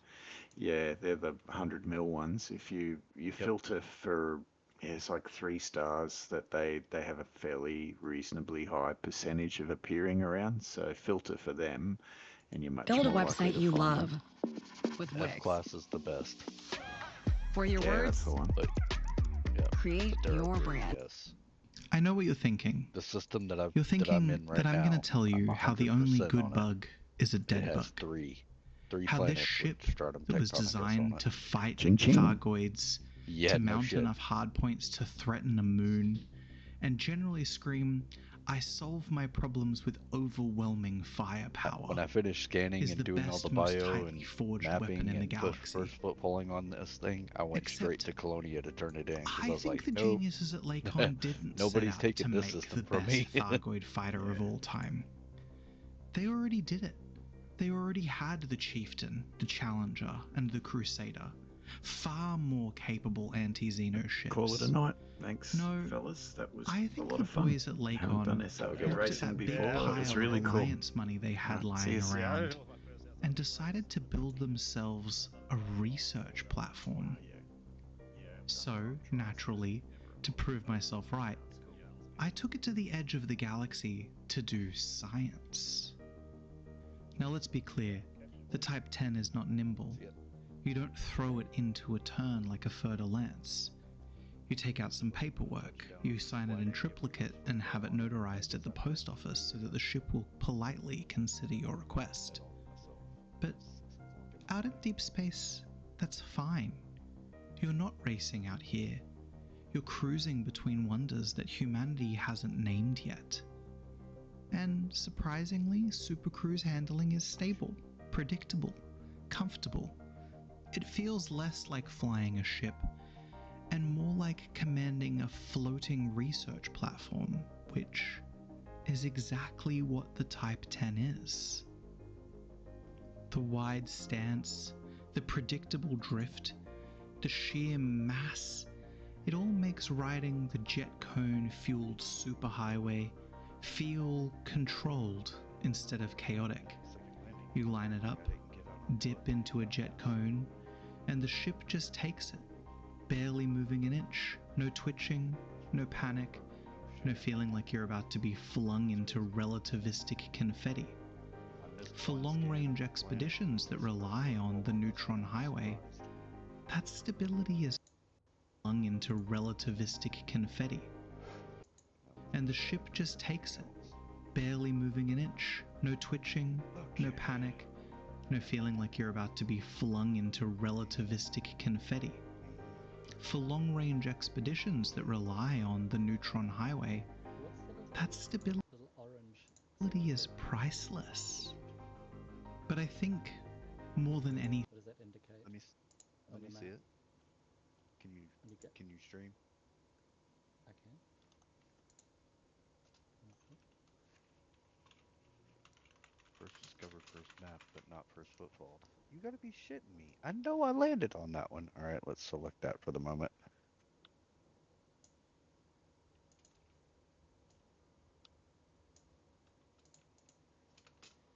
Thanks for that map, by the way, with the Solar Cross. That's great.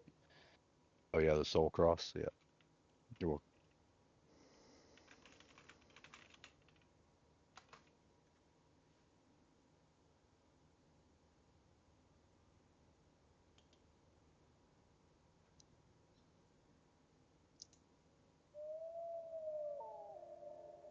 So just these little semicircles above the stars. Hold on. Let me look. When you For mouse all this- over. Elite Dangerous was released 9 years ago, and yet it's estimated that players have only discovered about 0.06% of the 400 billion star systems in the game. Here's how you can be immortalized by having your name forever emblazoned in the system map for all to see. Oh, and you'll make a few hundred million credits in the process. Let's do this. Does it do all of it?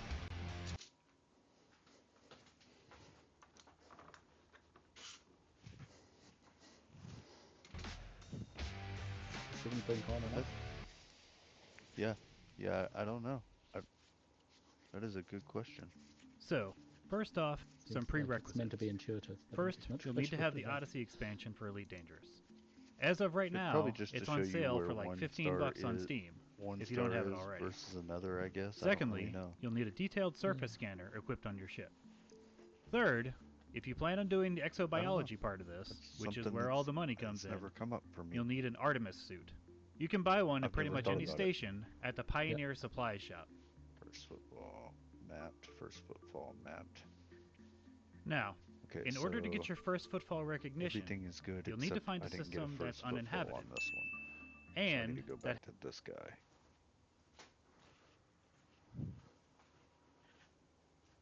Oh, okay. has a landable planet that no one has landed on yet. If you don't see a first footfall accreditation here, you're good to go. Don't worry. Finding one of these systems is actually easier than you think. Now, if you're out in Colonia like I am,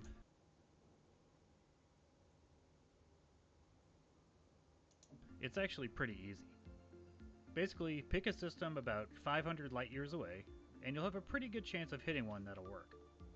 The stars are so numerous out here that there's a lot of unexplored systems around. In my case, I'll be starting at this system that's just over 500 light years out. Now, if you're in the bubble, it's a similar shit, I turned it off situation. too You just might fast. have to fly Oh, well. a bit further out, like maybe 2,000 light years or so. And hey, if you haven't been to Colonia yet, now might be the time to make that journey. It takes less time than you think, and it's totally worth it. I'll have another video showing just how to do that soon. So at this point, just pick a system far enough away from civilization, and then you're going to do a search around there for another system with a planet where you can make your mark. Here's how to do that. Head on over to spanch.co.uk and we'll use the bodies search. I'll have a link down in the description that you can use that'll pre-fill all the fields that you'll need. But basically what we're going to do is put your reference system that you identified, and then we're going to put in all the properties of the type of planet that we're looking for. And then Spanch will search for a system around the reference one that has such a planet. So first, put in the name of the reference system you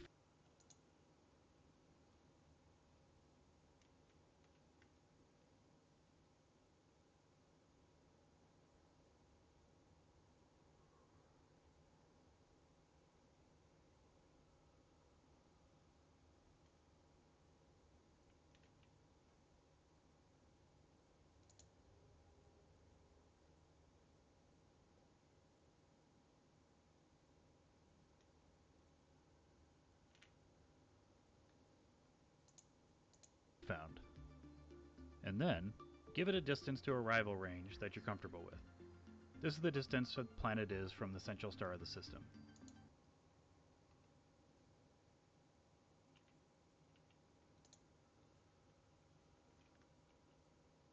Oh, black hole. I haven't discovered one before.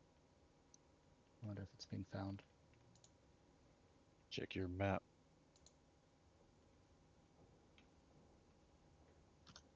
How do I do that?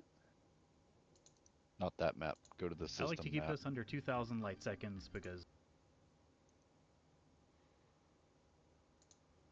Oh, I haven't no, been no. in there yet. Okay. Sorry, I haven't been in there yet. I'm just. Okay. It says undiscovered system in my.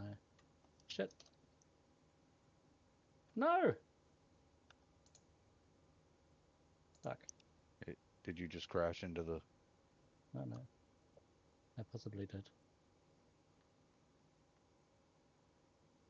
No, I'm just boosting before I've left the zone. And then I tabbed out.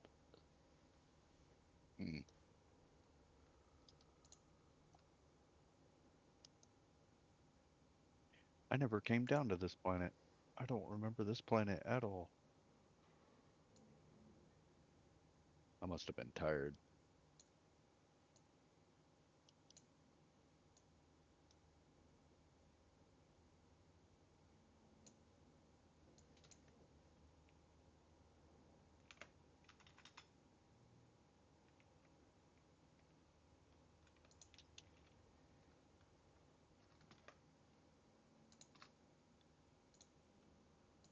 A, it saves travel time once you're in the system.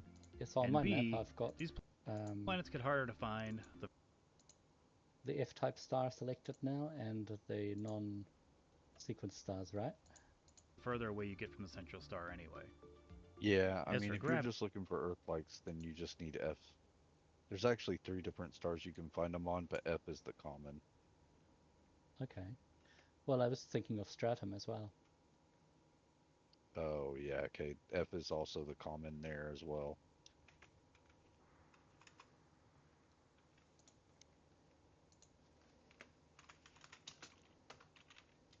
I don't know what the... So I did land on it. I just didn't get out, like an idiot. Okay. I know that so much.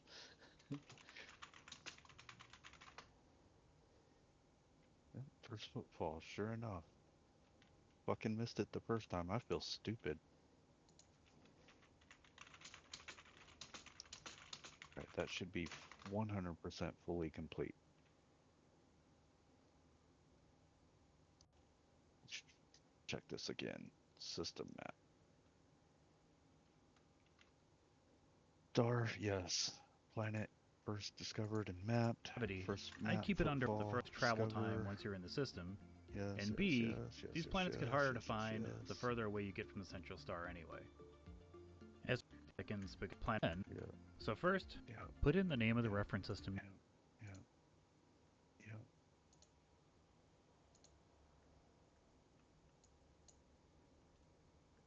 The black hole had been discovered previously, as it would have been my first one. Yeah, black holes are rarely left undiscovered.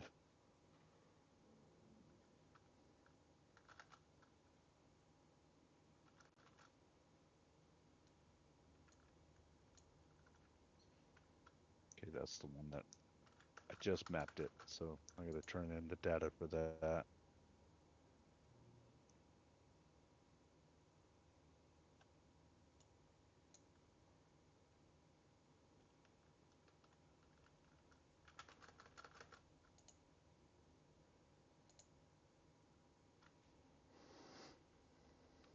Alright, cool. Be Well, found. And then, gentlemen, give it a distance to arrival range that that is you're me. comfortable with. Have a good night. I am Or a good morning. tired. Well, yeah, it's good night for me. Yeah. Lovely, nice flying out with you. Hey, actually, before you go, I'll send you that link, because I'm just have to. Do what? I'll send you a link for the pictures. Else I can just. Sorry. I'll Co-pilot send was it. talking at the same time. Say, No what doubt. were you saying? She's a chatty lady. I'll This is send the you that distance link. the planet I'll is do it from on the central Discord star then. of the system. Send me I the like to link keep for this what? under I'll send 2,000 you a light link for those seconds pictures. because A, it saves travel time once because you're in the it's- system, And B, Go ahead. these I'm planets get listening. harder to find No, the further away you get I'll from the just use central it star as anyway. P-Cloud. I'll send it. As for gravity, I'd keep it under 1G just because it makes landing a little bit easier. Discord too. Next, we'll put in all the types of atmospheres that support life. Yeah. It's just they're a bit big. Is it going to let me? And Or then does it finally, realize- we're looking for a high metal content world. No, just send them That's to me it. direct. It'll be fine. Now hit Holy search. shit. It'll chew on that for a few seconds, and then we'll give you a list of all the systems around that fit Alright, that criteria. I'm out. Now, if you happen to Send see them a to you system that has right 2 now. such planets, I like to Okay. hit those first, I'll just get 'em because it tomorrow. doubles the chances you get to Perfect. find some high-paying exobiology to scan. See you later. In any case, world, and then we'll give you a list of all the systems around that fit that criteria. Now, if you happen to see a system that has 2 such planets, I like to hit those first, just because it doubles Yeah, that didn't work. the chances you get to find some high-paying exobiology to scan. In any case, grab the name of the first system you want to try, and let's go. What's up, guys?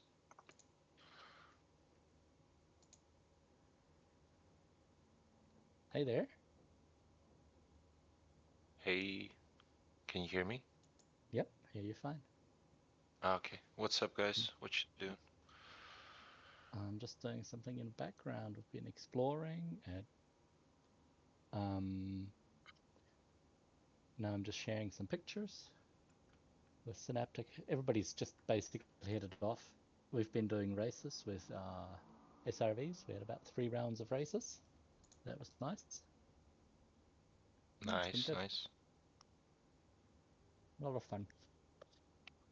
Was there any, was anybody talking about ship races, maybe?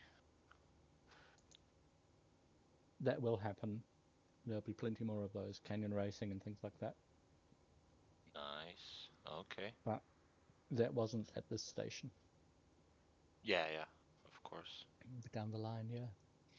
That's all I know.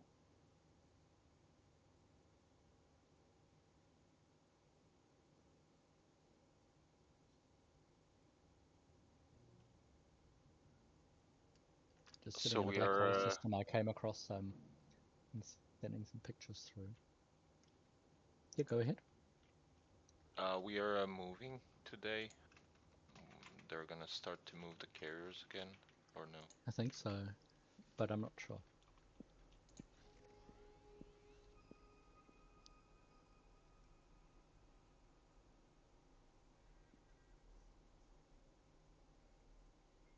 Did you get the... Oh, yeah, you maybe had it already, the T11. I didn't buy it. I just got it. It was nice timing getting it while we were still in Colonia. No, I didn't. I bought the solar, what's it, the solar edition or whatever, stellar edition, so I can spawn one in, but it's not fully Yeah, engineered or anything. Yeah, so you got one already, right? Yep. Yeah, that, But I I mean, that ship haven't is maxed so overpowered. it.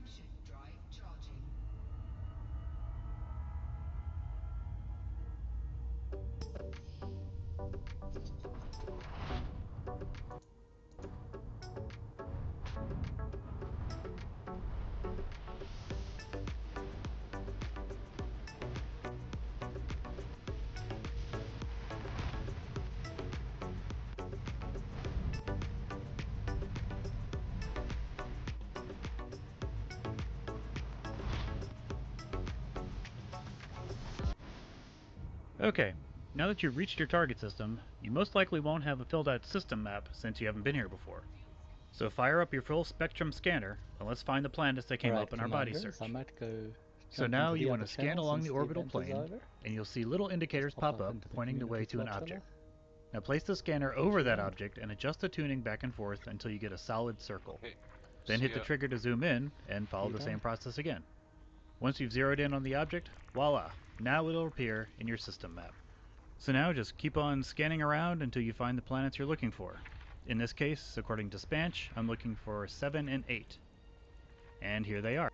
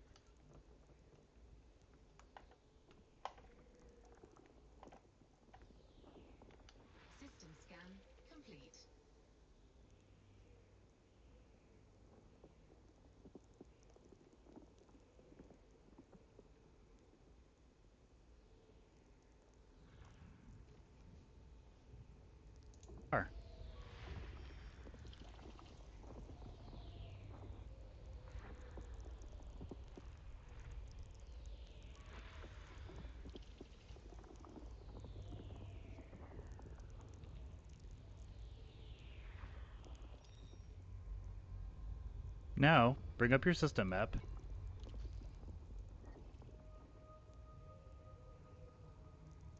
And click on the planets you just found. Here you can verify that, in fact, there is no first footfall accreditation for those planets.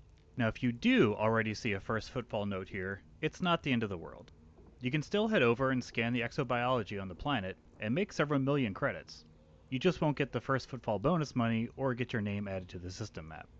In any case, set your target on the planet and then head on over.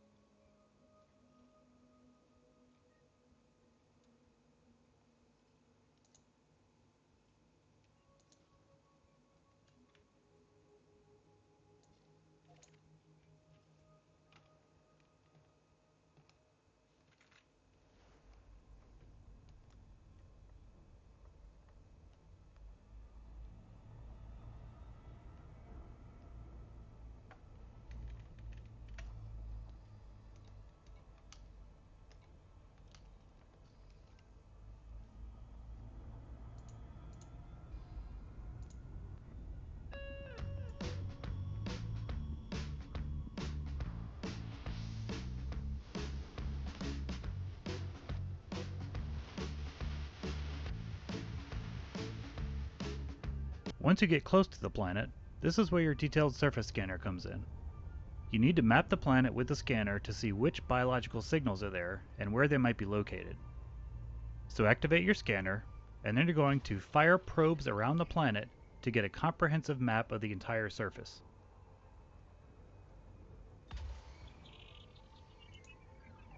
I like to fire the first one straight on, and then a few around the backside to get full coverage.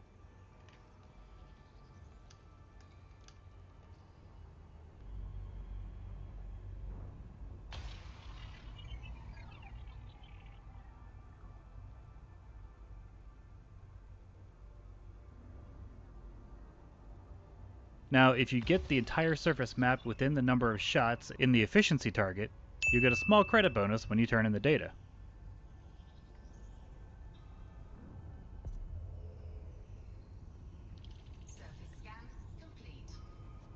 Okay, so now that the planet is mapped, at the top of the screen you'll see the types of biological signals that were detected. So scroll through those, and you'll see the areas in the efficiency target. Activate your scanner. Once you get close to the planet, this is where your detailed surface scanner comes in. You need to map the planet with the scanner to see which biological signals are there and where they might be located. So activate your scanner, and then you're going to fire probes around the planet .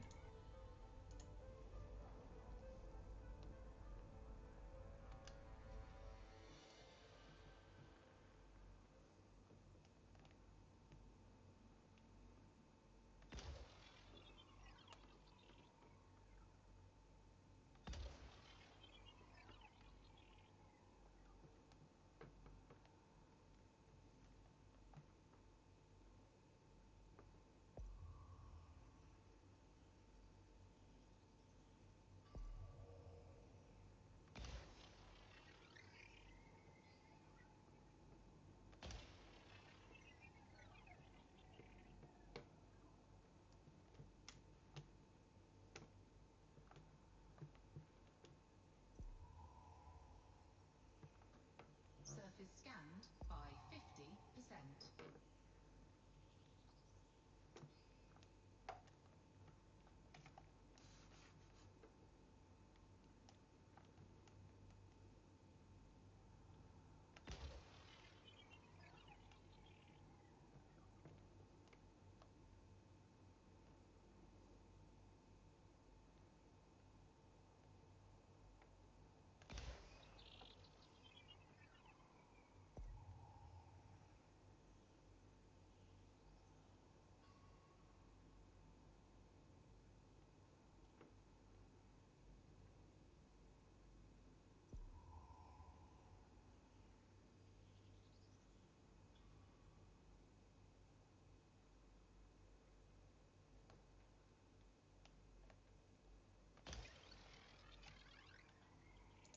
To get a comprehensive map of the entire surface.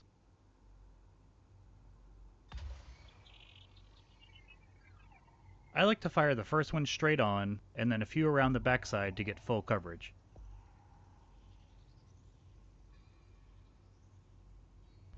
Surface scan complete.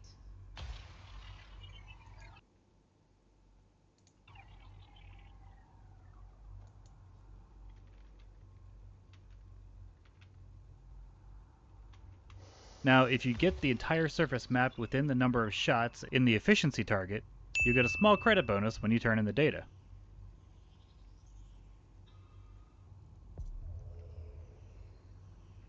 Surface scan complete. Okay, so now that the planet is mapped, at the top of the screen you'll see the types of biological signals that were detected. So scroll through those, and you'll see the areas of the planet highlight in blue that are specific to each type of signal. So in this example, they all kind of overlap pretty closely, but that's not always going to be the case. So if you're looking for a specific biological, select that from the top, and that'll show you the areas on the planet where that type can be found. Now, it's important to note here that the highlighted areas on the planet don't necessarily indicate that you'll find those biologicals there. It just means that it's possible to find them in that specific biome or environment. But it's not an actual heat map of where you're going to find the most exobiology. So, pick whichever type you want, and then head on down to the planet in an area that's highlighted. Try to come in between a 30 and 50 degree angle and you'll be able to glide quickly to the surface. Also, you'll note here, if you switch back and forth between combat mode and analysis mode, it'll turn that highlighting on and off so that you can actually see the environmental features of the surface to plan where you want to land.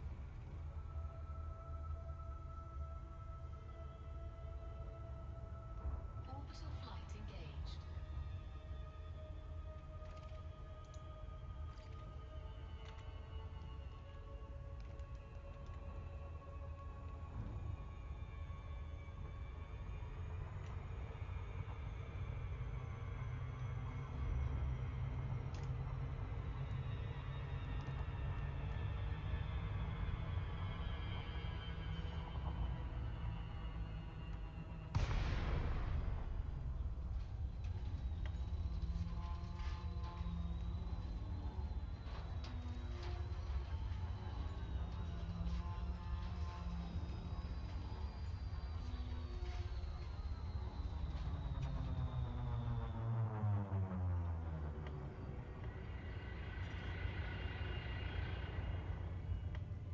Alright, so after you're finished gliding, start slowing down, and when you're around 100 meters or so from the surface, start looking around for some biologicals. Orbital flight engaged.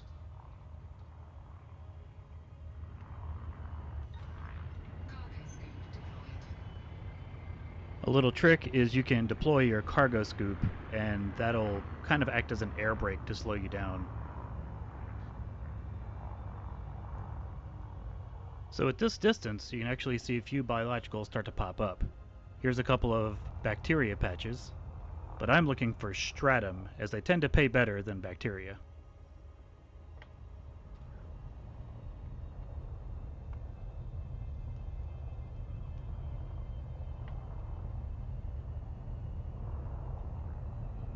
Bingo. See those blob-looking things? That's stratum.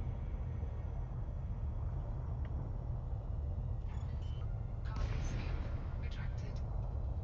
So go ahead and pop out your landing gear, and let's go take a look. Landing gear deployed.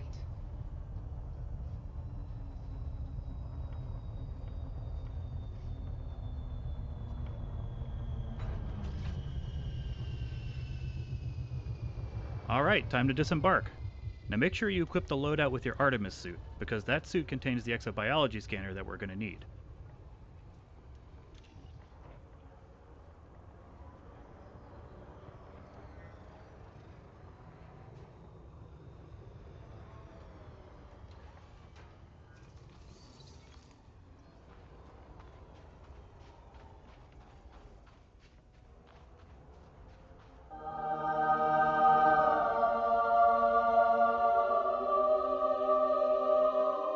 And there it is. Confirmation that you are the first commander to set foot on this planet. Congratulations. Okay, let's get to scanning.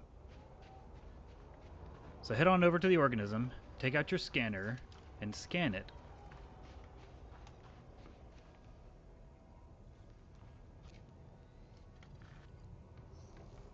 And it'll show the specific variant of that type of organism. Now, in order to get credit for that scan, you'll need to scan 3 different groups of that same type of organism. And those scans have to be a certain minimum distance apart, which will vary with the type of the organism. Now, it's also important to note here that you have to scan those 3 groups consecutively, different groups of that.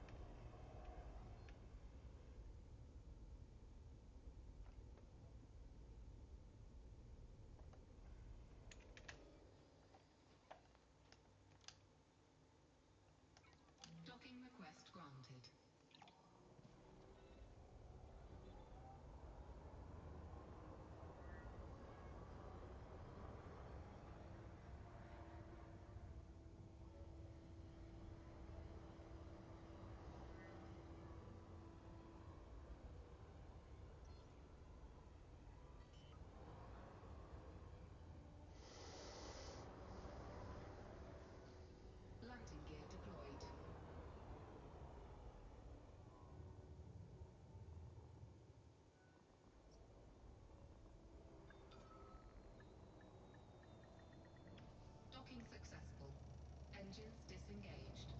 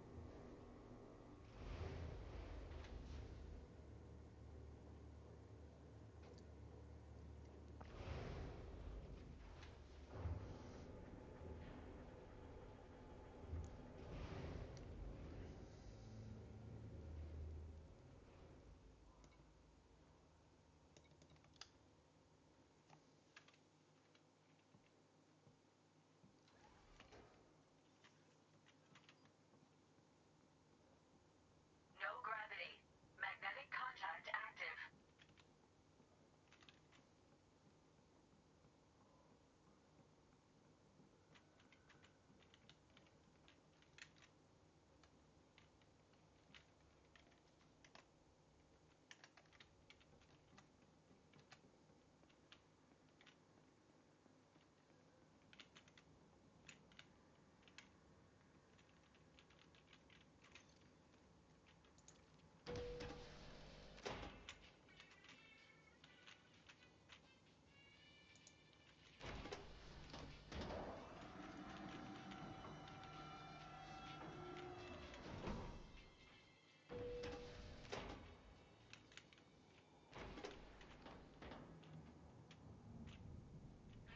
Need to get 300 If you want a tons courier of job cargo and to aren't the too far side of the picky, galaxy? step on up.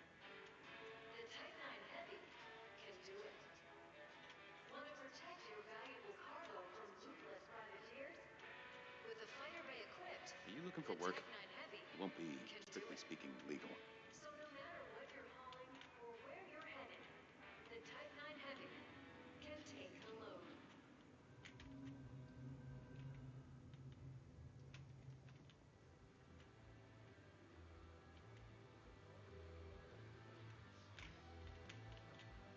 Yeah. Just so long as you finish more fights.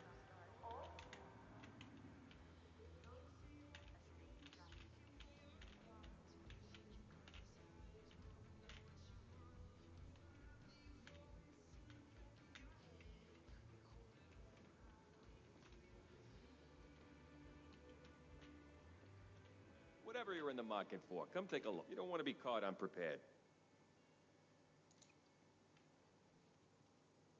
Take your time.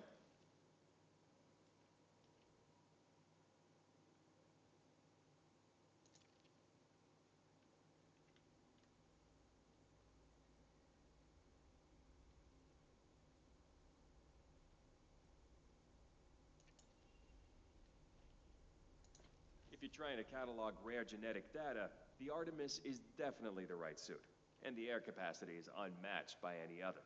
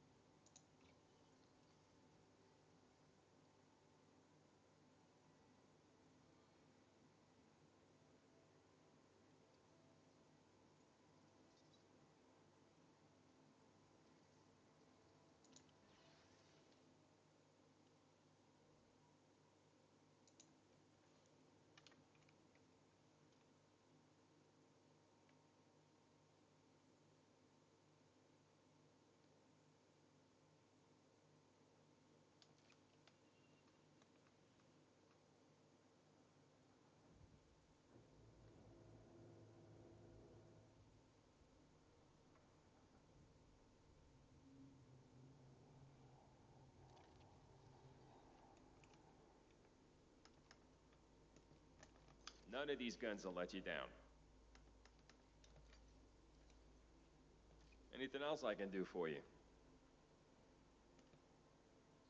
Everything you need, all in one place.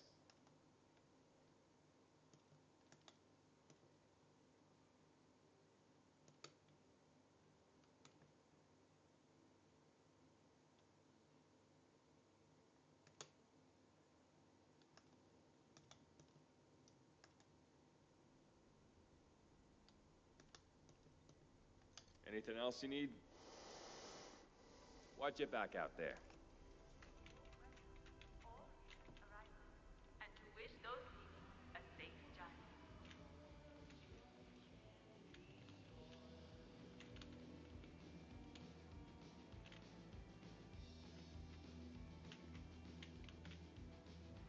It doesn't matter how many systems I hop, probably.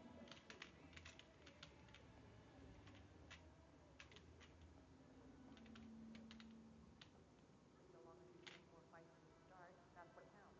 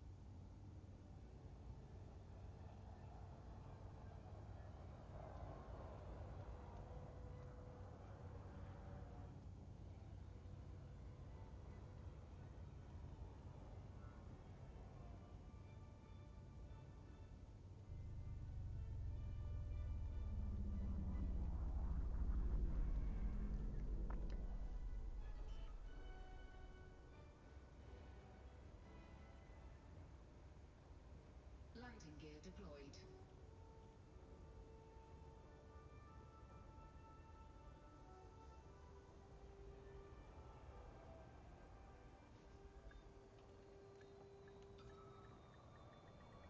Docking successful. Engines disengaged.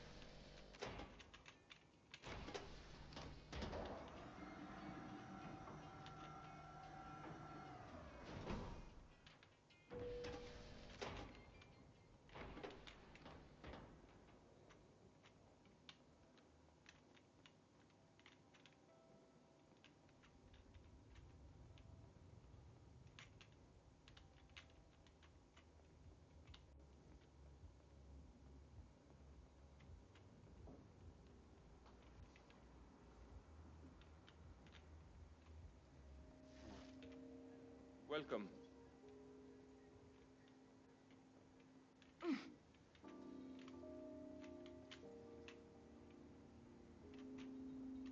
You wish to contribute to Vista Genomics?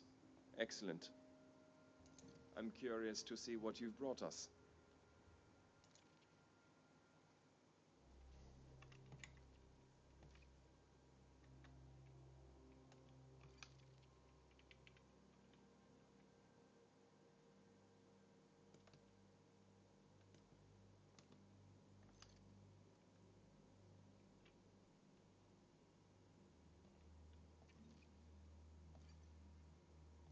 Anything more to share?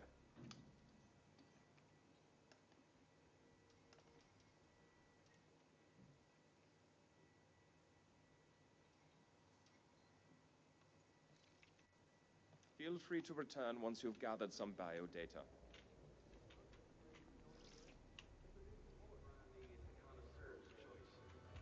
In an ever-changing galaxy, you can count on one thing to stay the same. Lavian branding.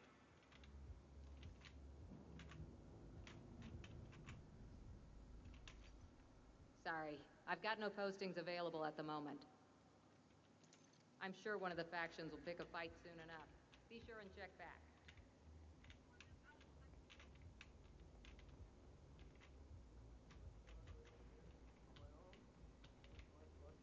Admiral Aidan Tanner says that independent combat pilots are humanity's best defense against advancement. If you are a seasoned combat pilot, ask yourself, could you be doing more? If you want to know more about our ships, just ask. What are you in the market for? Take your time.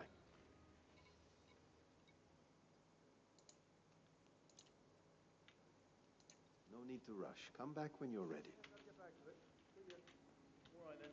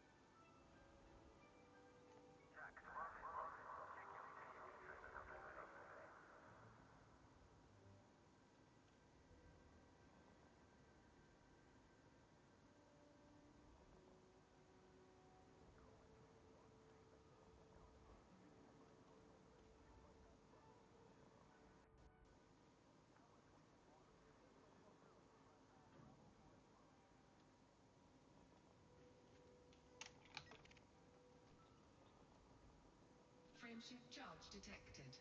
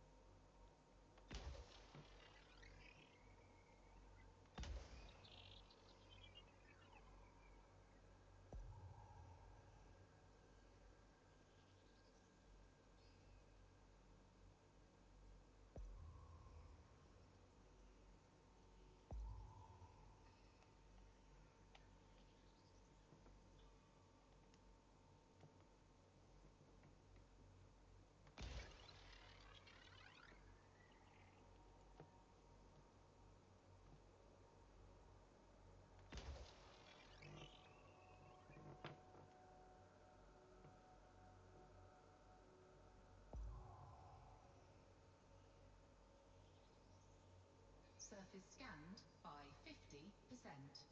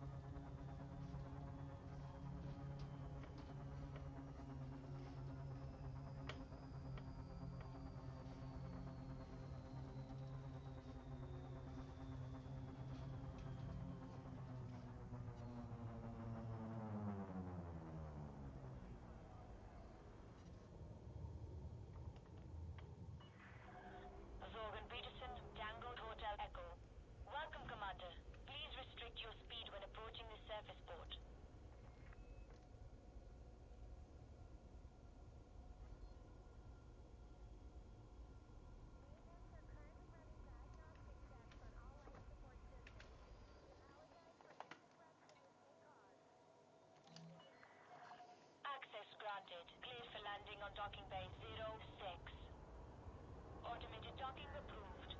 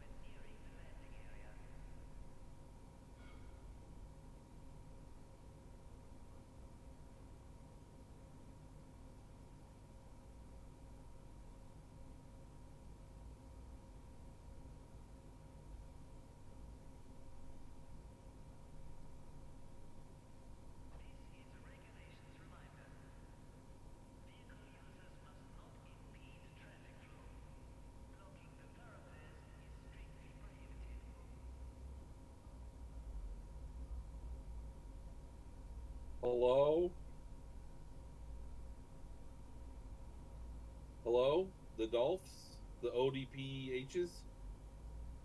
Oops.